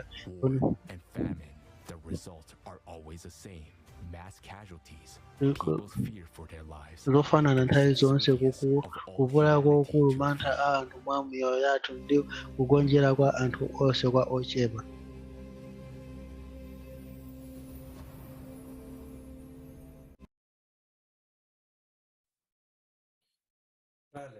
Yes. The faithful followers of the Prophet Sallallahu Alaihi Wasallam were forced to break. They were killed, starved, and they were sick because of epidemics. They could not resist the force because they were killed. In the aftermath, only a few remained loyal to the Prophet, peace be upon him. Umar waged wars of conquest and also destroyed dissent. Thus, he created a series of internecine wars. One historian painfully writes about this time.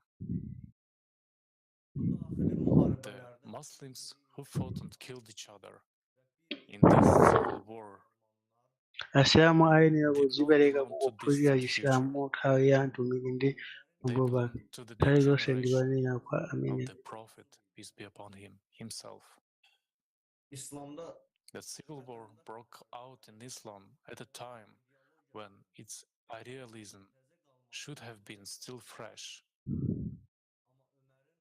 But the electoral system devised by Umar contained a built-in confrontation, and it led Islam to a great abyss. We see the consequences of this today.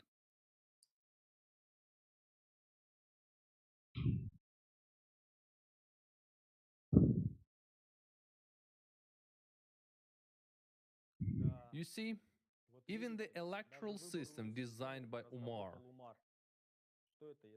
what is that if not politics? In all his actions, we see only a desire for power, not love for Allah or concern for people. These are not reflections or anyone's personal opinion. These are historical facts, which Aziz Chirai will further elaborate. A Moroccan writer and researcher. Aziz, you have the floor. Peace be upon you, dear viewers. Welcome to this meeting, which will be held with you, God willing, more than once. I am Aziz Sharaj, a Moroccan writer residing in Tunisia. This meeting, which we're holding today, Chiweruzo olemba ku Morocco yemwe amakhala ku Tunisia. Msonkhano omwe tikuchitira lero ukukhudza nkhani zofuna kwambiri chifukwa ife monga Asilamu kapena anthu osamala kanthu la chipembedzo tikukhudzidwa ndi mbiri, tikuphunzitsidwa ndi kuwerenga kwatsala kwa cholowa chathu ndi chipembedzo chathu chomwe chikugwirizana ndi zomwe zikufunika kwene. Ndikuganiza kuti chikokere mtumiki woyera umma wa Chisilamu wakhala uli pa chipulikiti. Asilamu ayenera kudzipereka pophunzira Chisilamu mu nthawi ya mtumiki ndi pambuyo pake. Nthawi zonse ndimanena kwa amene akumaneneza mtumiki okhetsa magazi kuti izi nzolakwika kotheratu chifukwa nthawi ya mtumiki nkhondo zimene ankamenya ndiponso zofunkha zimene mtumiki adachita, chiwerengero cha amene anaphedwa kapena kufa mbali zonse kuchokera kwa Asilamu ndi Khaidi tidapitira 2000. Ndikutanthauza kuti kwa zaka zoposa 10 tikupeza kuti nkhondo yopambana inali nkhondo ya Baghdad yomwe anthu pafupifupi 20 anafa ndipo cholinga chake chinali kubwezeretsa umere ndi ulemerero wa Islam.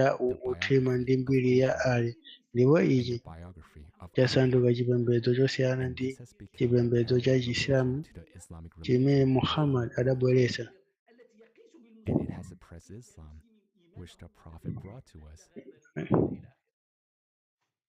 Ndipo Chisilamu It has chimene become the statement for anabweretsa. Muslims in their faith, religiosity, and so on. pa chikhulupiriro chawo, chipembedzo chawo ndi zina zotero. has enormous support from rich and noble people because he himself came from the influential Quraysh Banu Ali family. He also had many associates among the Ummah who were of high rank among the Ummah, among the military in the first place.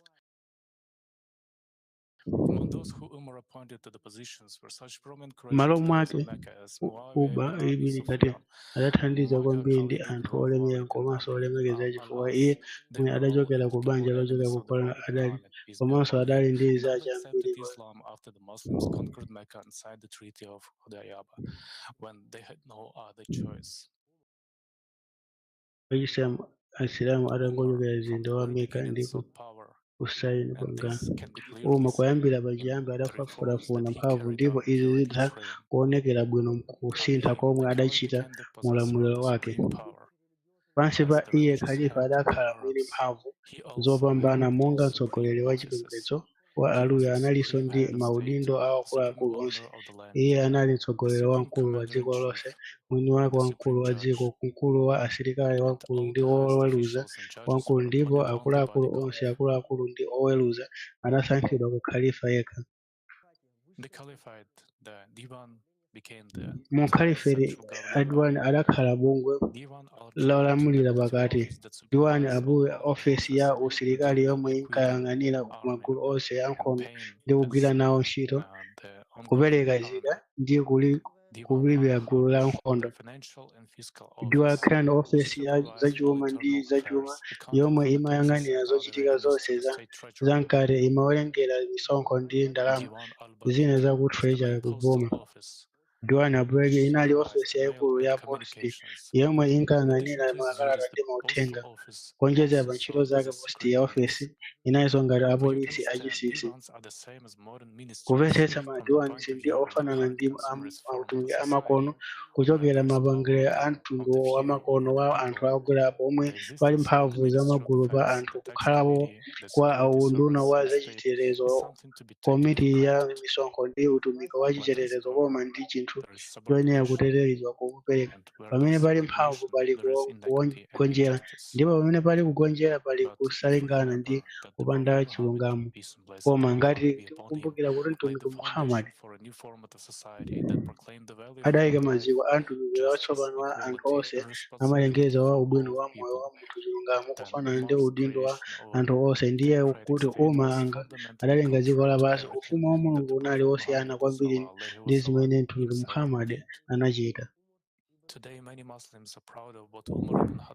Masiku ano Asilamu ambiri amayamika zomwe Umar bin Khattab adachitira Chisilamu. Izi zikusonyeza kuti anthu sadamvetsetse tanthauzo la ziphunzitso za mtumiki wathu, mtendere ndi madalitso a zikhale naye. Mtumiki wathu wokondedwa, mtendere ukhale naye pa Ida, adayika maziko a anthu olenga. Kunena zoona, mtumiki Muhammad adalenga gulu lodzilamulira lotsogozedwa ndi mtsogoleri yemwe analibe mphamvu zotheratu, koma anali mtsogoleri bora ngati azidziwa ndi zipani zonse. Linali gulu la anthu ogwirizana ndi malamulo a boma la mtundu wina watsopano womwe unali ndi mafuko osiyanasiyana ndi oyimira zipembedzo zosiyanasiyana, ndipo gulu lililonse la mawanganowa linali ndi ufulu wodzilamulira wa malamulo. Munthu gulu lotero amayenera kukhala wolungama, woona mtima, osapeza chuma, wopanda chilungamo, osabera, osachita chilungamo, osapependereza ofuka, osateteza ana amasiye ndi osowa. Kufuna ndi kufunika kwa zomwe mtumiki Muhammad, mtendere ukhale pa iye, adachitira anthu onse. Timayamika kumvetsetsa pamene ife tokha tinayamba kuphunzira kuti creative society ndi chiyambi komanso phindu lomwe limapereka kwa munthu aliyense, pakuti mu creative society sipadzakhala mphamvu ya anthu ena kuposa ena, osakodwa ndi osowa, sipadzakhala nkhondo kapena makani, ndipo moyo wa munthu aliyense udzakhala wamtendere pakati, ndipo maziko a anthu otere adzakhala otsitsidwa ndi wokondedwa wa mtumiki Muhammad. Koma Umar anasandutsa anthu ku Medina kukhala dziko lotero kiti lomwe fundo zake zafotokozera malamulo a Roma. Malo otero mabungwe a zamalamulo ndi akuluakulu zida zogwiritsa ntchito makhola apolisi gulu la nkhondo zofunika ndi adawalenga adadzionetsera mphamvu zake za umma ndipo adapita ku mayiko oyang'anira nawo ndi lupanga ndipo zonsezi pofuna kulemeretsa ndi kukhumudwitsa. Mu ulamuliro wa zaka khumi za Umar ibn Khattab, chigawo cha utsogoleri wa Chiarabu chinakula kupyolera mu nkhondo za nkhanza zamagazi zachigonjetso momwe Achisilamu eni ake ndi omwe adatengera omwe awo akwana ndi adafera, ndipo nkhondo zimenezi zinalibe akanthu koma kuchita Isilamu kuitira kupreja. Inde abale Chisilamu chidasinthidwa pomwe mtumiki Omaliza mtendere ndi mtendere zikhale ndi zina ena pa dziko lapansi, ndipo ndi mmene adalumbira kukhala okhulupirira ndi kukhulupirira kwa iye amene adasinthidwa, omwe Asilamu amawayesa olungama ndi okhulupirira mwa masiku ano.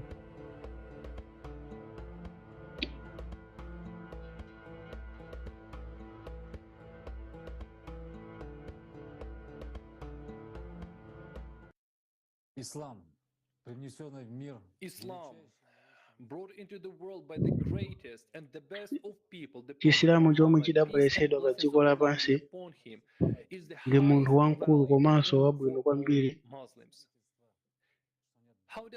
ndi mtendere kwambiri onse. Chisilamu chiyamba bwanji ndi umboni woti palibe wopembedza wamwechikondi kwa Allah ndi Muhammad ndi mtumiki wake, ndipo kuti munthu achitire umboni pa zimenezi munthu ayenera kudziwa kuti kuzindikira kuti kuli mlengi, kuti pali chiwongoko chochokera kwa iye ndi kuchita mogwirizana ndi chikumbutso chimenechi. Mu Qur'an sura 33 ayat 23, ndithu mwa mtumiki wa Allah muli chitsanzo chabwino kwa amene chiyembekezero cha Omaliza ndiponso amakhudza ndi Allah momaliza. To do good and to prevent the manifestation of evil, to reconcile and to create on earth. But for some reason we got used to thinking that the habitual things that koma pa zifukwa zina timazolowera kuganiza kuti zinthu zonse zomwe ife monga Asilamu timaphunzitsidwa kuchita tsiku lililonse zimagwirizana mwachindunji ndi chitsogolo cha wamphamvu yonse, miyambo yachikhalidwe ndi khalidwe lovomerezeka kwa Asilamu. Maganizo mwa ambiri a ife zotsatira pang'ono kufanana ndi zofunika ngati sizikuposa phindu la chivumbulutso cha Allah. Kangati ife ambali ndi alongo okondedwa timamva molingana ndi malamulo a Isilamu simungathe kuchita izi kapena izo, koma kodi timaganiziradi zomwe Isilamu kodi Chisilamu ndi phazi loti uyimirire kunena moni momwe angapangire mkazi wa Chisilamu kuvala hijab, kapena momwe angapangire mamuna wa Chisilamu kukhala ndi ndevu, kapena mungatchule Chisilamu mikangano yosatha ndi kusamvana pa zonsezi. Kodi pali kusiyana pakati pa miyambo yambirimbiri ndi zomwe mtumiki madalitso ndi mtendere zikhale naye adatilamuliradi ndi momwe adatilimbikitsira kuchita?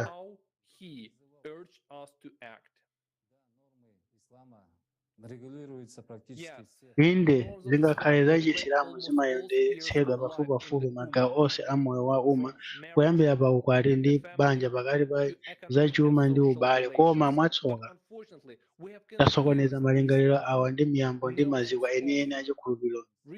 Timadzinyenga tokha kwa kusakaniza chikhulupiriro mwa Allah ndi chiyambi cha chivumbulutso ndi fano. Nthawi zina amatulukira mu nkhandowo ndi nduwira, nthawi zambiri osati mogwirizana ndi zovala zachikhalidwe zovomerezeka, komanso ngakhale nyengo ya dziko lina lake lotengedwa.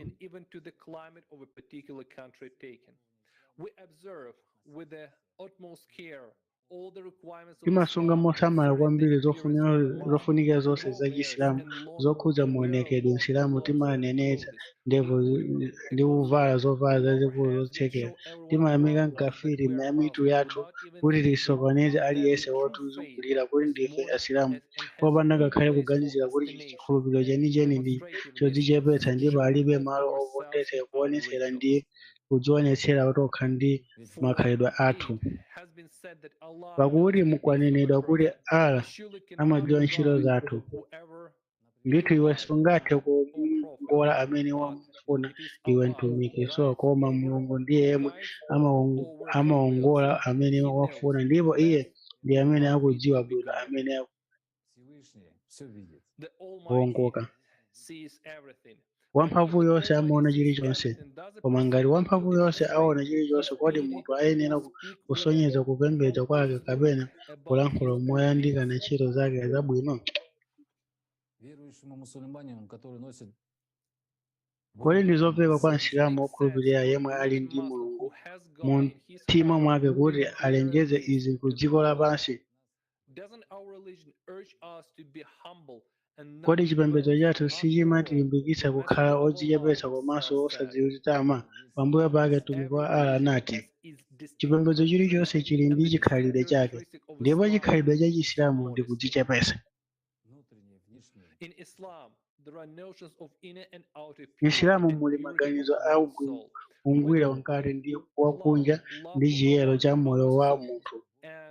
Tikadzala chikondi cha Allah m'mitima mwathu ndi kuzindikira kufunikira kokhala okhulupirika kwa mtumiki, ndi pamene tingathe kusunga chenicheni cha Chisilamu.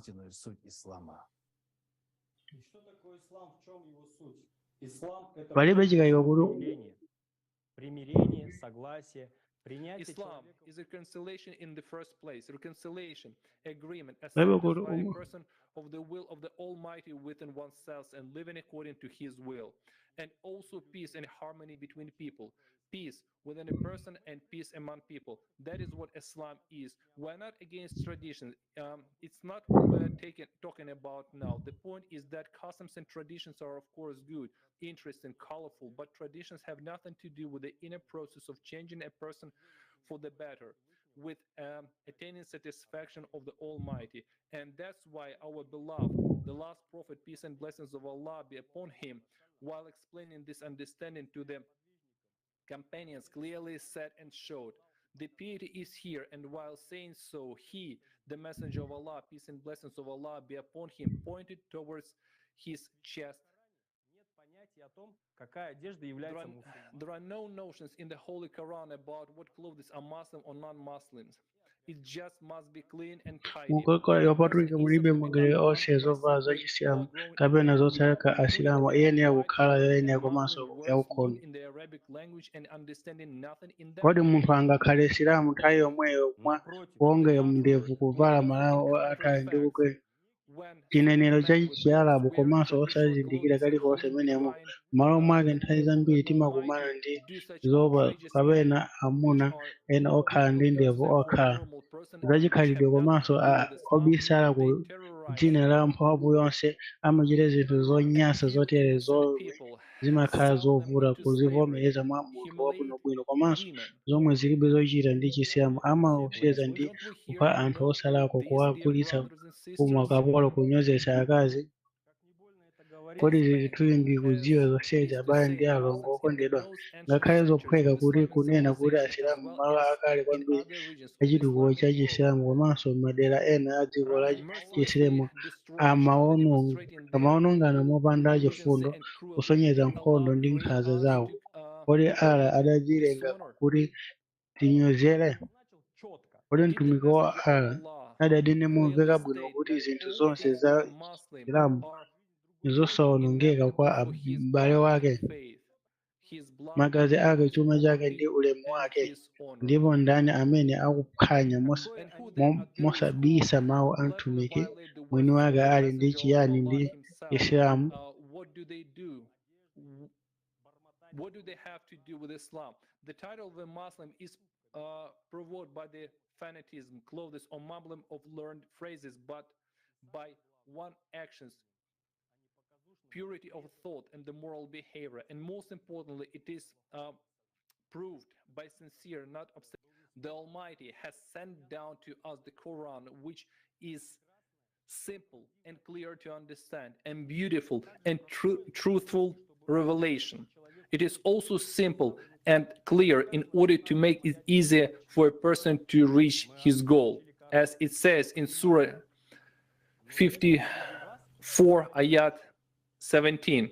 And we have certainly made the Quran ayati easy for 17 ndipo ndithu munthu atayifesa Qur'an kuti ikhale chikumbutso but how many of us independently and thoughtfully koma ndi learn angati the aife Quran? amene And what did timaphunzira Qur'an Quran immediately mopanda after the komanso Prophet, peace and blessings of moganizira Allah be ndipo upon him, passed away? ndipo They adachita chiyani immediately changed the yomwe Mtumiki ndi mtendere zikhale naye nthawi yomweyo adasintha ndi kuchepetsa choonadi pa malingo wa kuzindikira kuthupiku ndi moyo wa tsiku ndi tsiku. Ndipo ndani amene angayesera kumasulira Qur'an ndi kudzitengera choona m'manja mwawo ndi kuchititsa okha nzeru za umulungu za ayati ya chikumbutso cha Allah zimatha kuwulutsidwa kwakha pozindikira munthu poyerapo kuwerenga Allah kwa mphamvu yonse izi kupembedza Hajj koma kudzichepetsa ndi it is often the case that the entire Hajj process comes down to pompous receptions for the farewell and return of the Hajj from the pilgrimage within a string of ophai kuchokera ku Hajj ndi maganizo olira nyimbo ndi ziso kapena ena mwa azathu achipembedzo pambuyo ya tabia akajambula zithunzi za Hajj ndipo zonse zomwe amachita pa nthawi ya Hajj ndiyeno osapata nthawi zoti kuphatikizanso apo kuti abweze mbiri yawo pagulu samayiwala kuonjezerapo mawu ofunikira Hajj kuti dzina lawo ndi kupangitsa anthu ozungulira iwo kugwiritsa ntchito ngakhale pa zinthu za tsiku ndi tsiku. Mwachidule iwo amagwiritsa ntchito Hajj osati chifukwa choona mtima kudzichepetsa pa kukumbukira Allah ndi purity and morality which was not only brought by strictly followed by our Prophet, peace and blessings of Allah be upon him. What have we come to? The holy pilgrimage to Mecca, to the Kaaba, reflects the greatness of Islam and the unity of the brotherhood of all Muslims, performed with sincere intention. The Hajj becomes the most moyo wamuyaya wakamba malinga ndi kuperekedwa kwa akatswiri ndiye pakati pali pa dziko lathu lapansi kati wamkulu wa Chiislamu. The great shrine of Islam.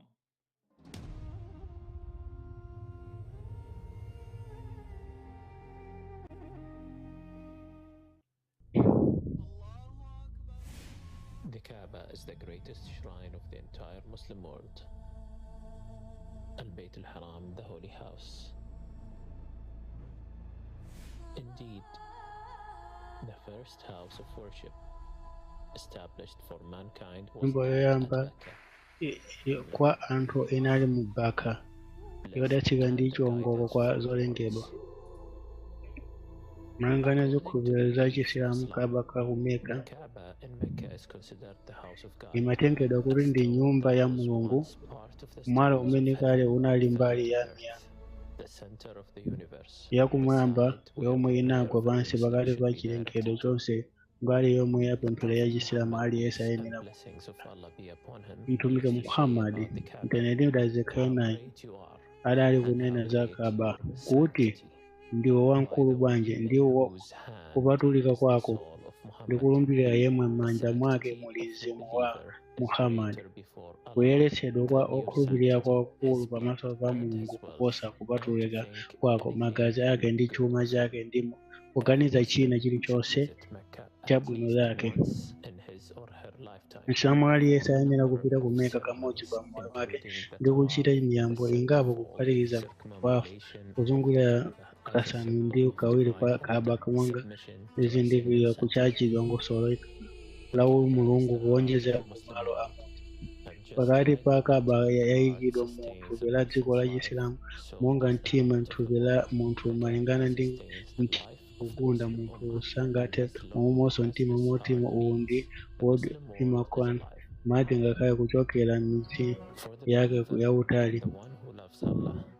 Pilgrimage to the Kaaba as a source of spiritual elevation and replenishment with Allah's boundless mercy.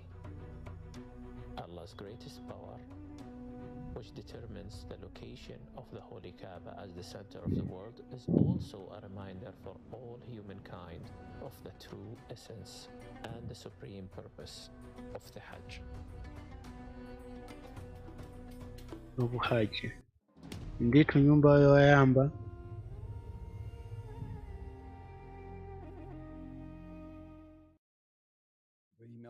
In the name of Allah, the merciful and the ndithu nyumba gracious. yoyamba Many of us have yokhazikitsidwa heard kwa more anthu times ayenani that kubva Hajj is the yokhalitsa gift ndi of Allah, chiwango kwa but not zolengedwa. everyone can receive it. Hajj, the pilgrimage to the holy Iwo places, is the nkubwanji kodi fifth pillar of Islam and is obligatory for all Muslims who are able to perform it. And whoever performs it correctly will receive full atonement for all his sins and return home clean as a baby. This is what our doctrine says. And whose example, if not that of the Prophet, peace and blessings of Allah be upon him, should serve as a law for any Muslim to perform an impeccable Hajj? The Prophet, peace and blessings of Allah be upon him, performed only one Hajj in his life after the migration, the Hajj of farewell.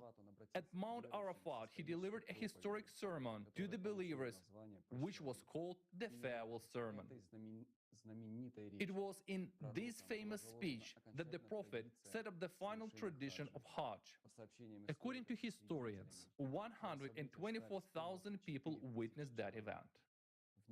Reason well, therefore, O people, and understand the words which I convey to you.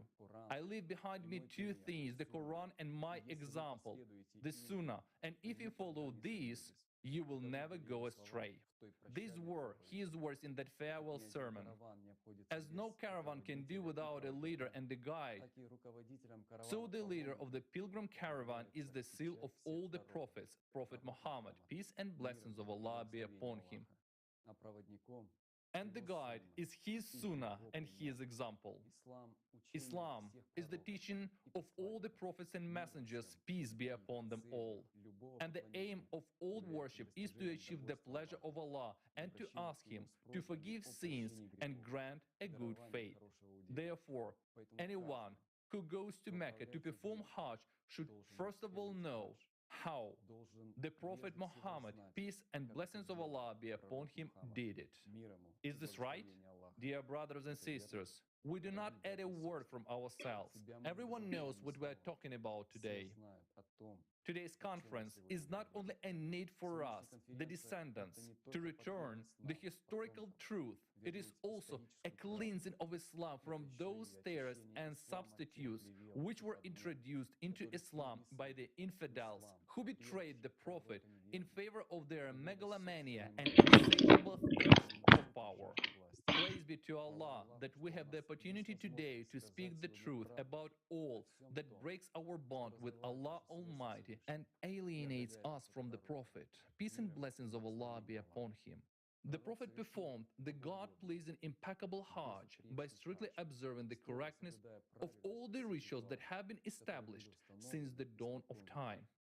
This included Tawaf, the most recognizable of all the rituals of Hajj. The Prophet Muhammad, peace and blessings of Allah be upon him, performed Tawaf in a clockwise direction, exactly as this ritual had been performed since ancient times.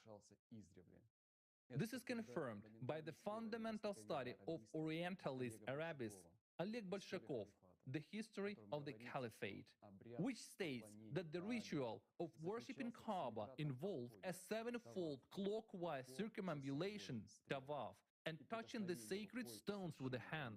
This is also confirmed by the authors of the book The Life of Muhammad by Panova and Vakhtin, which describes the ritual of tawaf, the circumambulation of the Kaaba from the time of the prophets, peace and blessings of Allah be upon him, childhood, based on a study of historical sources. I will quote, after this began a ceremony of sevenfold circumambulation around the Kaaba, imitating, as some researchers believe, the motion of the seven then known planets of the solar system. For some reason, however, the Kaaba was circumambulating against the motion of the planets. But The direction of the circumambulation of the Kaaba, as the Prophet, peace and blessings of Allah be upon him, did, was changed during the reign of Caliph Umar ibn al-Khattab. He was the first who, when he came there, said, "We will not go clockwise. That's the way the pagans walk. They've been walking there for a long time. We are not going the way the Prophet walked." He was wrong.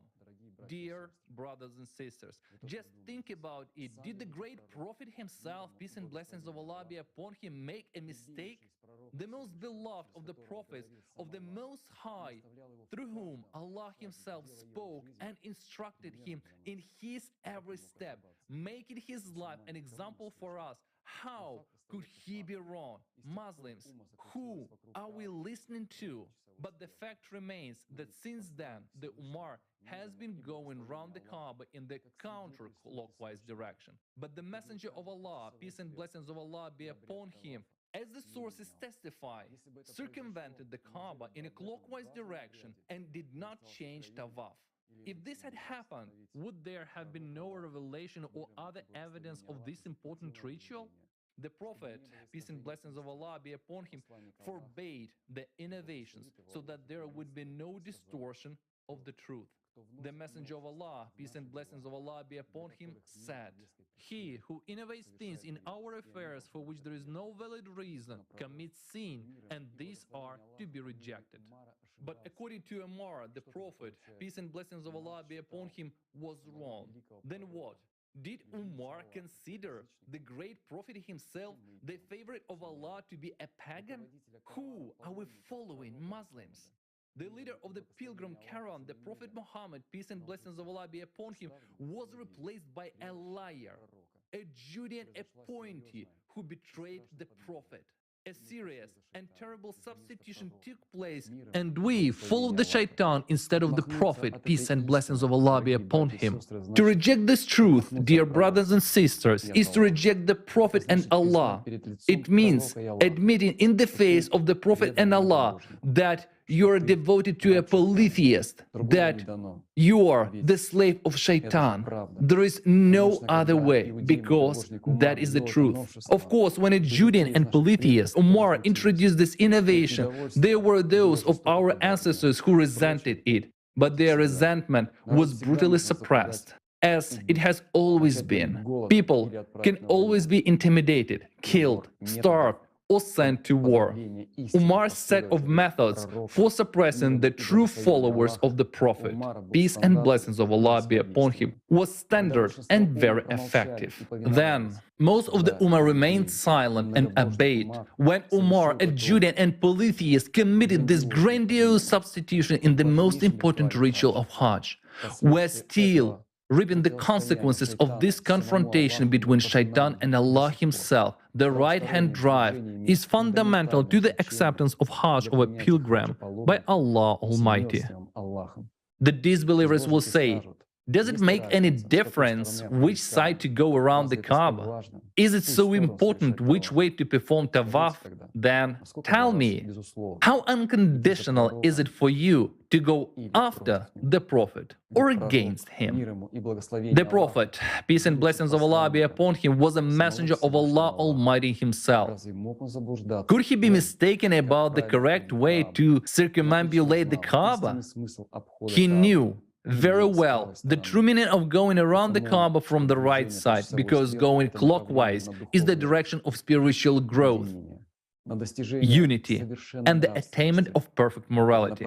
This is the direction towards creation, towards unity, for the satisfaction of the Creator, while the counterclockwise movement is, on the contrary, the direction towards separation, destruction, domination, striving for power, and the activation in man the thirst for material possession, consumerism, at the instigation of shaitan.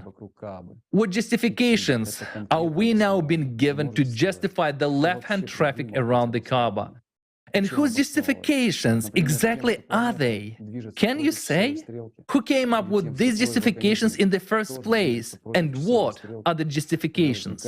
For example, that the planet moves counterclockwise, or by the fact that the blood in the body also moves counterclockwise. Then, a reasonable question arises: from what side one must look at the direction of blood movements for it to move counterclockwise? From above or from below? From the front or from behind? From the right or from the left? Ask any competent doctor who will tell you that blood moves from inside out, from the heart to the periphery, to all organs and tissues, and back to the heart. So are the arguments that these people make out of ignorance justified? The changing of the direction of travel around the Kaaba by Umar was no accident, and he is not the only one in history to have done so. A similar thing happened in Christianity, particularly in Orthodoxy. For in Orthodoxy, originating from Andrew the First called, the first apostle and the most faithful disciple of Isa, traditionally, the circumambulation around the temple was done clockwise. Although Catholics have long walked counterclockwise, and Orthodoxy held on for a very long time. However, in Russia in the 17th century, Patriarch Nikon carried out a church reform and changed the direction of circumambulation of churches and altars counterclockwise. This is a time history will call a schism, when outraged believers refuse to comply with this innovation. And just as in their time, Prophet, peace and blessings of Allah be upon him, the indignant Christians were also persecuted and killed. As we can see, the technology of substituting and distorting the teachings of the prophets, peace be upon them, has not changed. In Islam and in Christianity, the true essence of this most important rite of circumventing the holy places, which is essential for the spiritual development of man and society as a whole, has been substituted. There is only one explanation for all these so-called reforms. Left-handed counterclockwise movement was originally inherent in the religion of Judaism. There is a detailed description of the circumambulation ritual. When a Kohen is circumambulating the Mizbah, he would start from the south side and go to the east side, and from the east side, he would go to the north side, that is, counterclockwise. There is also the fact that on the seventh day of Sukkot, the Judeans circumambulated the altar counterclockwise 7 times. Now, this circumambulation of the altar has been replaced by the same left-handed 7-fold circumambulation around the Torah scroll, or elevation in the center of the synagogue from which the Torah is read. Rabbi Yosef Karo decree in the Shulchan Aruch Right Code that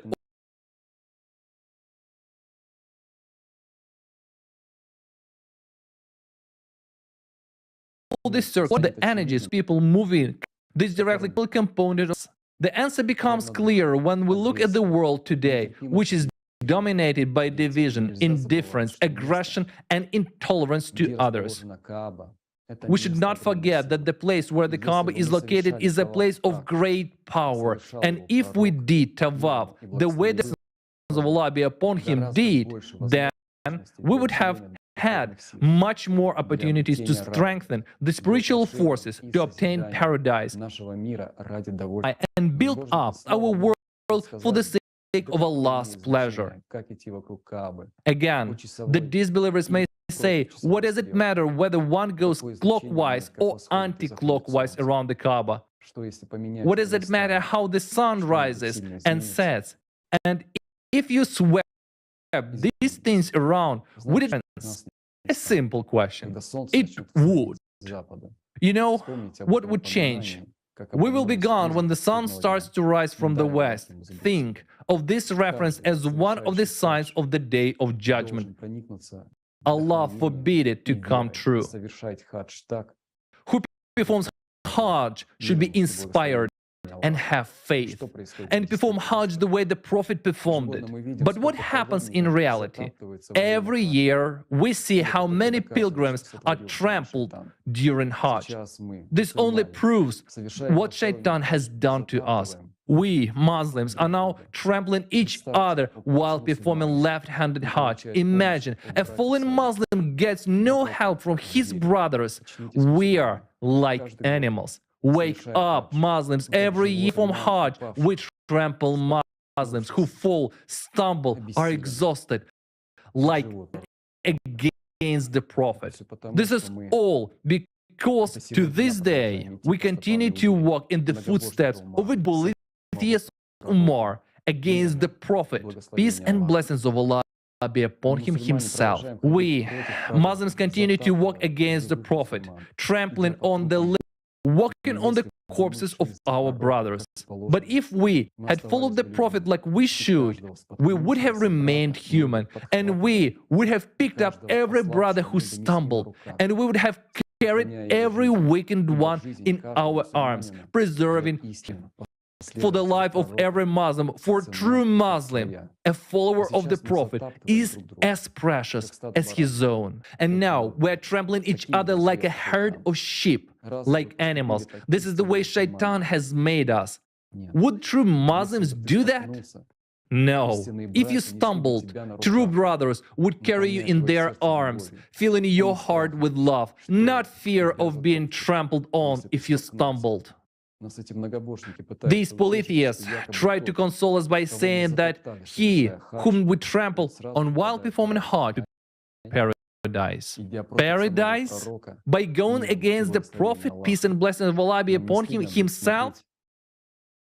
Would we not be ashamed to look into his suffering eyes? What is it like for the Prophet to see Umar going against him every time, led by polytheists? So many times the Prophet warned us, do not follow Umar, but the Ummah followed him. This is the fact, this is our history. Our ancestors knew all this, but they continued on the path of Shaitan. And everyone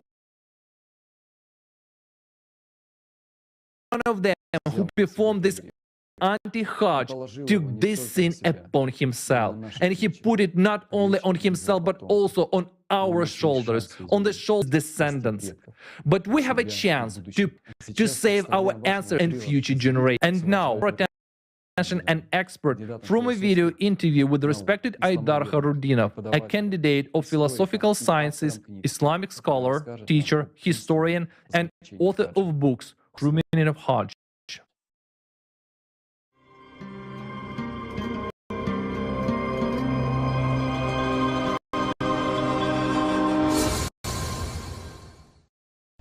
Ассаляму алейкум, я приветствую участников и зрителей конференции. Часто задают вопрос о хадже, что это такое? Хадж — это, как мы знаем, один из 5 столпов ислама, но на самом деле хадж и все его этапы, все его обряды, они символизируют этапы духовного роста и какие духовные переживания должен пройти именно дух на своем пути к соединению с Богом, со своим Творцом. Поцеловать черный камень — это как раз символ того, как дух соединяется со своим Творцом. Обход Каабы, метание между Сафа и Марва, побивание шайтана камнями, стояние на горе Арафат — все это символизирует определенные и важные этапы, поворотные моменты духовного развития. К сожалению, так сложилось, взяла верх, духовная составляющая была завуалирована, и они даже не говорят о том, что хадж — это земная модель духовного развития. О духовном развитии трудно говорить, это же не зримые материи. Хадж был дан в качестве... И при правильном разъяснении мусульманам хаджа, как отражение духовного развития, все было бы правильно и все работало бы. Но вот хадж таким образом не преподносится. Он предельно заземлен, превращен в обряд, который лишен даже духовного содержания, поэтому люди ежегодно, кто может себе позволить ездить в хадж, казалось бы, одного раза. Но самое интересное в том, что реальный хадж совершается только духом. Если духом хадж не совершается, то есть если дух не приходит к Аллаху, то ты можешь совершить 1000 земных хаджей, и это будет бесполезно. Но более того, даже в его земном варианте хадж несколько искажен. Причем в самом серьезном моменте это тот обряд, который называется таваф, и который совершается в настоящее время против часовой стрелки. Во времена пророка Мухаммада, алейхиссалям, он совершался по часовой стрелке и до возникновения, появления ислама, до его пророческой миссии. И даже сам пророк Мухаммад, алейхиссалям, совершив единственный хадж, он совершил таваф по часовой стрелке. Нужно задуматься о том, почему сейчас совершается вот это движение в обратную сторону. Это очень серьезный момент, нам следует крепко-крепко задуматься. Потому что если хадж – это земная модель того, что должно происходить в духовном плане, и даже вот эта земная модель была искажена, и, соответственно, движение людей против часовой стрелки вокруг Каабы, оно работает не в положительном смысле, а может быть даже в негативном, тем более, судя по тому, что там присутствует определенные за тем, чтобы люди двигались именно против часовой стрелки. Попробуйте пойти по часовой, вас остановят. И все-таки я скажу, что хадж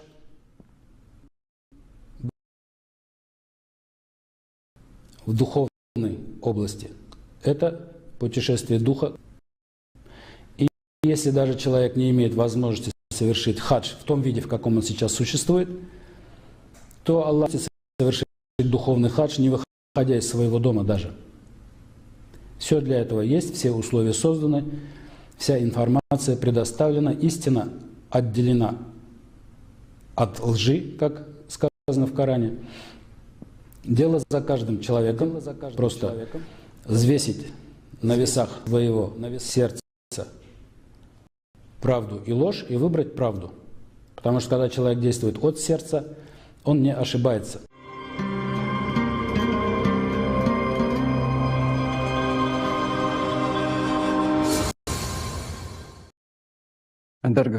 Thank you very much, dear Aidar Khairuddinov. I completely agreed with you that Hajj is a journey of the spirit to its creator, to Allah. So, whether we go in the direction of the Prophet's movement or against it, do you remember the true essence of Hajj, which the Prophet, peace and blessings of Allah be upon him, reminded us of? Or is Hajj just a tourist trip for us, which not every Muslim can afford today? No, Hajj is not, it is an experience. It is an initiation into the great history of the Prophet, peace and blessings of Allah be upon him, and the shrines of Islam. Hajj should unite Muslims because Islam gives great importance to brotherhood and friendship within the Ummah. But there is something else I wanted to say about the economic side of Hajj. There should be no privileges in the organization of the pilgrimage, in the observance of the rituals of Hajj, regardless of one's social status. There was a time when the Kaaba was relatively accessible to ordinary, even the doors of the temple were opened, albeit rarely. And today is it. Today, the worshippers, if they are lucky enough to squeeze through, can only approach the black cube of the Kaaba, but entering the interior has become accessible only to the very rich, higher-ranking individuals or heads of states. They are the closest to Allah. Shouldn't all pilgrims be treated equally as a reminder that all are equal before the Almighty? And what would our beloved Prophet, peace and blessings of Allah be upon him, say about today's Hajj quotas? It is no secret to any of us that the Hajj quota system is often a corruption and great scheme in the Hajj industry. And very often it happens that pilgrims it. The quota system itself will always remain a lucrative business because our esteemed theologians have forgotten to explain to us that the fiqh books nowhere stipulate a specific time for Hajj as its obligatory condition. These include only three things: wearing ihram, standing on Mount Arafat, and making circumambulation tawaf around the Kaaba. Hajj is performed in the month of Zulhijjah. For its time, the gathering of pilgrims at one time was quite justified and even necessary. The thing is that in those distant times, Hajj was available to very few believers. And if pilgrims had reached Mecca at different times, Hajj would not have created one of the climaxes of Hajj, the sense of the Day of Judgment, which is symbolized by hundreds of thousands of pilgrims gathered together and dressed in white shrouds of Ihram because of the small number of believers. As a consequence, Hajj quotas will continue to exist as long as persuaded that Hajj can only be performed on certain days of the month of Zulhijjah. Why do the theologians, whom we listen to and trust, keep silent about the truth and do not speak?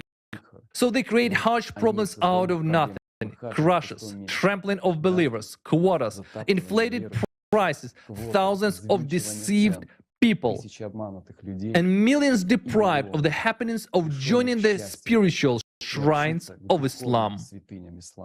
In fact, today, Hajj is, as we hear from some muftis, Hajj is not for the poor. Is this Islam? Is this the Sunnah of the Prophet? We have turned every Muslim's sacred duty that has no analogy. Hajj has become a huge business, a very lucrative business. We don't have to worry about competition, improving quality, or coming up with something new and original. This business has huge prospects for growth, because no matter how many new hotels are built in Mecca, there will always be demand for them. With every new believer born, there is one more customer. Demand and the influx of new clients is always guaranteed, so we can set any price, justifying the increase of the lack of places due to quotas that we ourselves introduce. Ashamed to look in the mirror? What do you see in the mirror?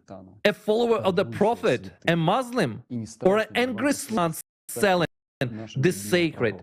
Aren't you afraid to face our beloved Prophet in reality, let alone Allah Himself?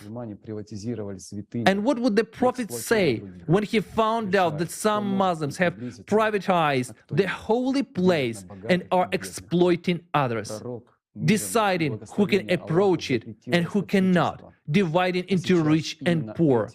The Prophet, peace and blessings of Allah, forbade usury, and that is exactly what we're doing now. Only we don't call it that outright. We're chasing profit rather than honor and conscience. Established a trade in God on Hajj, in mosques. Who makes money on this? Think about it. We're told if you visited formed Hajj, you are forgiven for your sins. But you have committed tawaf against the Prophet, peace and blessings of Allah be upon him, acting as a polytheist. So what do we hope for? Do you think that Allah will see us when we die? No. In such a scenario, we will not be greeted by Allah, because we have trampled the footprints of the Prophet and followed in the footsteps of a polytheist, a slave of Yahweh. Dear brothers and sisters, we are worshipping and loving Allah Muslims, not slaves of Yahweh. And let the journey of our return to true Islam begin right now. For a start, share this information with our other brothers and sisters. What kind of Muslims are we silent and go against our Prophet, peace and blessings of Allah be upon him? The real Hajj is the true way home to Allah Almighty. We need to ask. Every Muslim who is faithful to the Prophet must bring the message. This is the true Hajj, the true way home. May Allah have mercy on us all. Мусульмане, только посмотрите, что сделали с хаджем. Столб Muslims, just look what has been done to the Hajj. The pillar of Islam has been turned into a corrupt business. And let's be honest, it's a business in which Allah is traded, and the main businessman is Umar. And he is very similar to modern businessmen and politicians. First he changed the Quran, as he needed to. Then he completely changed the Hajj ritual according to his own ambitious interests. He's just a politician and a businessman with Islam, and exploited Islam as he wanted. Umar is a polytheist, and in fact a godless man, since he did so, and he followed him, and we followed him, pretending it didn't concern us, because for us to ignore everything, and as a result, we build a world that's Umar's dream, not the Prophet's dream.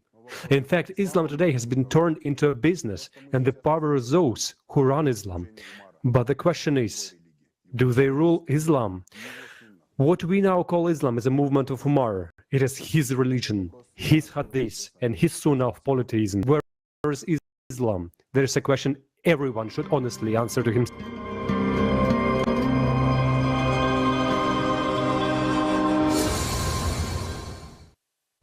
I will ask you a simple question. You, my Muslim friends, tell me why the Prophet Muhammad, the best among people, he is truly a prophet. For Allah himself did not communicate with anyone else after him, nor did he give instruction to anyone else. The last human being whom Jibreel came to was the Prophet, the best among people. And he really was oriented inwards and not towards the external. For the way to Allah is through your heart, through your soul. Why do you not act as the Prophet does? A simple question. After all, in order to tread in his footsteps, follow his footprints, look at the footprints, and look at the direction in which the Prophet's own footprints lead. Some will say, what difference does it make? Probably none. If you do not love Allah, if you are not faithful to the Prophet, none. Because already a long time ago, you to build the creative society. Isn't that so? After all, he wanted you. He wanted Islam to be all over the world, so that now we wouldn't have to think about those cataclysms, that geopolitics, and many other things. That our children may not have time to grow up, that we will never come to see our grandchildren, those who do not have them, and that the next 15 years or so may put an end to all of us, given the current progression even sooner. A simple question. Do you love your Lord God? Allah? Are you faithful to the Prophet? Answer honestly. What place does he occupy in your life? Yes, I understand you are ready to fight, you are ready to kill in his name. But are you ready to love? I'll put it simply. You know, it is very easy to die for someone, especially for God, for the Prophet. But are you ready to live for them, but to gain it? It's a simple question, but it is very complicated.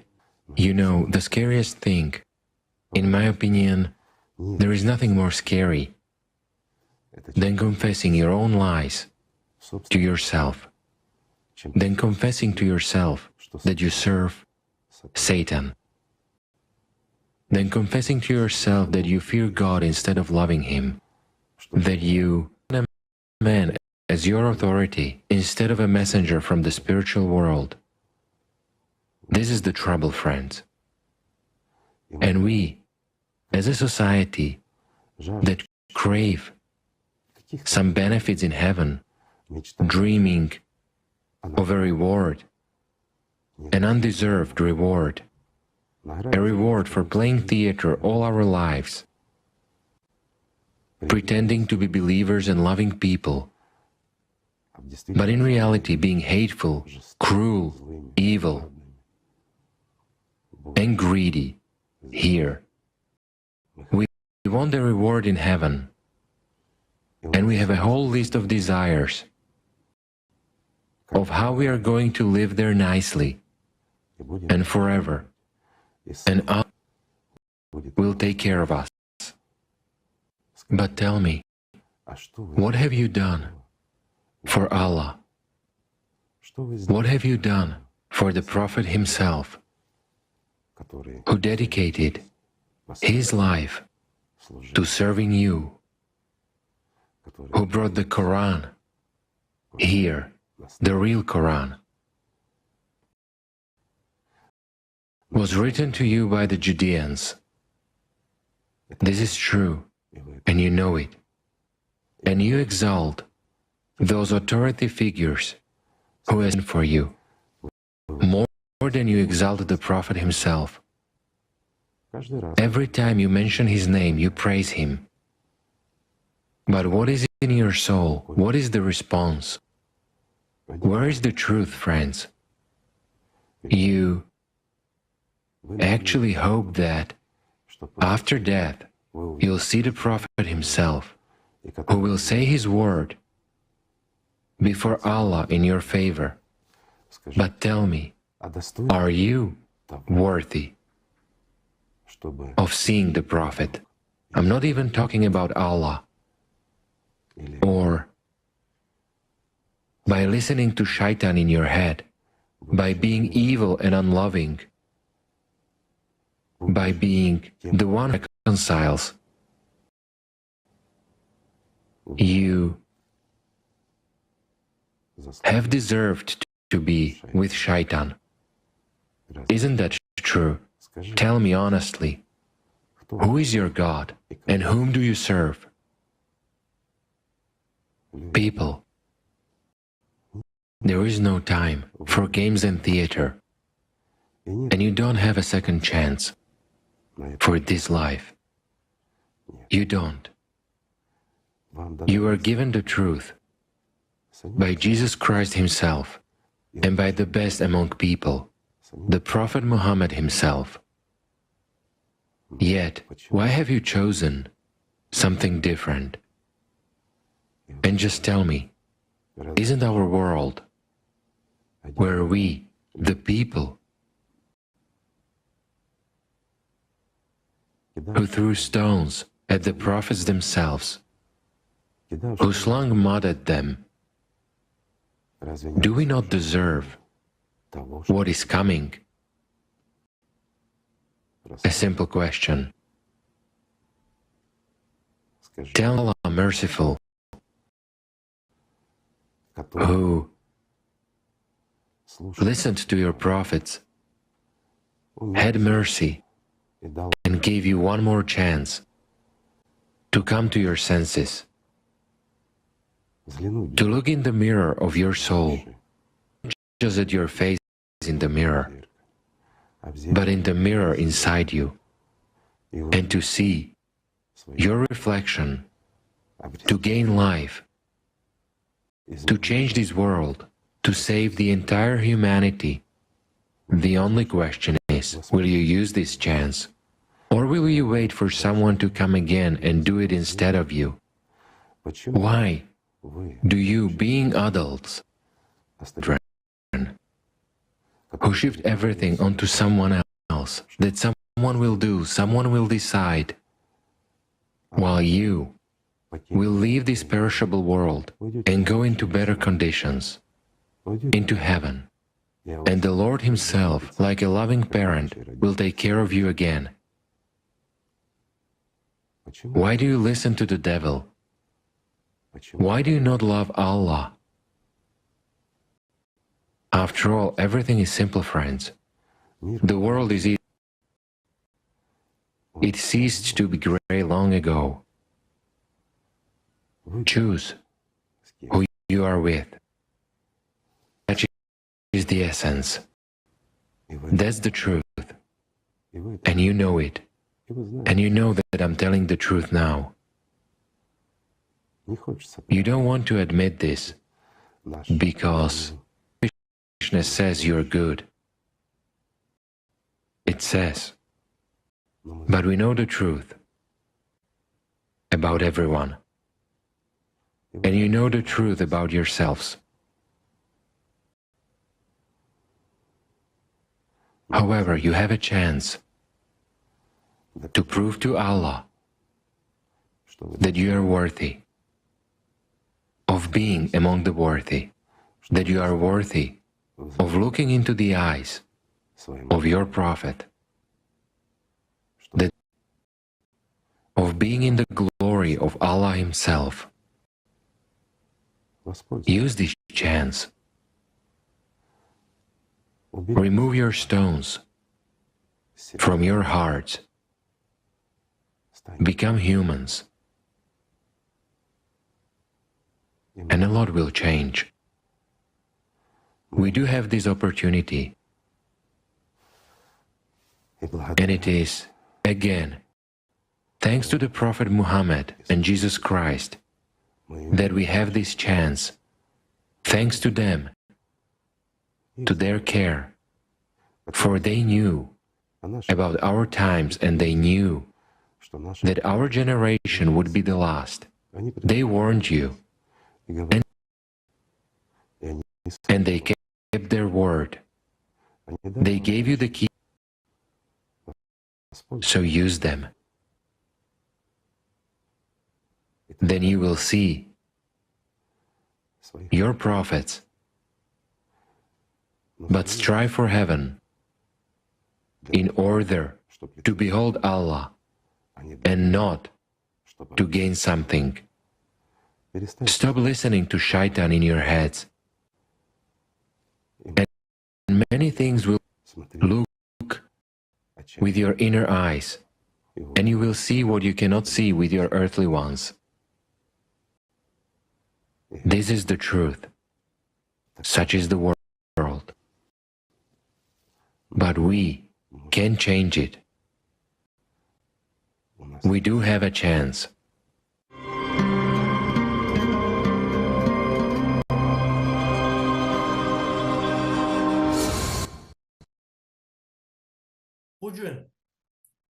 Today, we want to touch on one of the most important topics that concerns our beloved Prophet, the seal of the Prophet Muhammad. The Quran says in Surah 33, ayat 40, Qur'ani monga mawu a Allah choonadi kulosobera kwa Allah ndi chodziwika. but he is the messenger of Allah and seal, that is law prophets. And ever is Allah of all things knowing. There is also a hadith in which my similitude in comparison with the other is that of a man who has built a house nicely and beautifully, except for a place in a corner. The people go about it and wonder at its beauty, but say, would that this brick be put? So I'm that brick, and I'm the seal of the prophets. Peace and blessings be upon them. The seal of the Prophet. Allah Himself bestowed this title, Prophet, emphasizing the Prophet's special mission. The Prophet Muhammad also wore a ring on his hand called the seal of the Prophet. It is believed that it was a silver ring with such words engraved on it. Muhammad is the Messenger of Allah. After our beloved Prophet left for Allah, the ring was removed from his hand. When Abu Bakr became Khalifah, he took this ring for himself. He wore it on the little finger of his left hand and used it as a state seal in his correspondence. After him, the ring passed to Umar, him to Uthman. ilində üzü yoxa çıxdı. Year of Uthman's reign, Bu barədə disappeared. bir dəfə Osman There is a story about this. Once he, Uthman, was sitting at the well of Aris. He removed the ring from his hand, and while he was trifling with it, it dropped. We kept on going to the well with Uthman for 3 days looking for the ring, and finally the well was drained, but the ring was not found. Bukhari, Libas 55. When the search proved fruitless, Uthman ordered another ring to be fashioned after the lost one. A well-known story. Let's make a brief summary. The Prophet had a ring which was his seal. After the Prophet's departure, the ring was taken, supposedly lost, and then a copy was made. Now, let's remember who exactly took the ring. Abu Bakr, Umar, Uthman. These polytheists, traitors of the Prophet who tried to kill him, took our Prophet's ring. These traitors wore his ring on their hands, although right was given to any of them, for they are not prophets. Are the traitors and polytheists who serve Shaitan. Allah sent to us a single prophet who's worthy of humans, and only he had the right to wear this ring. For he is the seal of all prophets. Just think how disgusting this act is. And allegedly lost the ring and created a copy. That is to say, the ring that has survived to this day was recreated from Uthman's description. This is a very important point.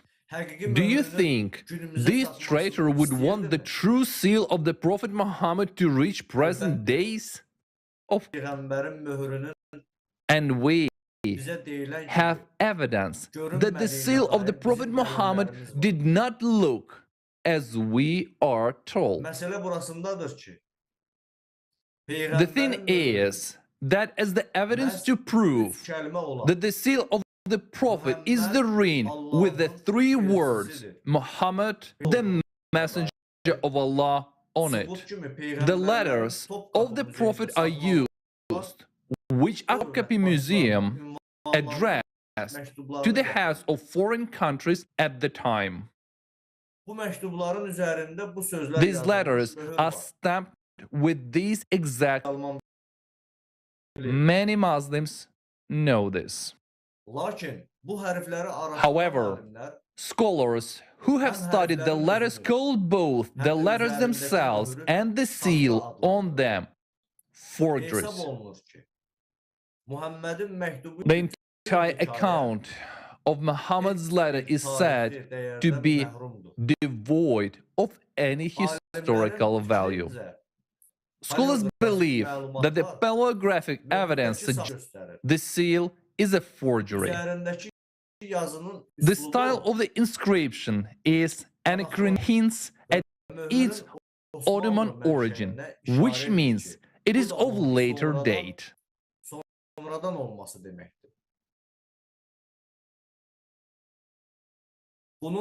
Here is proof that this is not a real seal. What was on the real seal?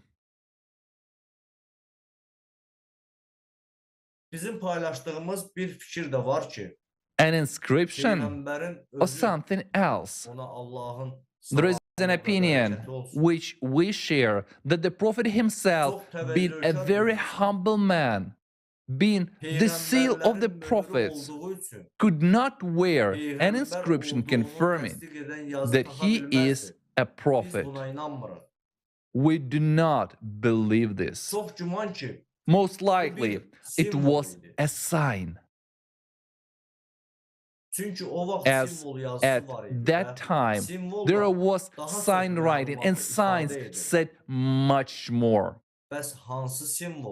But what is the sign? It's up to us to figure it out.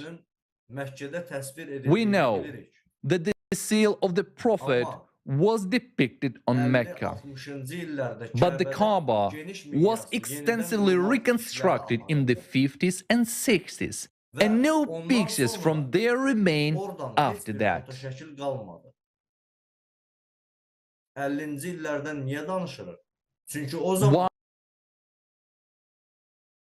Why are we talking about the 50s? Because it became clear that the end come.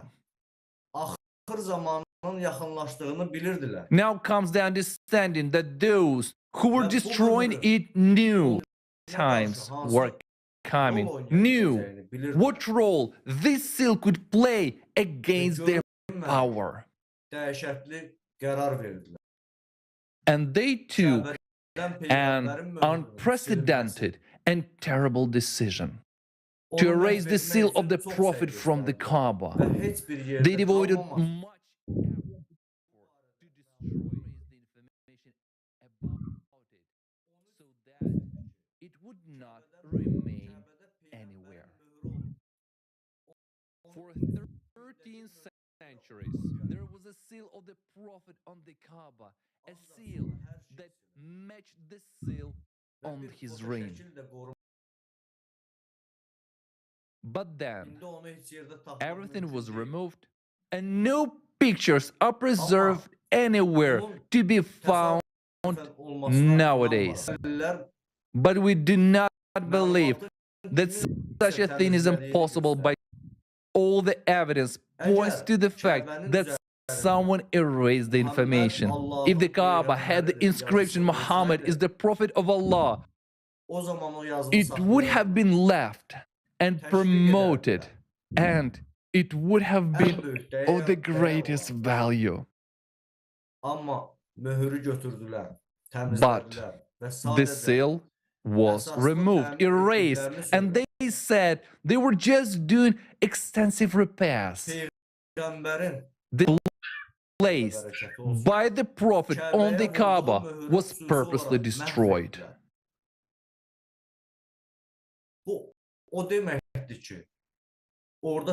This means that there was a sign there that was undesirable and that was mentioned somewhere at some time. The oldest sketch that was made survived, and here it is. Yet, it is impossible that there are no videos, photos, or other sketches left.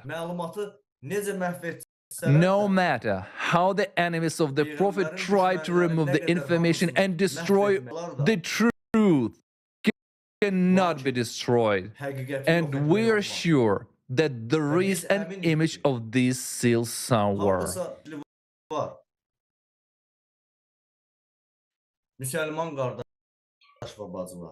Muslims, brothers and sisters, I'm now addressing you. Let's search together in all sources and libraries. We need to search exclusively in Islamic libraries. That's where information was destroyed in the first place. Search in secular archives and sources where the hand of Shaitan has not reached.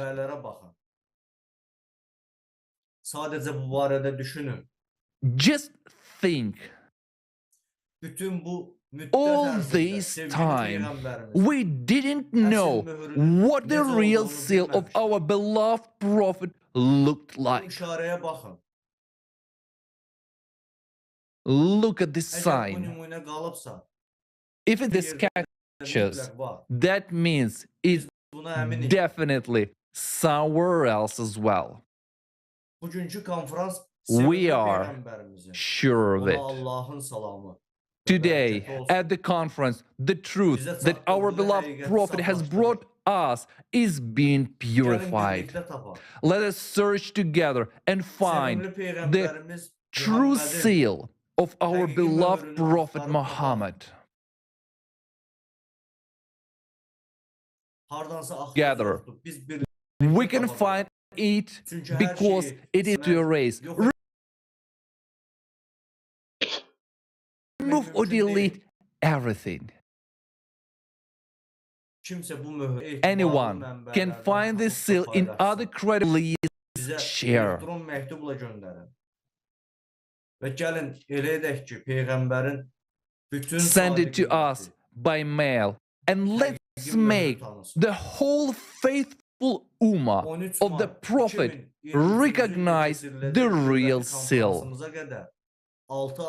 We have 6 months until our next conference, which will be held on May 13th, 2023.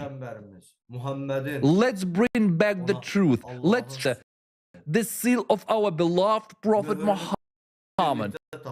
Peace be upon him. You have the floor. The Quran, as the word of Allah, the truth, Allah, is the greatest of all miracles created by Prophet Muhammad. Sallallahu alayhi wasallam. The Quran is the prophecy, the perfect word of the most heavenly revelation that has established lomaliza lakumwamba lomwe lakhazikitsa for all humankind. lamulo lomaliza la Mulungu kwa anthu onse. Into the heart of Prophet Muhammad, peace and blessings of Allah adayika Qur'ani mu mtima mwa mtumiki Muhammad, madalitso ndi mtendere zikhale naye, kudzera mwa mngelo Gabriel, ndipo adasunga pa mtima mwa ake ndi mphunzitsi tanthauzo lake lakuya. Ichi chidali choona chomwe chidabwerewetsa pa dziko lapansi ndi cholinga chokonza zinthuzo ndi zokhota zija zomwe zidabweretsedwa ndi anthu okhumudwitsidwa ndi mtchito amenewo.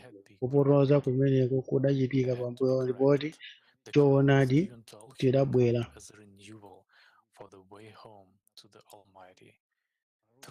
Qur'ani idabweretsa kwa ife kuchokera kwa nenemo, ndipo chinayike kuchokera ku Qur'ani idalengedwa kwa mtundu wonse wamphamvu yonse nthawi yonse ya uneneri wa mtumiki Muhammad. Idavumbulutsidwa ndi kuperekedwa kwa anthu pakamwa. Aneneri onse adali kufalitsa choonadi pakamwa, ndipo palibe kalata imodzi yomwe idalemera mtumiki aliyense pa iwo m'manja mwawo. Zoonadi abale ndi olengedwa magwero onse amvulike zimenezo pambuyo pa imfa ya aneneri, ndipo patapita zaka makumi angapo pamene anthu adayamba kulemba mawu a aneneri. Umu ndi mmene malemba opatulika a Babuloni anapangidwira.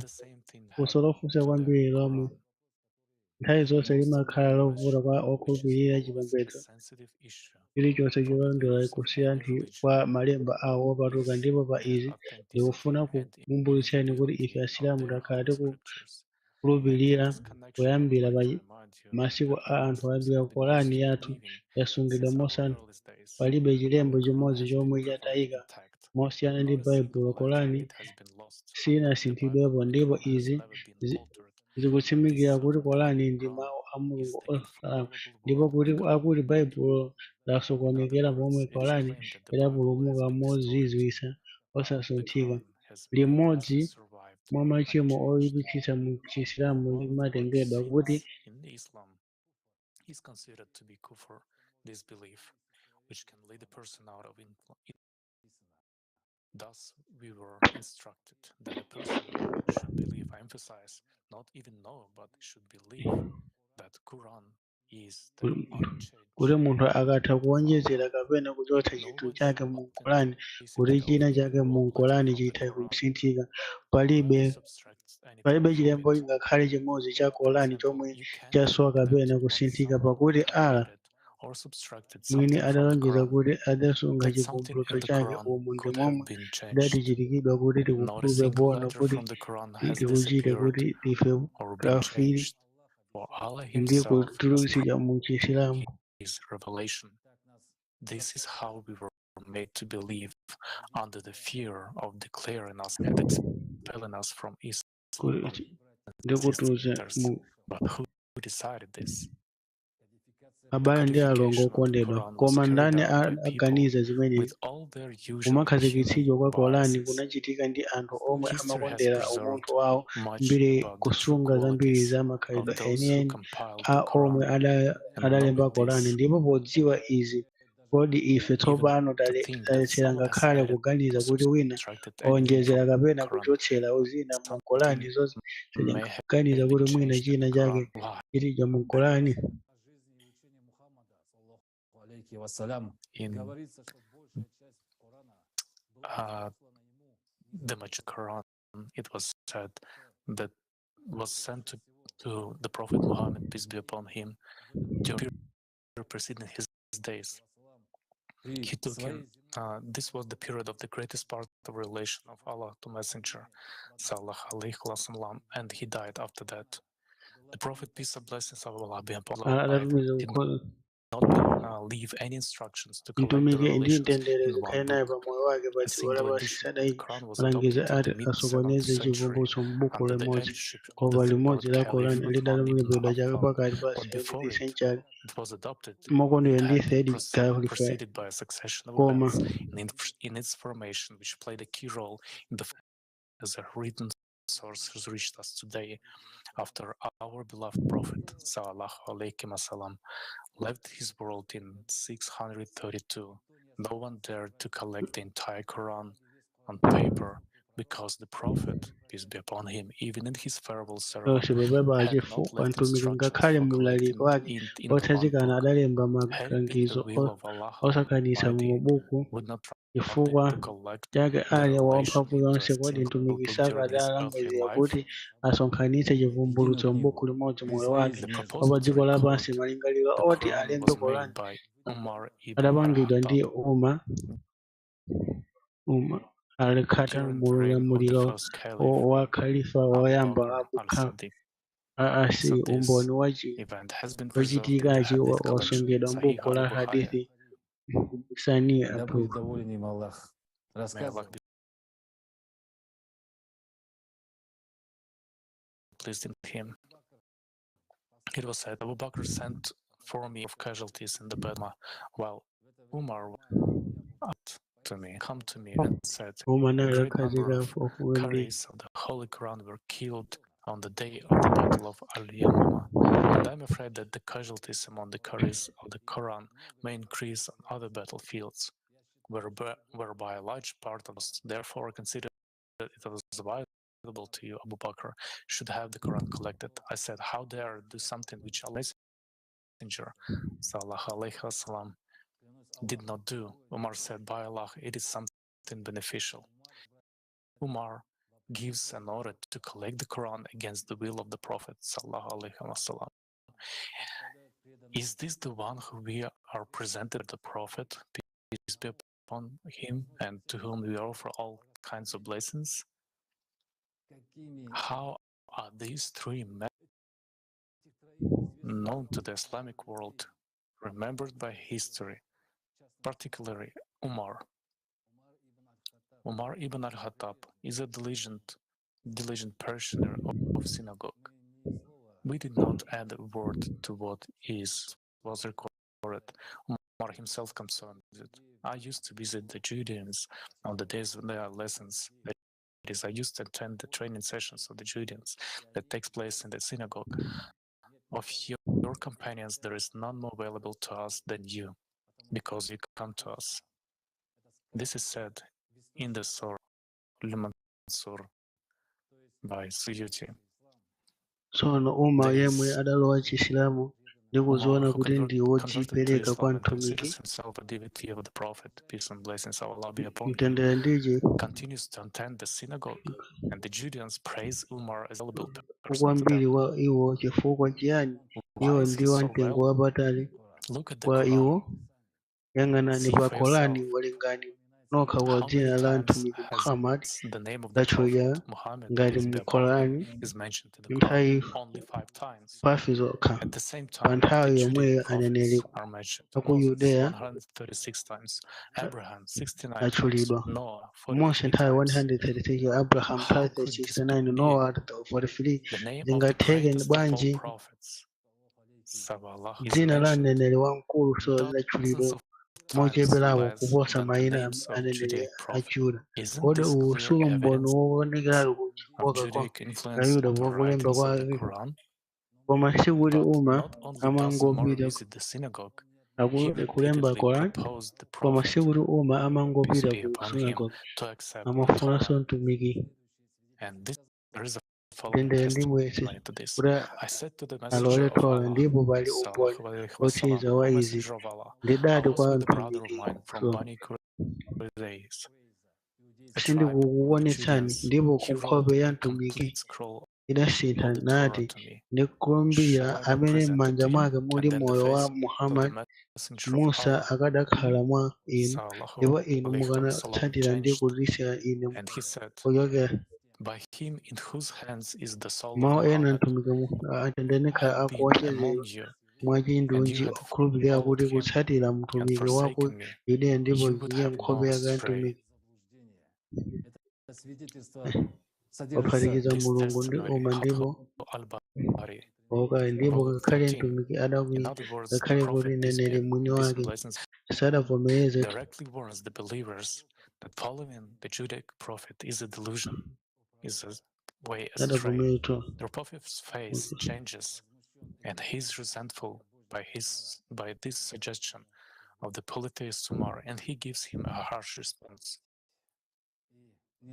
But despite the prophet's anger, despite the fact that the prophet, peace be upon him, himself emphatically did not accept the Torah, Umar continued to offer it repeatedly to the messenger of Allah, seeking to engage him mosindikiza in Judaism. uma akupitiriza kupereka mobwezamweza kwa And the mtumiki prophet ala kufuna replied, kuti achite naye chidulu O chiyuda people, ndipo verily I mtumiki have been adati given all the inu worlds anthu and their ndinu endings, ine so be ndapatsidwa mawu content. onse I ndi have come to you malekezero ake with choncho that which is pure and mukwanitseni clear. nani So do not ndakuwuzirani go astray, choyera and ndi let those who have gone astray chooneka not deceive choncho you from the path. musasojere ndipo The osanyenge Prophet amene Muhammad asojera himself, inu pa njira. sallallahu alaihi wasallam, is Mneneri Umar, Muhammad the one mwini who wake went astray. adamutcha This in the Quran wauchilika uma kuti ndi amene will adasokera surely ndipo find Qur'ani the muli most umboni bitter woonenera poyera towards pa the izi. believers to be Ndithu the upeza Judeans and obisa kwa polytheists. Asilamu ndi Ayuda ndi The Achipinda. influence of the Judeans on the formation of the Quran can clearly be seen in the numerous Mphamvu yake ya references Ayuda to the kupanga Judaic Qur'ani prophets ikuoneka bwino and mwa the numerous uthenga ambiri a repetitions of uneneri the a ayat Ayuda ndi about their kubwerezera kwa God-chosen maayati ones. kuonena In 2 ayat kusankhidwa of the kwawo second kwa surah, Mulungu. Surah al-Baqarah, Ndima ziwiri za surati ayah 47 and ayah yachiwiri surati 122 repeated 47 and twice word 122 for word that ndi the Almighty kubwerezedwa has kawiri ndi exalted the liwu ndi Judeans liwu above kuti other Mulungu men wamphamvu and yonse worlds. wakweza Ayuda Children pamwamba of pa anthu Israel, ena ndi zolengedwa. recall my favor, which I bestowed Ana upon a you, Israeli kumbukirani ndi exalting you chisomo changa nations. chimene ndidakupatsani ndi kukwezeni kuposa mitundu yonse. Dear brothers and Ana a sisters, Israeli, Islam as the revelation of the Almighty chisomo changa and chimene the greatest ndidakupatsani prophet, ndipo peace be upon him, seal ndidakuweka of all the prophets Muhammad, sallallahu alaihi ndendendide wasallam, okondedwa is God's chosen one. How can ndendendida Almighty Allah zezikhaye say twice in ndi one wosankhidwa surah wa Mulungu of the nga ala Quran that wapamwamba He has mwamba exalted the anganene Judeans bwanji above kawiri all mu worlds, sura imodzi another surah ya Qur'an kuti say that all wapatula men are Ayuda equal before pamwamba pa Allah? zolengedwa Allah zonse cannot have ndipo surayi inanso contradictions. kuti anthu After all, onse in Surah ngofanana 13, pamaso in pa ayat ala 10, sangakhale it ndi says, zotsutsana ndithu mu equal surati of you 13 mu is ayati he 10 who keeps his imati saying alingana mwa inu amene amasunga zonena zake mobisa ndi amene amalankhula mokweza mawu ndi amene amabisa usiku ndi amene amayendayenda usana. Maayati ambiri Qur'ani nkhani za moyo wa aneneri a Chiyuda ambuyo zimagwiridwa mawu. Mobweza okondedwa Asilamu, kodi nkoyenera kuti Allah wamphamvu yonse atchule ndi kutsimikizira choonadi chake ndi mawu a aneneri a Yuda pamene akuvumbulutsa chivumbulutso? Kodi nchoonadi chochokera kwa Allah mwini wake chifukwa kutsimikiza kwa wina aliyense? Qur'ani idapangidwa njira yakuti pafupipafupi mu sura yonse ndi malingaliro abwereza ndi zochitika. Chifukwa chiyani izi zidachitika? Kodi chifukwa ninji kuti kufunikira kutchula kwambirimbiri za aneneri a ku Yudeya ndi kusankhidwa kwa anthu a ku Yudeya? Kubwereza kucho kunayambitsa njira yoloweza mwachiwawa zomwe ndi zomwe zikufunika komwe kanali pambuyo kwa omwe amatchedwa oyambitsa kusonkhanitsa kwa Qur'ani. Qur'ani ili ndi zotsutsana zambiri chifukwa cha kusokonekera komwe kunayambitsidwa ndi Ayuda opembedza mafano. Mbiri ya sunga kwa Khalifa Thalitha Uthman ibn Affan amene adafuna kupha mtumiki Muhammad, so ndiye mmodzi mwa anthu a nthawi yake. Uthman adati Qur'ani ili ndi zilembo 1027,000 mu nthawi ya mtumiki, omwe zolembera zinali ndi zilembo 267,000 and 33 mawu 33. Abu Asa adasimba mawu a abambo ake kuti tikawalenga sura ya Qur'an lofana ndi sura ng'ombe kupatula kwake ndi kukumbukira mawu kwawo. Kodi ana a Adamu zigwa ziwiri zodzaza ndi chuma ndiye akufana chachitatu mulibe mawu otere Qur'an mwakono. Ndipo Aisha malinga ndi Aswad adati mu nthawi ya sura ya mgwirizano inali ndi aya mazana awiri. Ntayatumika sura 33 inali ndi aya mazana 200 pamene kafiri unthani adasindikiza zolemba za Qur'ani ndi aya amene analembedwa mmene 73. Tsono chapezeka kuti Qur'ani sidaphatikizire ku chivumbulutso chonse chomwe mtumiki madalitso ndi mtendere zikhale adapereka, ndipo izi ndi gawo chabe ya Mavuto osankhula kwa Asilamu onse amakhulupirira kusanthulika kwa Qur'ani. Kupatula apo, mfundo zophwekazi zikutsimikiza kuti kusintha kudapangidwa kale kupangidwa kumene kwa Qur'ani. Kupatula apo, zomwe zawonjezedwa kale Qur'ani monga kubwezereza kwa aneneri a ku Yudeya kapena maayati okhudza kuyambitsa kwa Ayuda zoonetsedwa ngati kusintha kapena kodi kuchotsedwa masura ena mu mabuku ovomereza a Qur'ani kulengedwa ngakhale kusinthidwa funso chifukwa chiyani popanga Qur'ani wowambira mafano omwe sadasiye madalitso zokhudza hini chifukwa ndi mfundo yokanika kwambiri yomwe ali ibn Abu Talib ndi mtumiki Muhammad anayika zambiri kwa masiku tiona kulikonse mu Qur'ani. Chifukwa nkhani imene inali yowawa kwa umma. Kupatula apo, zinanenedwa kuti pansi pa imamu dziko lidzasintha ndipo mabodza onse adzaululidwa. Izi zinanenedwa ndendende zomwe zikuchitika masiku ano nthawi yathu ino. Izi zimaopseza kuti umma ndi omutsatira ake umasanasiye chilichonse chokhudza handi, chifukwa gulu lomwe amahadi adzaweretse ndi losayina ndi zomwe umma ndi omutsatira ake amayamanga. Mandi amabweretsa gulu la Asilamu enieni omwe amamangidwa pa chikondi, mgwirizano ndi kufanana osati pawiri chinyengo ndi kuwononga zinthu. Ndipo choonadi cha chilengedwe cha Akhristiani ali ndi mikhalidwe awiri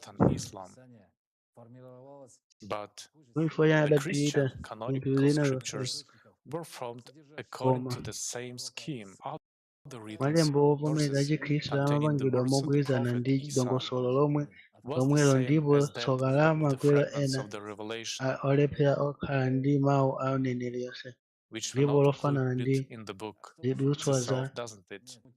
And did the Muslims ndipo remain asilamu silent? adakhala No, they were ndipo outraged. asilamu adakhala According to the chete testimony of ayi Ibn adakwiya Badaw's kwambiri malingana ndi outrage umboni among many wa Muslims who accused the ibn three dabu Imam Ibn Affan izi of destroying the book of zidagwiritsa nkwiya Allah. pakati pa asilamu ambiri omwe adamunamizira But their khalifa wachitatu discontent was suppressed. Ottoman And afa today, kuti we are wawononga persuaded buku la ala that the Quran is a koma direct and unchanged revelation in the form of a ndipo book lero displayed sili kuti from the korani ndi Almighty, chikumbutso cholunjika ndi but chosanthimika thus the maonekedwe a divine buku revelation, lotsiriza ndi the thread kuchokera leading to kwa Allah, mphamvu yonse that the koma kodi Almighty passed kumbutso la mulungu ulosi wopita on kwa ala to the umene Prophet mulungu Muhammad wa through the mphamvu angel yonse have to adamupereka do kwa with the mtumiki written Muhammad texts from various people kudzera that mwa angelo compiled in a Gabriel book zili ndi by the zochita ancients ndi of the zolembedwa Judeans. kuchokera kwa anthu Why are Muslims osiyanasiyana zomwe frightened that it is a m'buku la terrible nthawi mistake ya Yuda to know chifukwa that chiyani something asilamu was ali ndi arbitrarily mantha added kuti or ndi subtracted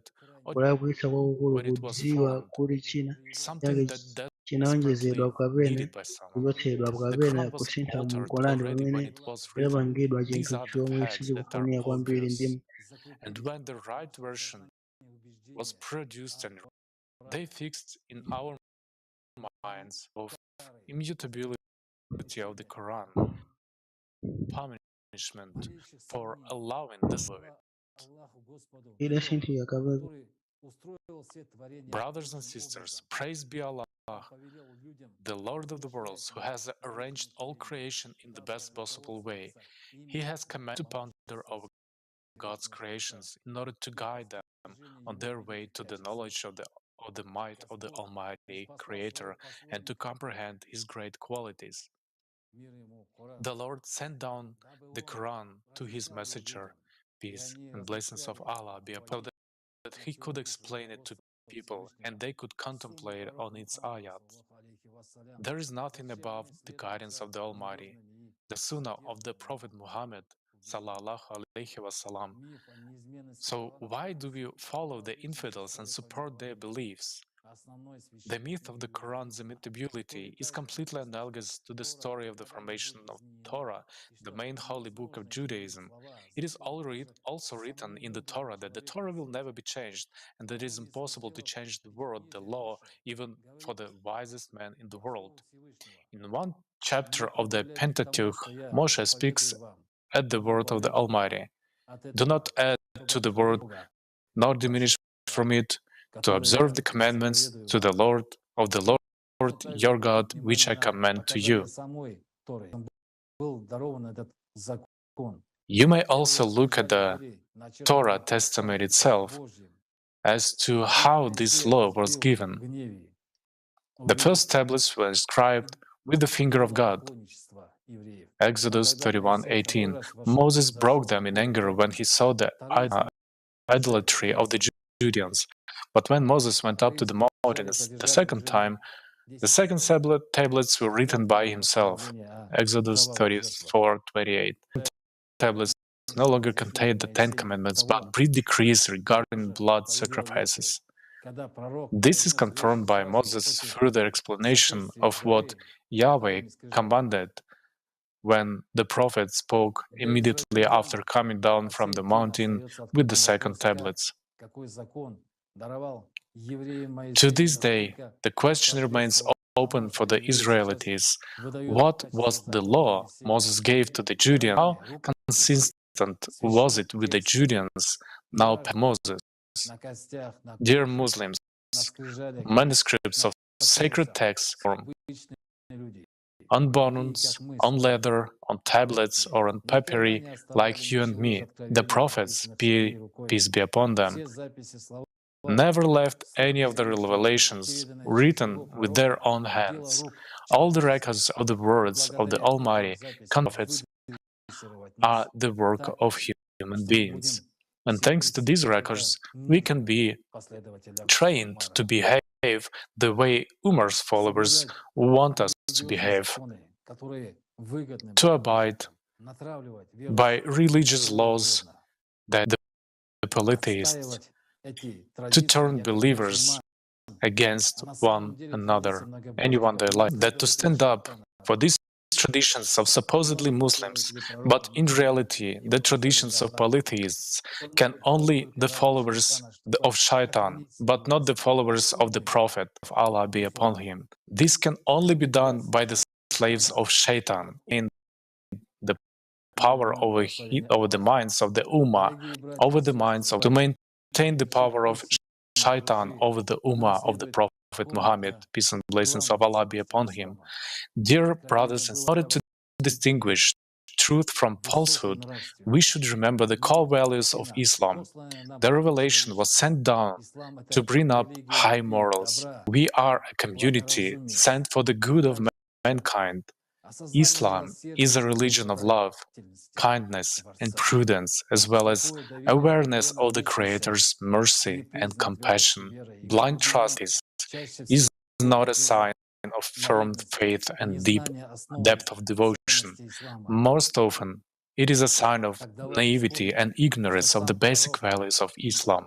So let us remember that the Prophet himself, peace be upon him, said that everything would change, that Islam would change, and the Qur'an would change. zisintha kuti chisilamu chidzasintha ndi kuti Qur'ani isintha ndipo tikuona kuti Qur'ani idasinthidwa nthawi yomweyo pakupangidwa kwake. Izi ndi zoona nangano ndi amene akunama ala kapena anthu. Kodi tikumvetsera kwa ndani nene adayankhula zoona anasiya zonse kuti tikhale mu creative society, ndipo Ayuda ndi otsatira awo adawononga zidutswa za Qur'ani zomwe zidafulumizidwa m'menemo naona mawu a mtumiki. Sizili choncho, kodi ife silidziwa icho? Kodi chifukwa ninji timakhala otanganidwa ndi Peace and blessings of Allah be upon him. Thank you, Arman. Is the one who follows the Prophet, peace be upon him, which he has sent down to us in the Quran. And in fact, the Quran is simple and can be understood by anyone who leads with an open heart and love the Prophet, peace be upon him, and blessing of Allah. Dearest, you have the floor. I don't think the Quran is incomprehensible. The Quran is a field scholars sell the general public an idea that no one is able to understand it without them. There is nothing accusation of their the verses of the Quran are neither complicated nor difficult, but scholars did their best to impose the idea on people that only they have a monopoly on interpreting the Quran, and they expound the Quran according to what they themselves want and according to their. So they try to make the Quran incomprehensible, and in this incomprehensible way, it comes to all people. If the Quran is a divine book, it is addressed to all people. Ngati Qur'ani ndi buku la Mulungu lipita kwa anthu onse, ndipo kuyenera kugwirizana ndi malingaliro awo ndi kuthekera kwawo kulimvetsetsa molondola ndi mopepuka kwambiri. Ndipo m'menemo muli vuto lalikulu la Qur'ani. Nzeru zake ndi malangizo ake amapezeka kwa anthu onse powerenga kapena kumvetsera. Понимание толкования священного Корана стало наиболее актуальным именно в наши дни. The topic of correct understanding has become the most urgent in our days. Kumvetsetsa kulondola ndi kutanthauzira Qur'ani yopatulika okhala kufunidwa kwambiri masiku ano, monga adanenera mtumiki wathu madalitso ndi mtendere zikhale naye, kuti idzafika nthawi imene tidzawazira kalikonse mu Qur'ani koma maonekedwe ake, ndipo palibe chimene chidzatsala m'Chisilamu kupatula dzina lake. Chisilamu masiku ano chikugwiritsidwa ntchito chifukwa chongofuna kudzikonda, ndipo ma ayati a Qur'ani akumasulidwa mothandizana tafafi oyembekezeredwa kuchokera ku Chiarabu limatanthauza kulongosola mu sheria ya sifa ndi sayansi yofotokoza momveka bwino kuti kuchotsera mayankho azamalayo ndi nzeru zochokera ku mabuku a Allah omwe adatsekera kwa mtumiki Muhammad kufuna kwa mstasika kumapatsidwa kufunikira kwaukulu akatswiri a Chisilamu amakhulupirira kuti kuphunzira kwa chiphunzitso chowonjezera cha Qur'an ndi Africa udindo ophunzira ndi kumvetsetsa tanthauzo lako chikumbutso cha wamphamvu yonse ngati Musilamu yo Zabuwa You have the ulipansi. floor. Aziz dindaş Yapusha ve Kur'an'ın okondedwa Passivity okhulupirira and azanga unwillingness to understand the kokhala wisdom and chete depth of the ndi Quran without someone's personal kumvetsera beliefs uzelu and ndi reasoning kuzama kwake kokhalani has brought kopanda Islam chikhulupiriro to a ndi dead kulingalira end kwa today. munthu wabweretsa Chisilamu pachimake The lero. message of Allah Himself, our blessed Prophet Muhammad, Mtumiki peace wa and Allah blessings mwini of Allah be upon him, mtumiki wathu Muhammad madalitso ndi mtendere zikhale naye adanena kuti wabweretsa Qur'ani that was easy and clear to understand. tefsirciler olmasa And now momveka bwino we are komanso told momveka that bwino without an interpreter, ndipo we tsoka cannot understand the tikuwuzidwa Quran. kuti wopanda womasulira sitingathe kumvetsetsa Qur'ani.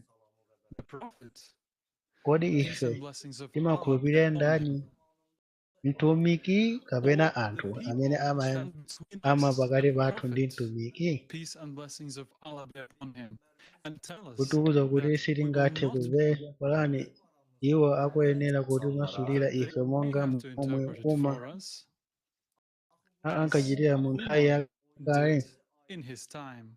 Kupatula apo Qur'ani amati ndipo ndithu The Quran tayefesa Qur'ani says, kuti ikhale. we have certainly made the Quran easy for remembrance, Iwo so akuyenera easily kutimasula ife remember. monga momwe mati. It is said in the Quran, Allah, I have sent down the Quran for you Muqur'ani kunena kuti that Mulungu anyone mwini may adati understand. ndakupa Muqur'ani kuti aliyense amvetse. tefsirci olmasa Now, we are Ndipo told tsopano that tikudziwa without kuti an popanda interpreter, womasulira we will not understand the sitingamvetse Quran, Qur'ani for we are pakuti incapable of sitingathe kumvetsa comprehending it. otsatira Chiyuda mu Chisilamu The akufuna followers kunena of kuti Allah Judaism ndi and wakodza. Islam want to say that Allah is liar. It is their God, Yahweh, the youngest son of their supreme God El, Ndi who is Yehova a wawo liar, mwana because wang'ono wa he Mulungu wawo taught the wamkulu Eli Judeans to yemwe ndi lie and wabodza deceive. chifukwa anaphunzitsa Ayuda kunama ndi Look kunyenga. at the state of our Ummah today.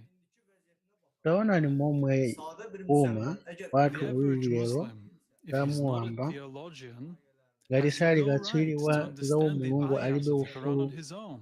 womvetsetsa Nor should ayati he a dare to Quran understand anything with pa his iye head. yekha, komanso asayelekeze Think about kumvetsetsa it. chilichonse ndi Even if a mutu person wake. is a Muslim Taganizani and a izi, native Arab speaker, ngakhale munthu he's atakhala afraid to Msilamu translate a komanso phrase from wolankhula the ayah on Chiarabu his own. He amaopa relies on kumasulira yekha tafsirs. mawu So a what aya about the rest of the amadaliro world? yathase nanga bwanji za dziko lonse. hakkında danışan tanınmış marifçi Abdullah Bubim, a well-known Gabudula educator, Dubai, social activist, and mphunzitsi in his wodziwa book, Is bwino it the time wolimbikitsa of anthu komanso ijtihad over mphunzitsi or m'buku not? lake He kodi writes the nthawi ya following there. isikadi yatha kapena ayi. Even if a person Ikulemba is not kuti prejudiced, objective, pure of kodi heart, si mmene zili and masiku has not ano worked for nanga anyone, ife but sitikutsata lero in any ndani. case he reflects in tafsir his point of view and his understanding, among other things.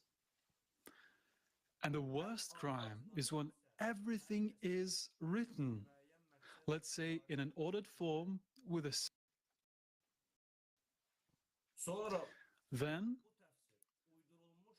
this tafsir is enshrined in an invented hadith which says read the Quran and understood something in it, has prepared himself a place in hell. böyle değil mi? Isn't that how it? So who do we follow today?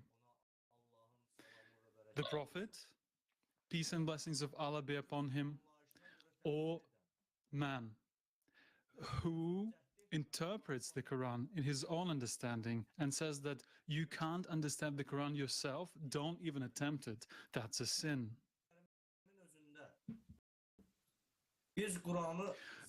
The Holy Quran itself says, "You have made the Quran easy to remember."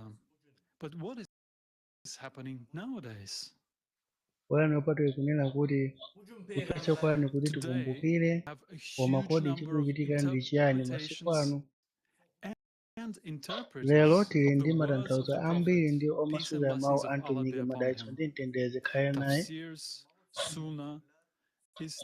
Tafusa sunas, isnas, takrits principal, chisokonezo cha maganizo omwe amafotokozedwa mu hadith zovomerezeka iwo akwiri chachikulu lingaliro la Qur'an kungopatsa anthu ndendende zeru zonse ndipo osatinso.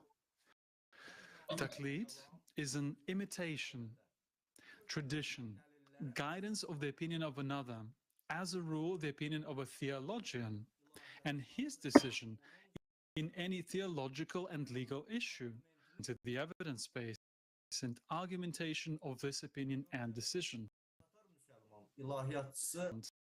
Tatar Muslim theologian Musa Begiev said the following: Taqlid was an affliction that brought the minds and hearts of Muslims to a state of complete stagnation, turned Islam from a religion of practical action into a religion of dogmas, detached from life, and further, by blinding our thought, the disease of taqlid has complicated our social condition and eventually diverted our attention from the wonderful Sharia. Isn't it true when the Prophet, peace and blessings of Allah be pamene upon him, mtumiki himself madalitso ndi said that mtendere zikhale naye adanena and kuti I palibe emphasize aliyense ndipo no ndikutsindika should kuti stand between Allah palibe munthu ayime pakati pa Allah ndi munthu, nanga bwanji ife tisatsatire mawu ake. Ndipo lero kuti gulu la nkhondo la omasulira ndi olamulira mwakhanza atayima pakati pa Nsilamu ndi Allah akutiuza momwe tingapitirire kwa Allah malinga ndi kuzindikira kwawo. peace be upon him. Mtumiki Muhammad mtendere ukhale pa iye adanena ndendende kuti Allah analankhula ndi munthu. His instructions and knowledge Allah akupereka malangizo ndi chidziwitso chake kudzera kwa atumiki ake ndi aneneri ake. Sazipereka kudzera kwa munthu, koma Allah amalankhula mwamchidwi ndi munthu m'chiyankhulo chachikondi. Apo ayi palibe amene akanabwera ku nyumba ya Allah. Za matanthauzo osewa iwo anatsogolera ku chiphunzitso cha pang'ono-pang'ono cha vumbulutso la wamphamvu yonse, kusintha kwa khalidwe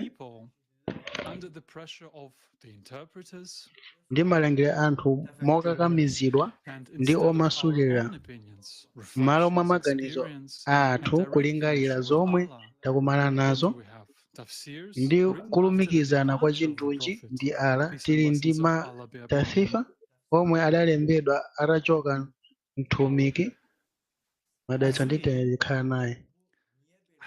Takhala khamu lomvera lomwe limaopa ngakhale kufunsa mafunso. Ndipo kwenikweni n'chifukwa chani zili choncho?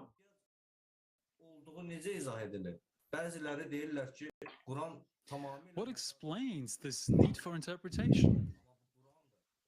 Nchiyani chimafotokoza kufunika kwa masulira? Ena amati Qur'ani yonse ndi fanizo.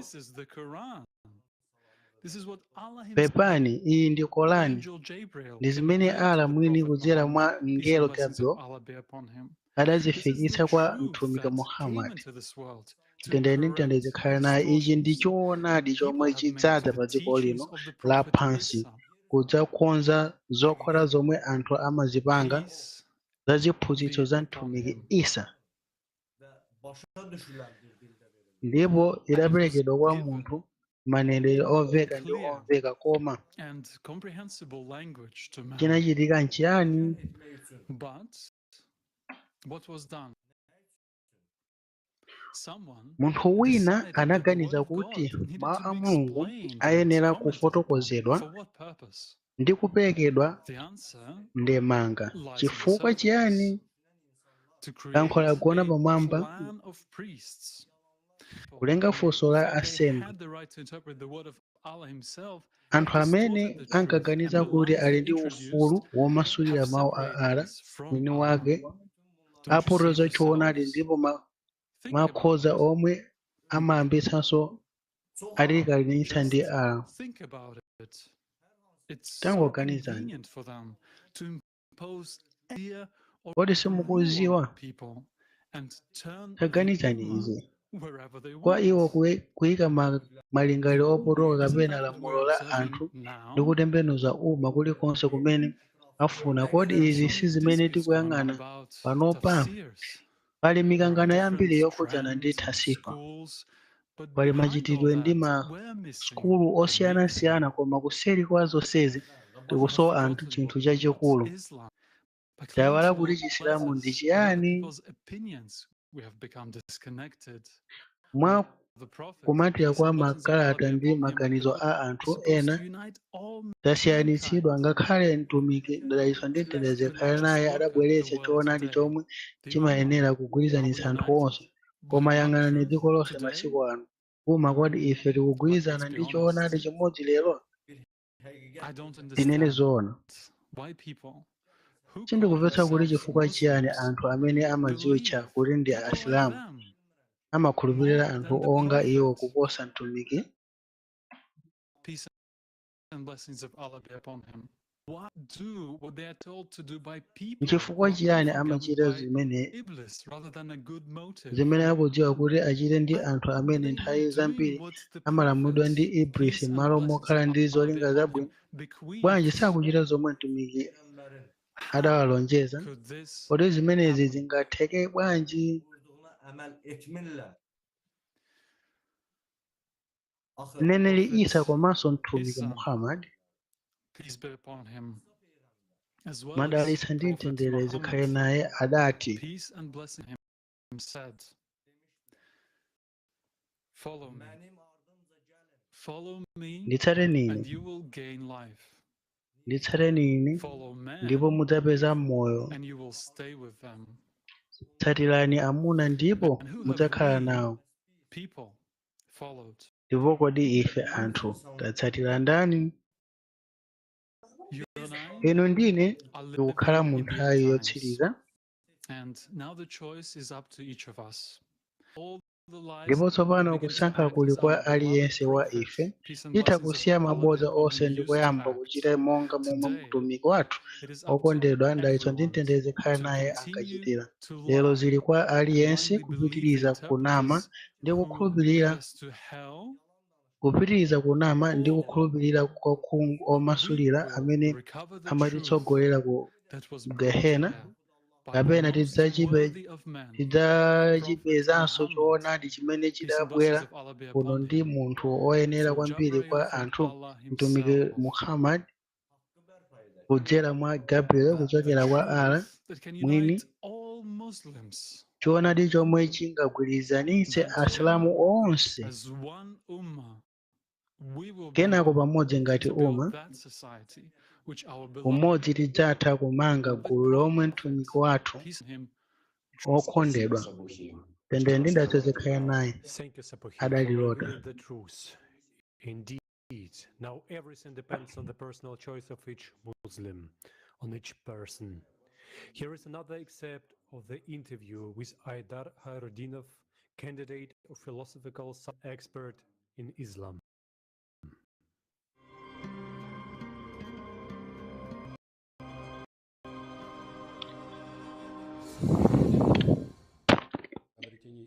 Finding the truth should be the main goal of of any religious movement, kupeza of the choonadi religious kuyenera quest kukhala of joining cholinga a religion, chachikulu cha being a gulu part of a lililonse religion. la It is chipembedzo. all necessary for a person of the Kufunafuna truth is kwa God. chipembedzo, kulowa mchipembedzo, He calls kukhala himself gawo that. la chipembedzo, It is not ndikofunikira a kuti revelation munthu for Muslims. apeze choonadi, ndipo choonadi ndi Mulungu.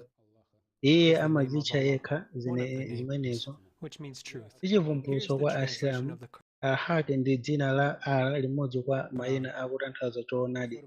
Nako Surah kumasulira 42. kwa Qur'an, sura 42, sura ka sura 51st ayati ayat. 51. It is not possible for a Nkosatheka kwa human being munthu to have Allah kulankhula naye communicate with ala them maso ndi except maso, through inspiration koma or from behind kupyolera a mu veil, mzimu or kapena by kuchokera sending a kuseri messenger, kwa an chotchinga angel to kapena reveal whatever he wills avumbulutse by his chilichonse permission.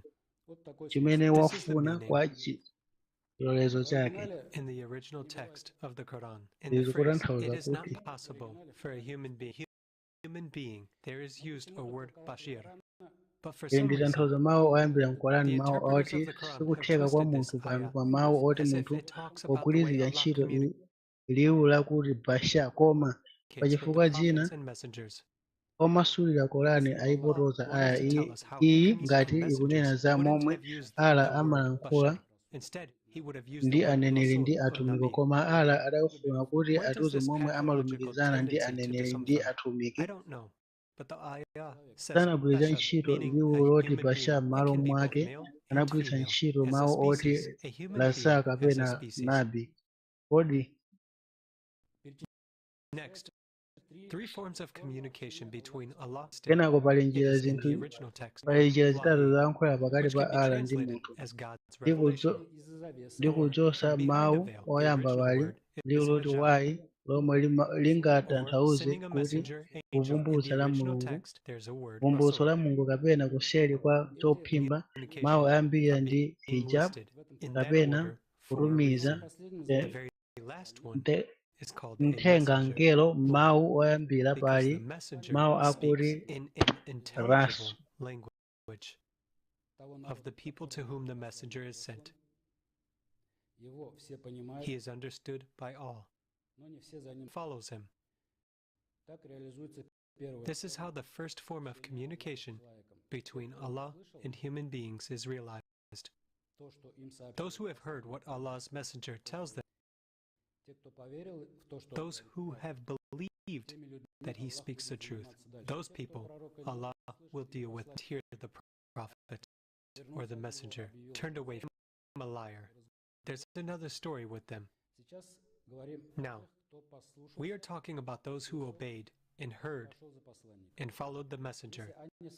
Tsopano ife tikunena za amene adamvera namumva ndi kutsata mtumiki ngati ali odzazidwa ndi zolinga zosagwedezeka zochita zawo, ngati ali ndi moona mtima pa kufuna kwawo choonadi pambuyo poti alowa mauthenga amene mtumiki wabwere, ndipo akukula mwauzimu.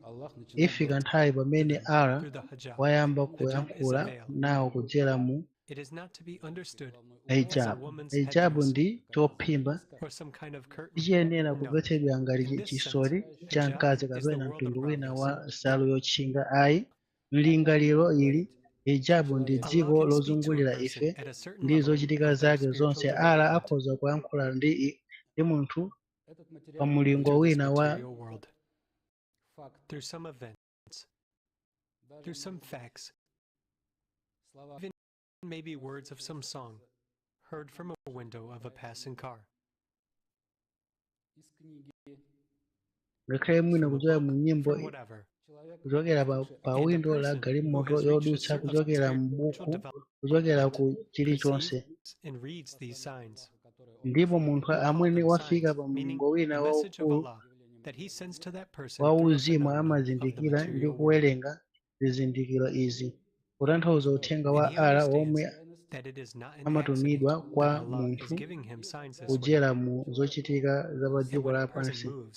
Ndipo wazindikira kuti ndi changozi kuti Allah akumpatsa zonsezo chotera. Inspiration, as it has been mentioned here, it is the direct speech of Allah that resounds in ndipo munthu akachoka pa mlingo umenewo ndi kukula mwauzimu, imafika nthawi yomwe Allah amayamba kulankhula naye kudzera mu chivumbulutso kutoza monga momwe zatchulidwa apa ndi kulankhula mwachindicho kwa Allah komwe kunamvera kwa munthu kuthera. Ndipo ngati titenga kumvetsetsa kwa ayi, kenako anthu amamasulidwa amazindikira kuti Allah akhoza kuyamba kulankhula ndi aliyense wa iwo, ndipo kotero pangolo ilo layikidwa pa aliyense wa ife, ndipo ife timayamba ndi ilo. To evolve spiritually to the point where Allah starts speaking to you.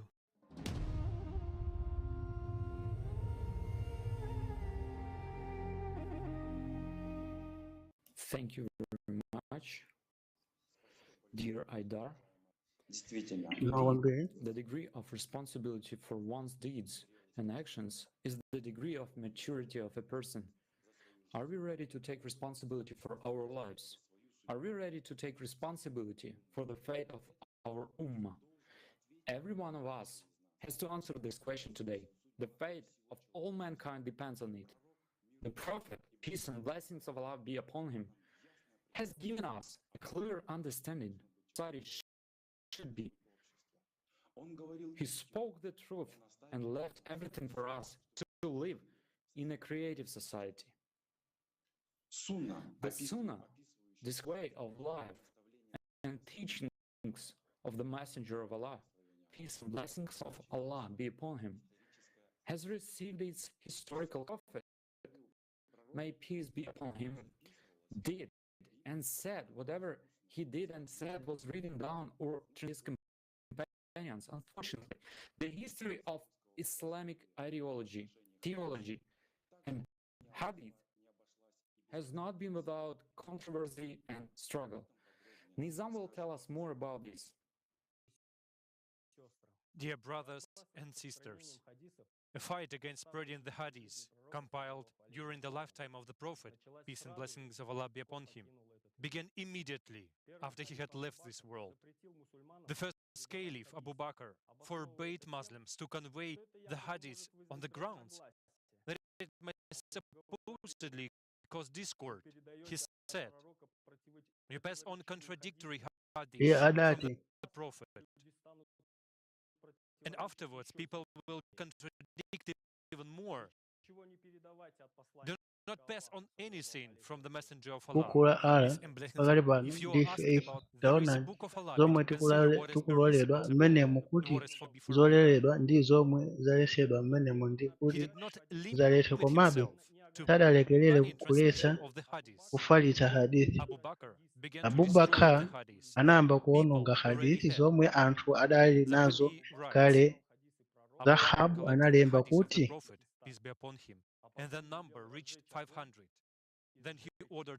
Abubakar adasonkhanitsa hadithi za mtumiki ndipo chiwerengero chawo chidafika mazana asanu. Izi zatsimikizika ndi mwana wake wamkazi Aisha. Bambo anga adatolera hadithi mazana asanu kuchokera kwa mtumiki. Kenako adandiwuza kuti mwana wanga ndibweretsere hadithi zomwe uli nazo. Choncho ndinabweretsa nazo ndipo adalamula kuti asonkhe moto ndi kutentha. Monga tikuonera cha ulamuliro wa Abubakar panali lamulo loletsa kufalitsa hadithi, ndipo padalinso kuyesa kuwononga zomwe zidasonkhanitsidwa kale ndi kulembedwa. Choncho m'malo mosonkhanitsa ngakhale za nzeru zomwe mtumiki anazisiya pambuyo pache, ndipo m'malo mofalitsa mphatso ya mtengo wapatali imene pakati pa Asilamu, Abubakar adalamula kuti ayitenthe. Pambuyo pakufa kwa Abubakar, ndondomeko yowononga hadithi za mtumiki wachiwiri Umar ibn Khalid yemwe adati, yambitsani Qur'an ndipo perekani zochepa kuchokera kwa Muhammad, ndipo ine ndine bwenzi lanu. Monga malo mwake Umar sananyoze chilichonse, ndipo adamenyana ndi nsuna ya mtumiki monga momwe adachitira Abubakar.